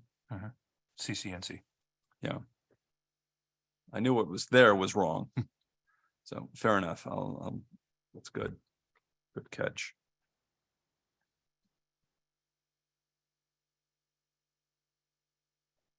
So get rid of St. Mark's. Yep. Yeah. Lynn. It also mentions in the same one, where is it? St. Mark's, where is it? Design of the building, wait, St. Mark's. Drop resident, okay, hold on, wait, I'm trying to move this around here. Where is St. Mark's?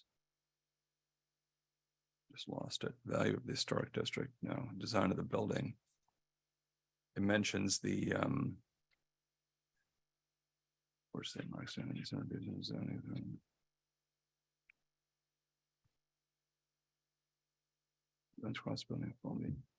It's actually on the prior line, that same line says rectory residence. You can just drop residence. Rectory is by definition a residence. Same line. It says rectory residence. You could drop residence as redundant because a rectory is by definition a residence. It's where the rector lives. It was placed. Sure, right.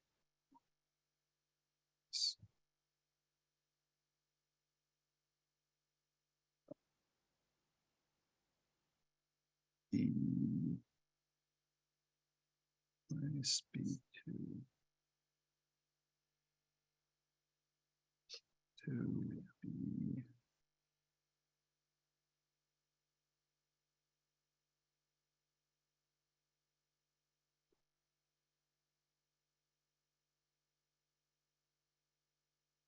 jump in between.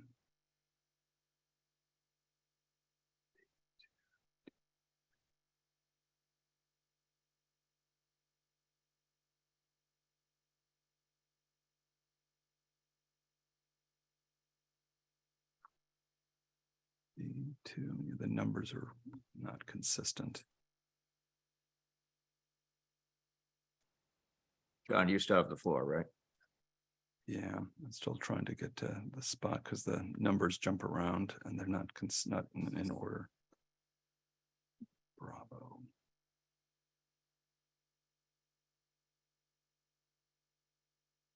Okay, that's the big B. Roman numeral 2. Second paragraph.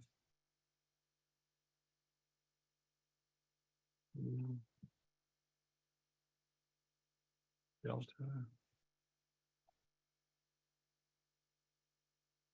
An architectural design and code compliance in that one. In the one, no. Not that I see. Okay, yeah. Oh, yeah, here it is on page 5. Architectural code and code compliance. Yeah, I had one that was the paragraph 2 under drafting failures. Is that in there? Yeah, that's a Yeah, it's a little straight way awkward. of, Yeah, it's a little odd. it's, they're simple mistakes. I mean, they're. And drafting failures are throughout, making it unclear to ascertain. It's a little awkward. Wording the actual design of the building gets us okay. Comment 56 notes that the west elevation fenestration does not match the shown on plans. Comment 57 notes that the east elevation fenestration of the roof does not match that shown on plans. Comment notes that the south elevation is unclear. Was it finally? how to. It's very awkward, this whole paragraph.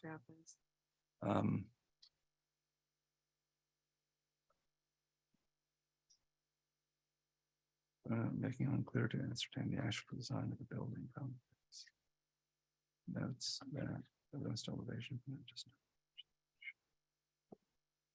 east elevation fenestration of the roof level does not match that shown on the plans.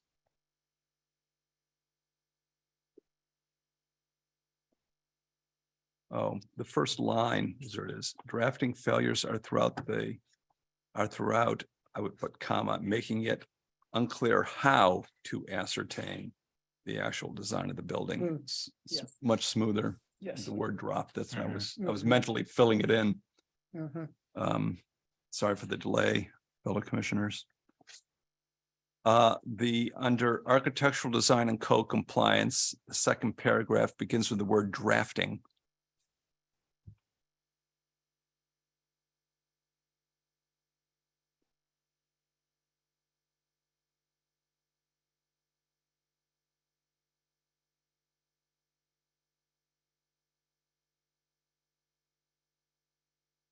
That sentence, drafting failures are throughout, comma, making it unclear how to ascertain. That is how I would write the sentence. That's agreeable with fellow commissioners. Agreed. Yeah. I just have the word that dropped out.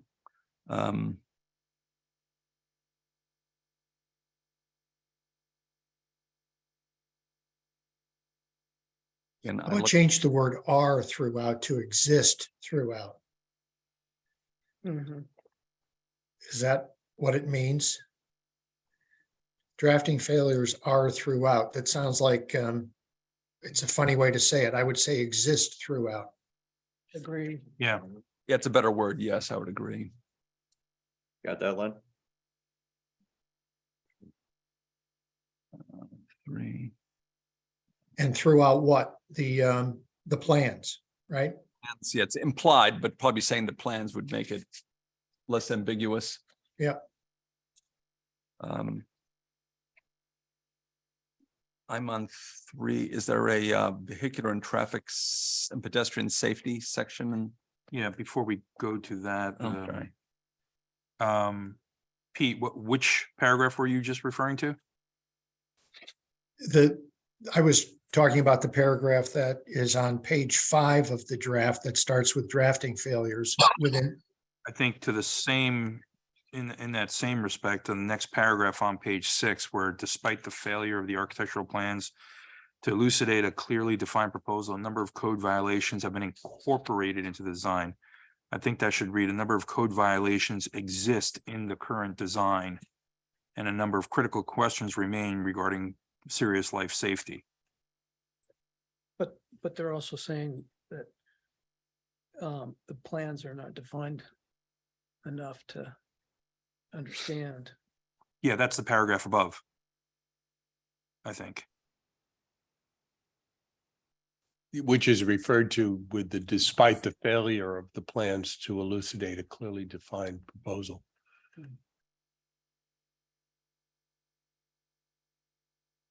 Yeah. Oh, I see what you mean. Yeah. Okay, no, it does make sense. Under vehicular and pedestrian safety, and then there's vehicular safety. It's the 3rd paragraph. It begins with most pressing. You see that? Is that? Yep, 3rd paragraph under vehicular. The verb is incorrect. It should be are. So are operations, is operations. So it should be plural. And we've got some dots. Yeah, I don't have that on. I'm looking at one of the other ones because they're very similar. I have that, and then under pedestrian safety, the next subsection. I have line 1, 2, 3, 4. That was then hold on, we got F. paragraph 2. Okay, line 4. I wonder if the other one, there are a lot of typos in here. Then it says a drop-off area in front of site, then there's a 0 in mine. So I'm trying to, let's reread the whole thing. Both the October 26, 2022 memo from Ms. Coppola and the October 23rd letter from Mr. Christopher Laux indicate that if applicant left unanswered critical questions related to pedestrian safety regarding ADA compliance and proposed walkway, that's fair enough. Mr. Laux writes, D'Andrea sheet 1 of 6 shows a drop-off area in front of site. Site 0. Is that site 0 or what was actually meant here? The site, I think it means the site, Part of the site. in front of the site, yes. Then it's if that is to be used as I'm not sure really what is meant here. It's in a quote, so I presume we just quote it, but it wouldn't have said site 0 unless that's a typo in the original text. Since the quote, we got to just lift it. Yeah, I think the 0 is Lynn's typo, right, Lynn? It might be, I can go back and double check that. Yeah. It is a quote. It's not written very well in terms of grammatical correctness, but it's probably what he said. It's in a written report. Well, if it's a written report, we just lift and We shift. quote it, right?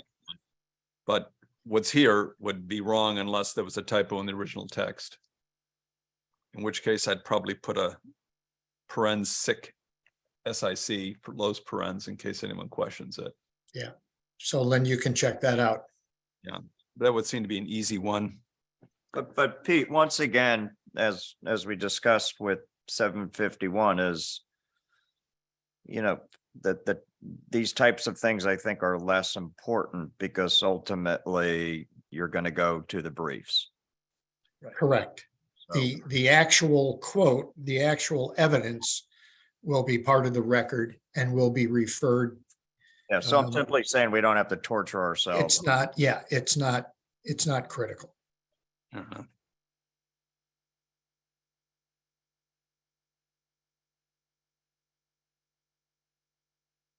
Those are my comments for the moment. Well, the 5th line in that same paragraph that says drop off for residents. I think you need a comma after residents.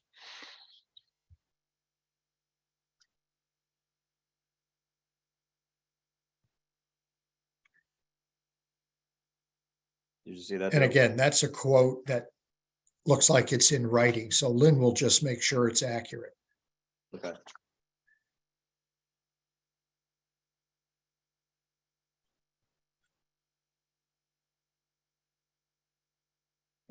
Commissioners, I would suggest that the priority here is to make sure we have the most important testimony supporting our conclusion for a denial. And we had some very powerful testimony, so I think if we're just comfortable that it's in here, referred to in here. The core of it to me, Mr. Chairman, is the value of the historic district and the comments there. Yep. That's me.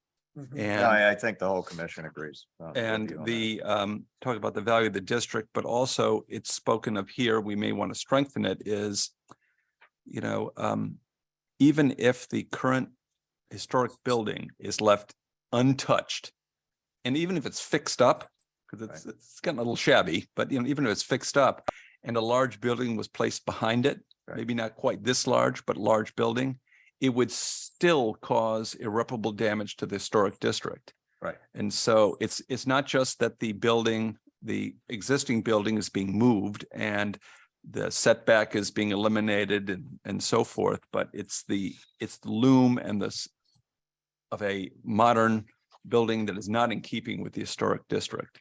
Right. And we may want to hit that harder, but that was my take on it. Right. It's talked about here, but I wonder how hard we want to talk about it. So I would offer that up as a potential topic, but I think it's done very well in this document, but we may want to amp it up. Yeah, I think Yeah, completely agree. And was David Scott Parker, was he the one who made Yep. those critical points? Yeah. He did. I thought it was quite good. He was very persuasive to me. He was. Very highly qualified man.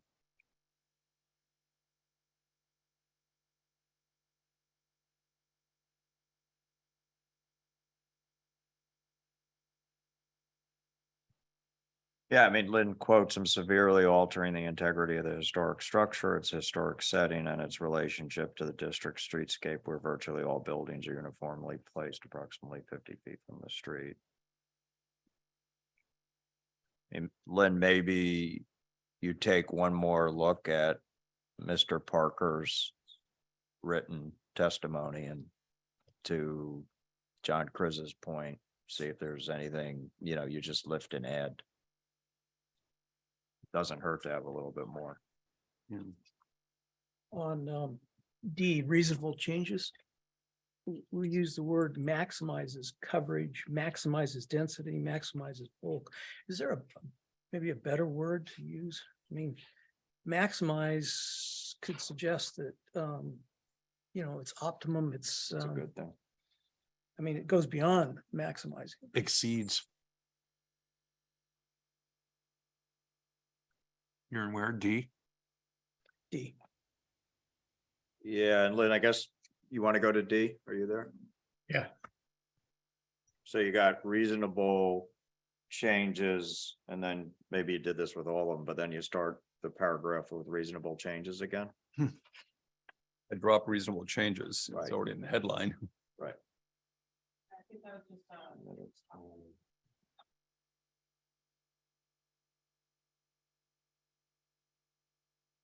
Okay, so what would be?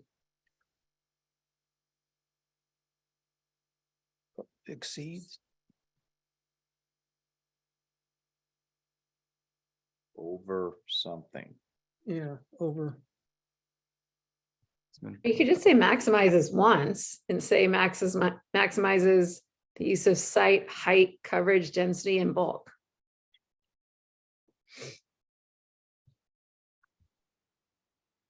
Unless you guys don't like that verb. It's more than maximum.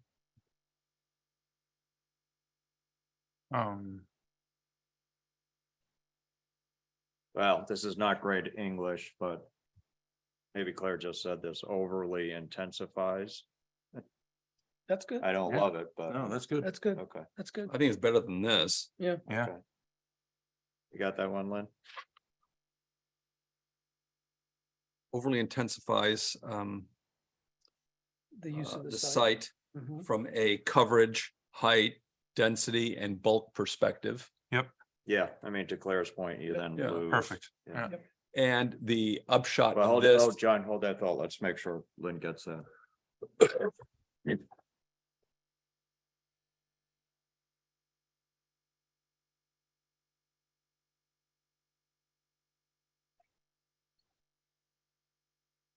Where did you?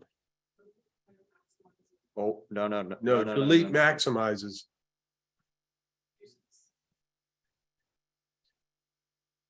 Right.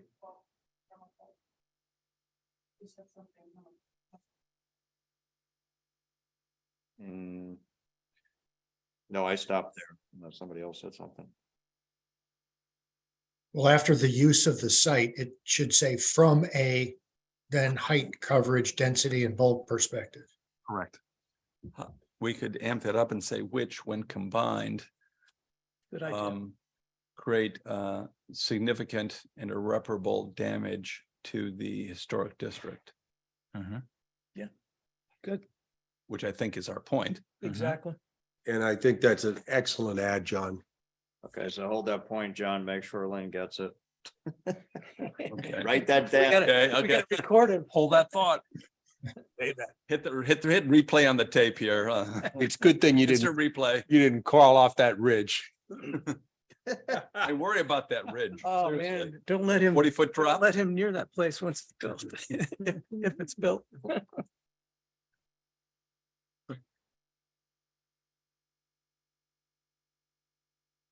John, tell us once Lynn gets your last thing. on Okay, that. hold on. I got my glasses on so I can read it.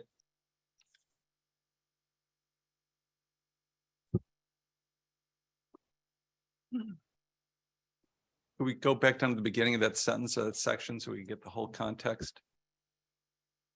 The submitted plan maximizes or overly intensifies the use of the site. I can't see it now. You have that pop-up box. Well, I'm not gonna stand over here so I can read it. Or intensifies the use of the site from a height, coverage, density, and bulk. No, from, how about this, drop the A, from height, coverage, density, and bulk perspectives, plural. Agreed? Yes. I think it reads better. The applicant at the public hearings flatly declined to reduce the footprint of the building, reduce the height of the building, increase the number of affordable units, increase the length of the deed restriction, or increase the length of the deed restriction of the affordable units. I think could be an or in there.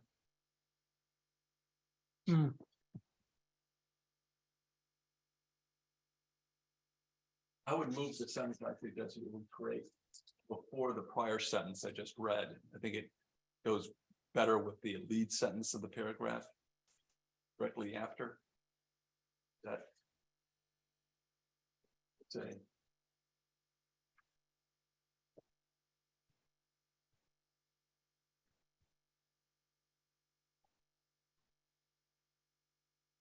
Right after the word perspectives, it would go there.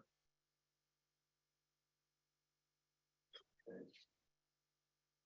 How about the, instead of say it combined, these characteristics would create. No. Back up, please. Go to the beginning of the sentence, it. Okay, drop the it. Say combined, comma. These characteristics would create irreparable damage to the historic district, full stop. That'd be my edit. And then at historic district, that's a period space. That would be my change to the lead of the paragraph.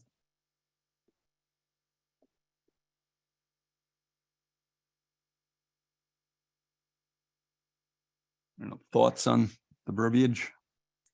Sounds good. It's good. It's good. Okay. Then there's the following sentence. Therefore. Read it. There are examples of multifamily developments that preserve the integrity of the district and scale.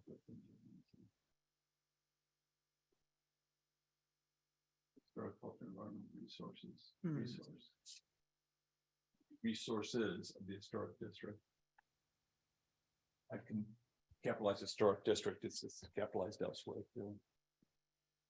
Because it's a proper term. Do we want to say what examples are?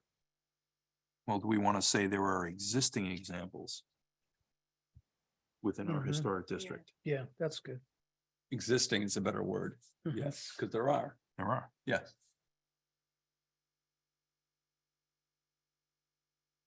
The rest of it, I think, reads fine. Yeah.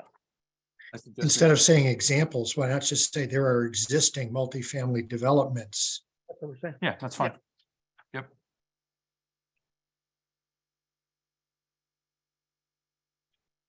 Yeah, it's shorter. I like that. The lettering of the paragraph seems to be a little above. A little off. Because on page, if you go from page 10, you have B, and then you have the little C. And then suddenly on page 11, You're You back have to B. another little B and a C. And there's a. The an whole A numbering above- is off. I would Yeah. agree with you. There's an A above reasonable changes. That too. too, yeah. The whole thing's off. It needs to be renumbered and relettered. Mhm. We'll figure that out. Yeah. Yeah.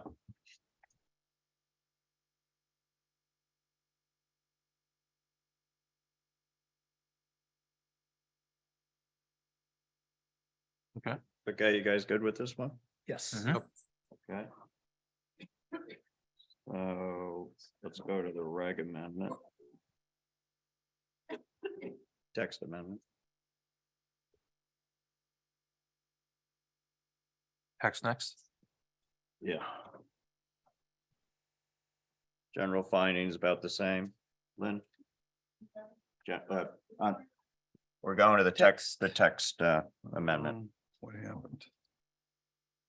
Same comments, right?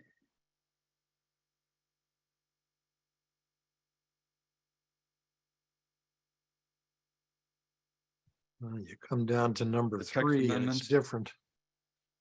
Under general findings, I had, there's some typos under point 6.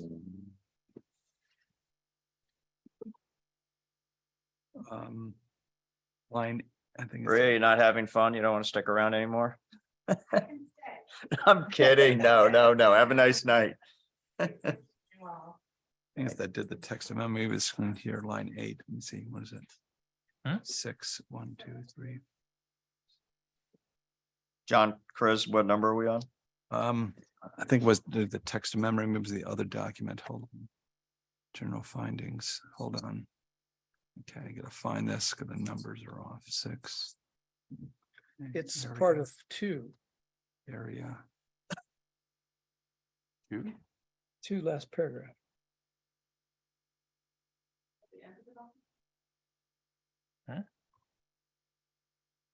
And Turner, what are you saying? I'm saying, I think it isn't, you referring to number 2, the applicant, 51 Main Street. If you go to the last paragraph of that, or last sentence in that paragraph.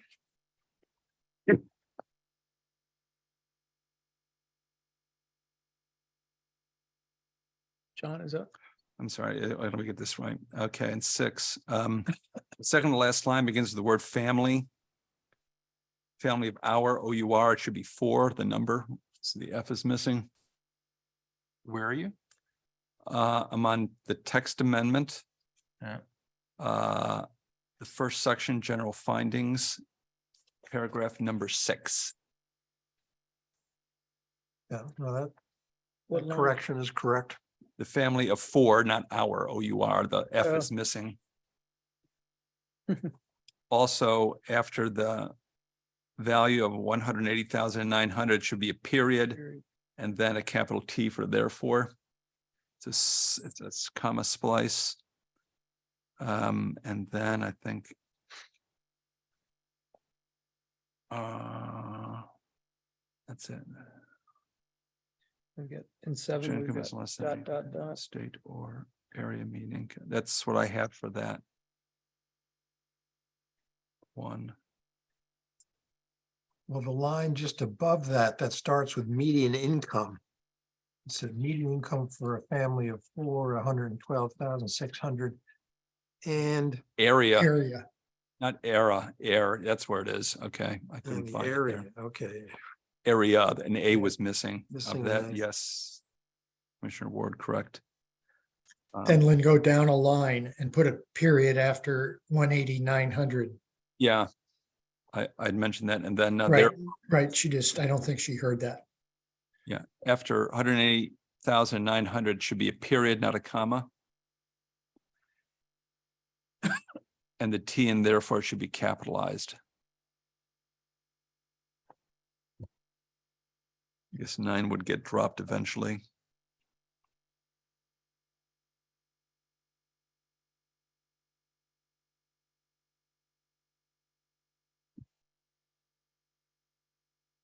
And a question, just to check my memory, the existing historical building will not be touched at all except moved.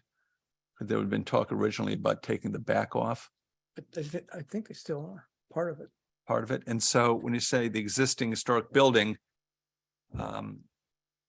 it really isn't true because it's only parts of the existing historic building. If that is in fact the case. Because they wanted to take some of it off. I think that's correct, I think. you're right. Commissioner Turner. I think you're If so, I don't want to indicate that this historical building is to be left exactly as it is, just kind of moved on the site. It's going to be reduced in size and moved on the site. So I would say that's a difference, not a distinction. Modified, reduced, yeah. So some comments wording to that effect would be appropriate for this. Which paragraph are you in, John? And of that section, sir? Yeah, not sure what you're referring to. Okay, the first floor, okay. It's my recollection, please correct me. Oh, you're in paragraph 10, Yes, sir. correct? Yeah, okay. About the existing historical building on the site. Is it sort of intimates here relocated the existing building. It's not just relocating it, but as I recall, part of the existing building was to be removed. It's the back of the building. Correct. And so it indicates the suggestion here is that the building in toto intact will simply move. Agreed. That is not the case. They're going to be elimination of part of the building, a reconstruction of the back of the building, and they move the remaining building forward. So I would say that the changes to the building are worthy of note and should be noted, and this would seem to be an appropriate place to do so. That is my comment. In paragraph 8, multifamily. Did Lynn get that all? We need some verbiage for this because I wanted to check. John, you want to put it at the end of 10? I would put it in 10 somewhere. Let me see, the first floor, the proposed What if building. you just put it, what if you just put it at the end and just said furthermore, not all of the building will remain intact? How about part of the historic building will be raised as part of the project? Okay. That, I think raised is the appropriate property term. That gets your attention. It's Lynn, raised if are you're you taking at the the end of entire 10? thing down, but we're not. Will be partly removed, Demolished. demolished. Destroyed. Different vibe with the word destroy, but demolished. I give I was just kidding. Finley credit, the destruction drawings Yeah. I did like that. Yeah. for the library. Oh, Yeah, I thought that was clever. That was good. yeah. Sorry, I digress. Okay, does that look right up there? I can't see that. It's not, what it reads now is,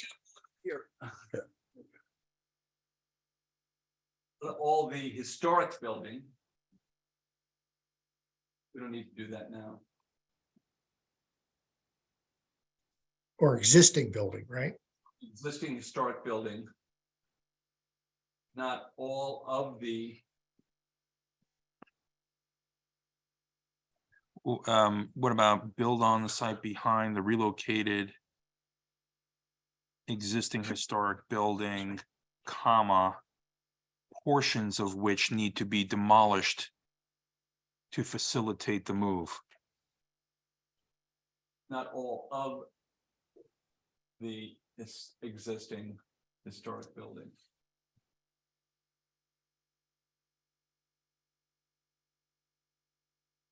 Yeah, I like that last sentence, portions, that's a good sentence, I think.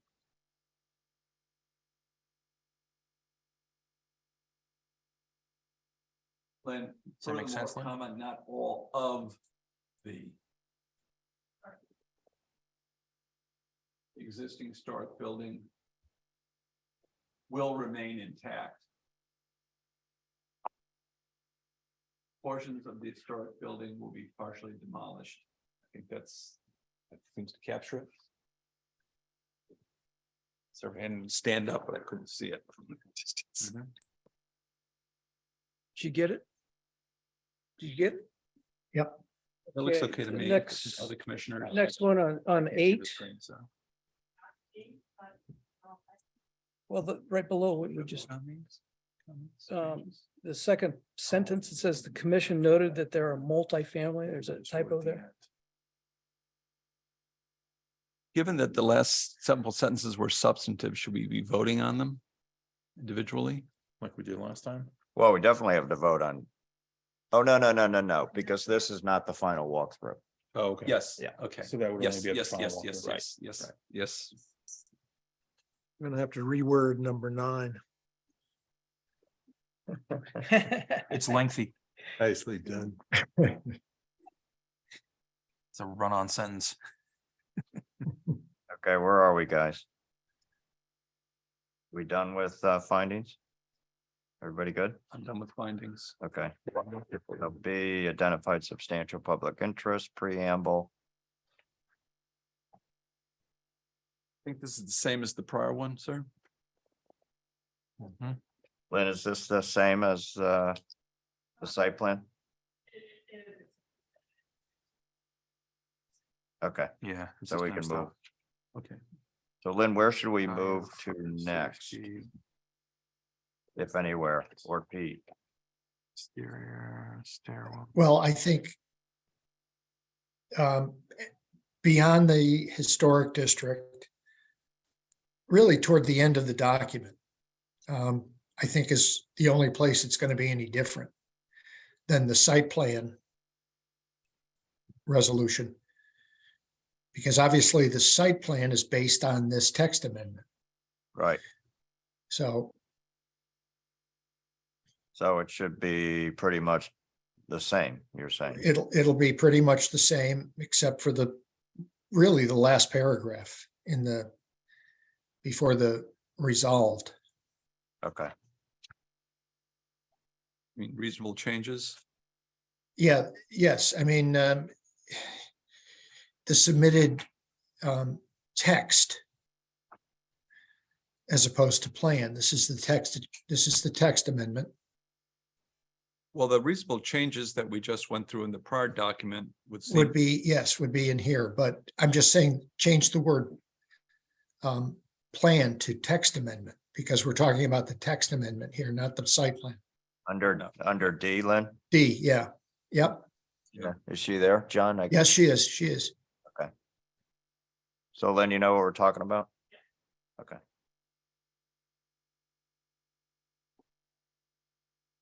And by the way, Lynn, you'll need to change my name to Dan's name on all these.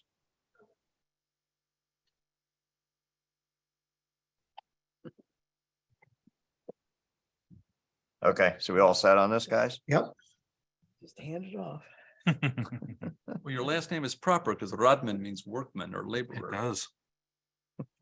You're the only person that's ever known that. Not anymore. Not anymore.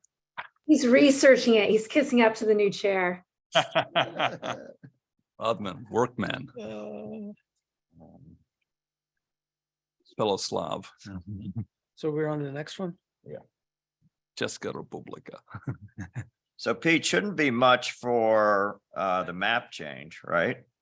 Correct. Really, the changes we just made in the text, most of those will apply to the Okay. map amendment as Okay, well. after the fact, doing the map change? Yeah, I think we can make those changes that are needed before the next meeting, Okay, if there are any. right. Okay, so let's talk about timing for next week. Lynn, your timing is limited, I think, right? So why don't you tell us what your availability is? Right now, Thursday, the 22nd would be the best night. If I had to, I could make it work on the 19th, but I have to find someone to manage the computer background in the web. Okay, so you want to do the 22nd? That's a good idea, that I'm not here, I'm traveling on the 20th. Pete, can you do the 22nd? Yes, I can do the 22nd. Okay, Mr. Chairman, can you do the 22nd? I'm gonna be away, but I guess I'll make it happen. I can do the 22nd. I'm here for the duration. Is this going to be Zoom? Zoom only. Mhm. Right. Yeah, understood. But this special meeting will be strictly for review of this application. Okay, can you do the 22nd? I can do the 22nd. Krista, What time? 6 o'clock. I can. Okay, Dick, Yeah, I'm okay. okay, Art, Yes. okay. John said yes. John Engel, can you do the 22nd? Thumbs up. Thumbs up. Claire? Yep. Okay, am I Type it in right now. missing? Yeah, I just did. I think I only seated the regular members, right? Right, that's correct. Excuse me, John or Dan, just real quick. Prior to the 22nd, is there something that we can do? Can we like look at it and fix it, wordsmith it ourselves and send it to Lynn or to Dan? So we're not doing this? To review the next draft. Yeah. Yeah, I don't know, Lynn. You said that if you track the changes on the Word document, you can track changes so we can incorporate it. I think what Claire's asking is, are we going to see the next draft of this before the 22nd for us to respond to it? But Claire, weren't you also saying, can you make your own changes? Yeah, I just want to make sure that, we can make all our own changes to it. So we don't have to go through what we just went through just now. And I don't know, like, Pete, maybe you can respond to this. Like, is there any way we could do a Google Docs where we all kind of go into it together, or is that not okay? No, it would have to be in the context of a meeting if people are going to do it together, unfortunately. Yeah, So- I thought so. Okay, thank you. But Lynn, you're saying, Claire, you could do track changes to the doc and send it to you, Lynn? Okay. Everybody got that? So you can do track changes beforehand, email it to Lynn, she'll consolidate. We could all do that, right? Yeah. Right. I'll make changes that way. Yeah. Right. And Lynn, you'll send out the changes we've made tonight? Tomorrow? I don't think we want to spend so long on December 22nd on this. But it does deserve attention. Okay. So we got a game plan. Okay. Keep moving. Decisions, so I have a motion well, before I ask for a motion for approval or denial on 58 Old Studio Road. Did we conclude on 151 Main Street on the library yet? Oh, the library. Yeah, no, sorry. Okay, 151 Main Street. Thanks, Art. 151 Main Street. There's all these 51 Main Street, 151s, 751 Weed. Anyway, 51 Main Street. Do I have a 151 Main Street? Do I have a motion for approval or denial? This is Commissioner Caspan. I'll make a motion for approval of the necessary changes to accommodate the planning requirements in order to get a temporary C of O so that the project can move forward. Okay, do I have a second? I'll I second. second it. Okay, I heard John, Chris, first, split second before Claire. Claire, if you'd been here live, you would have gotten it. But you're on the. You know what? web. I have a sore throat and I'm starting to 1 sneeze second more and delay. more. You don't want me there. My family doesn't want me here. Okay, any further discussion of the motion? Okay. Just I'm as a sorry. point of clarification, I know the question was raised by one of the people in the audience, Neely. Why we approved it the way we did. I think it's pretty simple, is that we were looking for the site to be 100% complete before a C of O was issued. This is, I believe, just a technicality to allow them to get a TCO to move forward. We didn't There talk was about no- a TCO. Yeah, there was no discussion about phasing of TCO and everything else. Frankly, I think it might have been just, in other words, a drafting error, Probably. Could have you know, been. Could have been. so, okay. I call the question, John Goodwin, I vote yes. Ken Turner, Yes. Dick Ward, Yes. Dan Radman, Yes. John Chris. Yes. Claire Tiscornia. Claire, Sore throat. hey, sore throat girl. Yes, sorry. Krista Nielsen, Yes. Arthur Cassavant, Yes. John Engel. Yes. Okay, great. Okay. So now on to 58 Old Studio Road. We sort of started getting into a discussion, which, I shouldn't have taken us there. But it is an interesting thing, and just a little bit of historical background from my perspective, 2 points. Is one point is if we go back to when we redid the regulations, and pretty much none of us was here, but I was, in I think 2005. We've talked about this before, is one of the things we did was we felt that having to go to the ZBA was too restrictive for many types of situations. And that's how we went down the road of special permit criteria.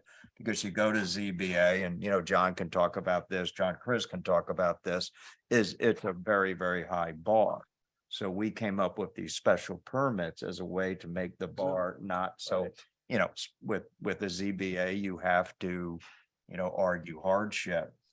Now, specific to this regulation, so that's sort of, do we ever want to move stuff back to the ZBA? We've talked about over the years, and that's something we could consider is, have we taken too much onto our side through special permits, and should we flip some of it back to ZBA?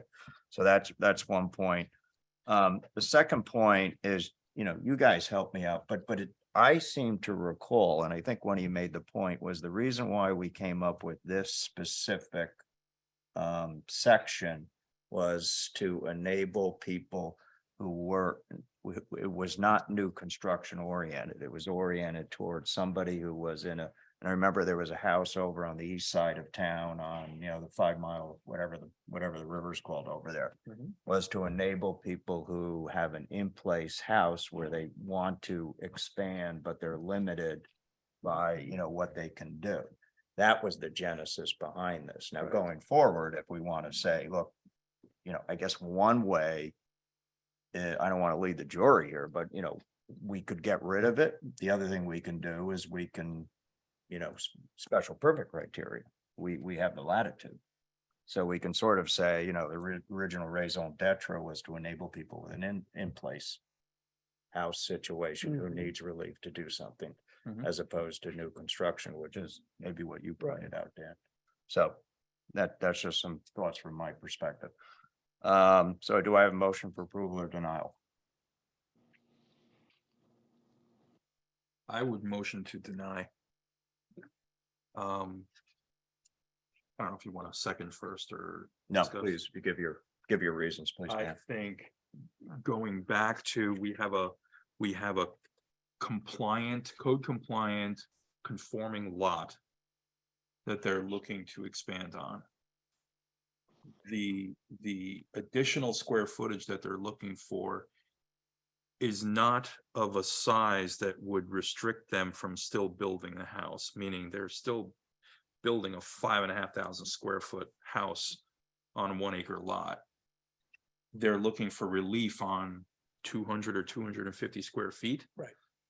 I don't see a reason why the scale of the house or some portion of the house couldn't be redesigned to make it compliant and not have to go for the special permit for the overage on the lot. It seems like what they were getting at was because they're trying to classify it as an accessory dwelling unit for the mother-in-law, that's going to give them some sort of relief on the special permit to give them the overage on the square footage. But our ADU requirements and our ADU initiative was never intended to supersede or overrule our coverage and square footage requirements.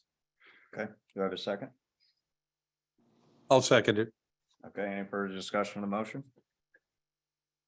Okay, I'm calling the question. John, can I make a comment, John? Sure.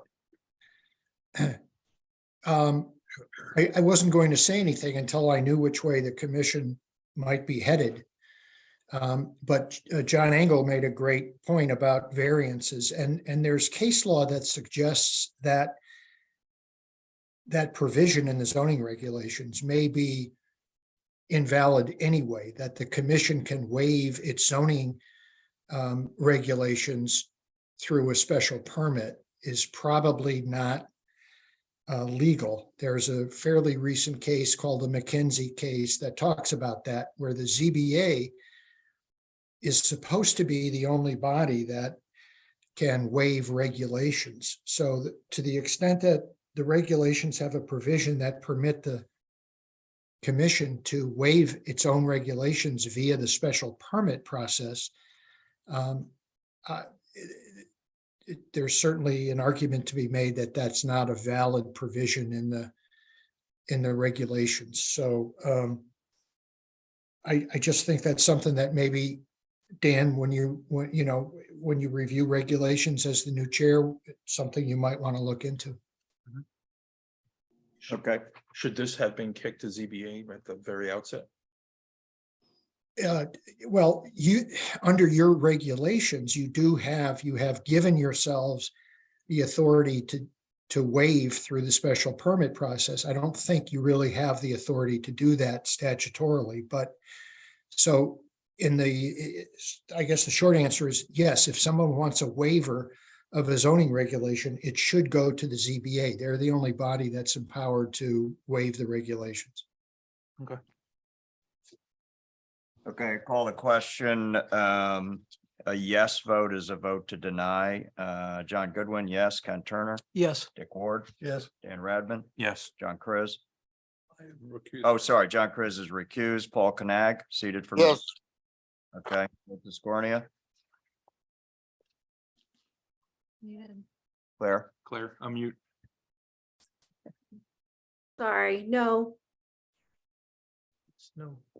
so you're voting to approve the applicants. Yes, I am. Okay, got it. Krista Nielsen, Yes. Arthur Cassavant, Yes. John Engel. Yes.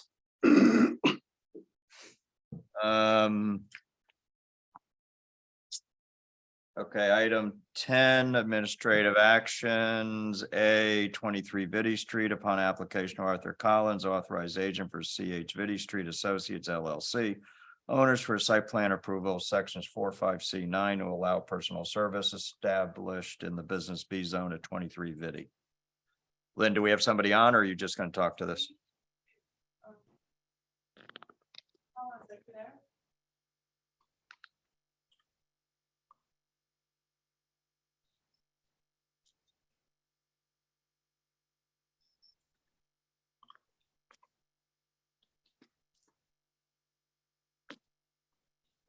Lynn, are you able to talk to it? This is just an application for personal services establishment. I could pull it up. Coming through, it's in the. Can't hear. He can't hear you. Sorry, so this is an application in the business B zone. It's there's a building that you guys approved. I believe it was in 2016 at 23 VD Street, where currently the Riverside Pediatrics facility is. You allowed for certain types of developments there, and they're filling all of their vacancies. So they are filling a space with a personal service establishment. I think it was a skincare facility, if I recall correctly. Yes. One second.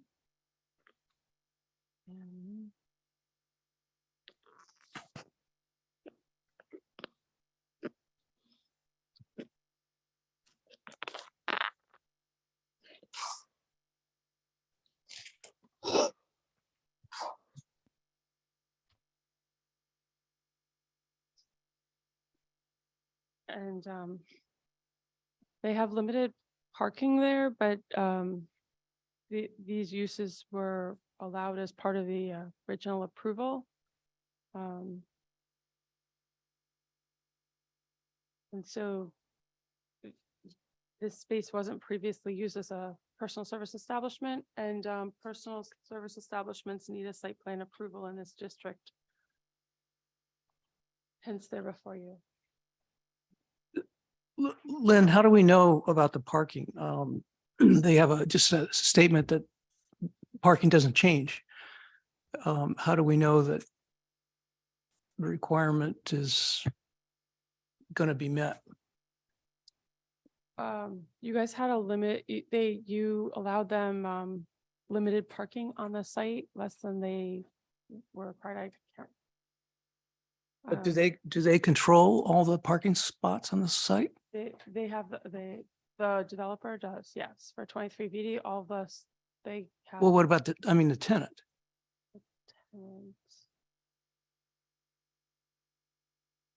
Get you that number, I don't.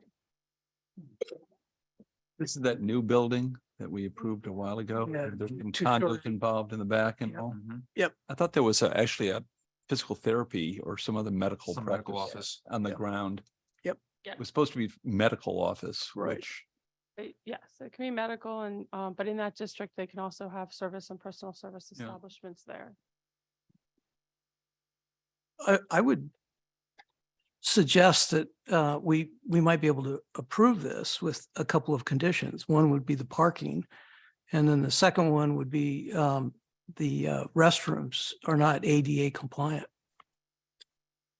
You want the restrooms to not be ADA compliant? or They you- are not the way that's designed. They need They to be. need to be. Okay. So you, Do you want to make a motion? Yes, I'll make a motion to approve. Okay, and the conditions again are that the restrooms be ADA compliant. At least one At least restroom one be, restroom be ADA Uh, and the parking. and the parking,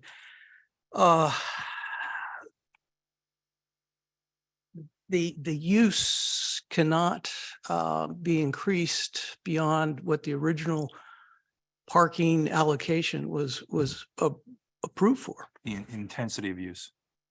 Right. Intensity. Okay, Lynn, does that work for you to go back to as an approval? Sure. Okay, great. Do I have a second? I'll second. Great, okay. Any further discussion of the motion? Okay, I call the question. John Goodwin, I vote yes. Ken Turner, Yes. Dick Ward, Yes. Dan Radman, Yes. John Cruz, yes. Claire Tiscornia, Yes. Krista Nielsen, Yes. Arthur Cassavant, Yes. John Engel. Yes. Okay, motion carries. Item B, Grace Farms Foundation, 365 Luke's Road. So as I said last time, I do think that hopefully someday we'll get to the point where we have a decent working relationship between certain of the neighbors and Grace Farms. We're not there yet. And as I said, I think last meeting, my recommendation was that the terms of approval should be made available to the commissioners to vote on anything having to do with Grace Farms until hopefully we get to the point where we don't have to do this. So you have it there available if you want to take a look at the conditions. This one seems a little less intensive and complicated than what we asked about last time. So condition number 36, you guys basically said the gymnasium may be used for church and foundation sponsored activities or for other. Then that get close to that Microphone. speaker. That's the mic.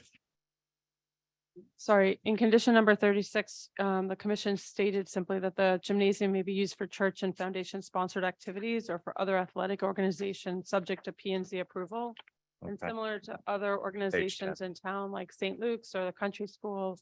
And similar to what Grace has done in the past, they've submitted a list of who's using their gym and when, and that's basically what you're looking at. They've submitted to us that New Canaan Basketball Association is using the gyms on Wednesday and Thursday. Okay, we see it all here, Lynn. Okay. Yeah, that's good. Okay, do I have a motion for approval or denial? I'll make a motion to approve. Do I have a second? I'll second. Okay, I call the question. John Goodwin, I vote yes. Ken Turner, Yes. Dick Ward, Yes. Dan Radman, Yes. John Chris, Yes. Claire Tiscornia, Yes. Susan Nielsen, Yes. Arthur Cassavant, Yes. John Engel. Yes. Okay, great. Item C, planning and zoning fees for full year 23-24. Lynn, it's getting late. Is this something we need? You know, is this critical or? It's critical going into the budgets, Okay, cycle. So we went through the exercise of analyzing our fees for the, in general across the board. And, we looked at some of our neighboring communities and what they do. We looked at Westport, Ridgefield, Greenwich, Darien. And then we looked at, how we've charged fees, and we have noted that, right now, we only charge a set fee for, all interior changes. Right now, we're classified for $150, but we noticed over the last couple of years is that people have been gutting entire buildings as opposed to just doing interior changes of like 250 square feet. And so that it's still time consuming to review the plans. So we've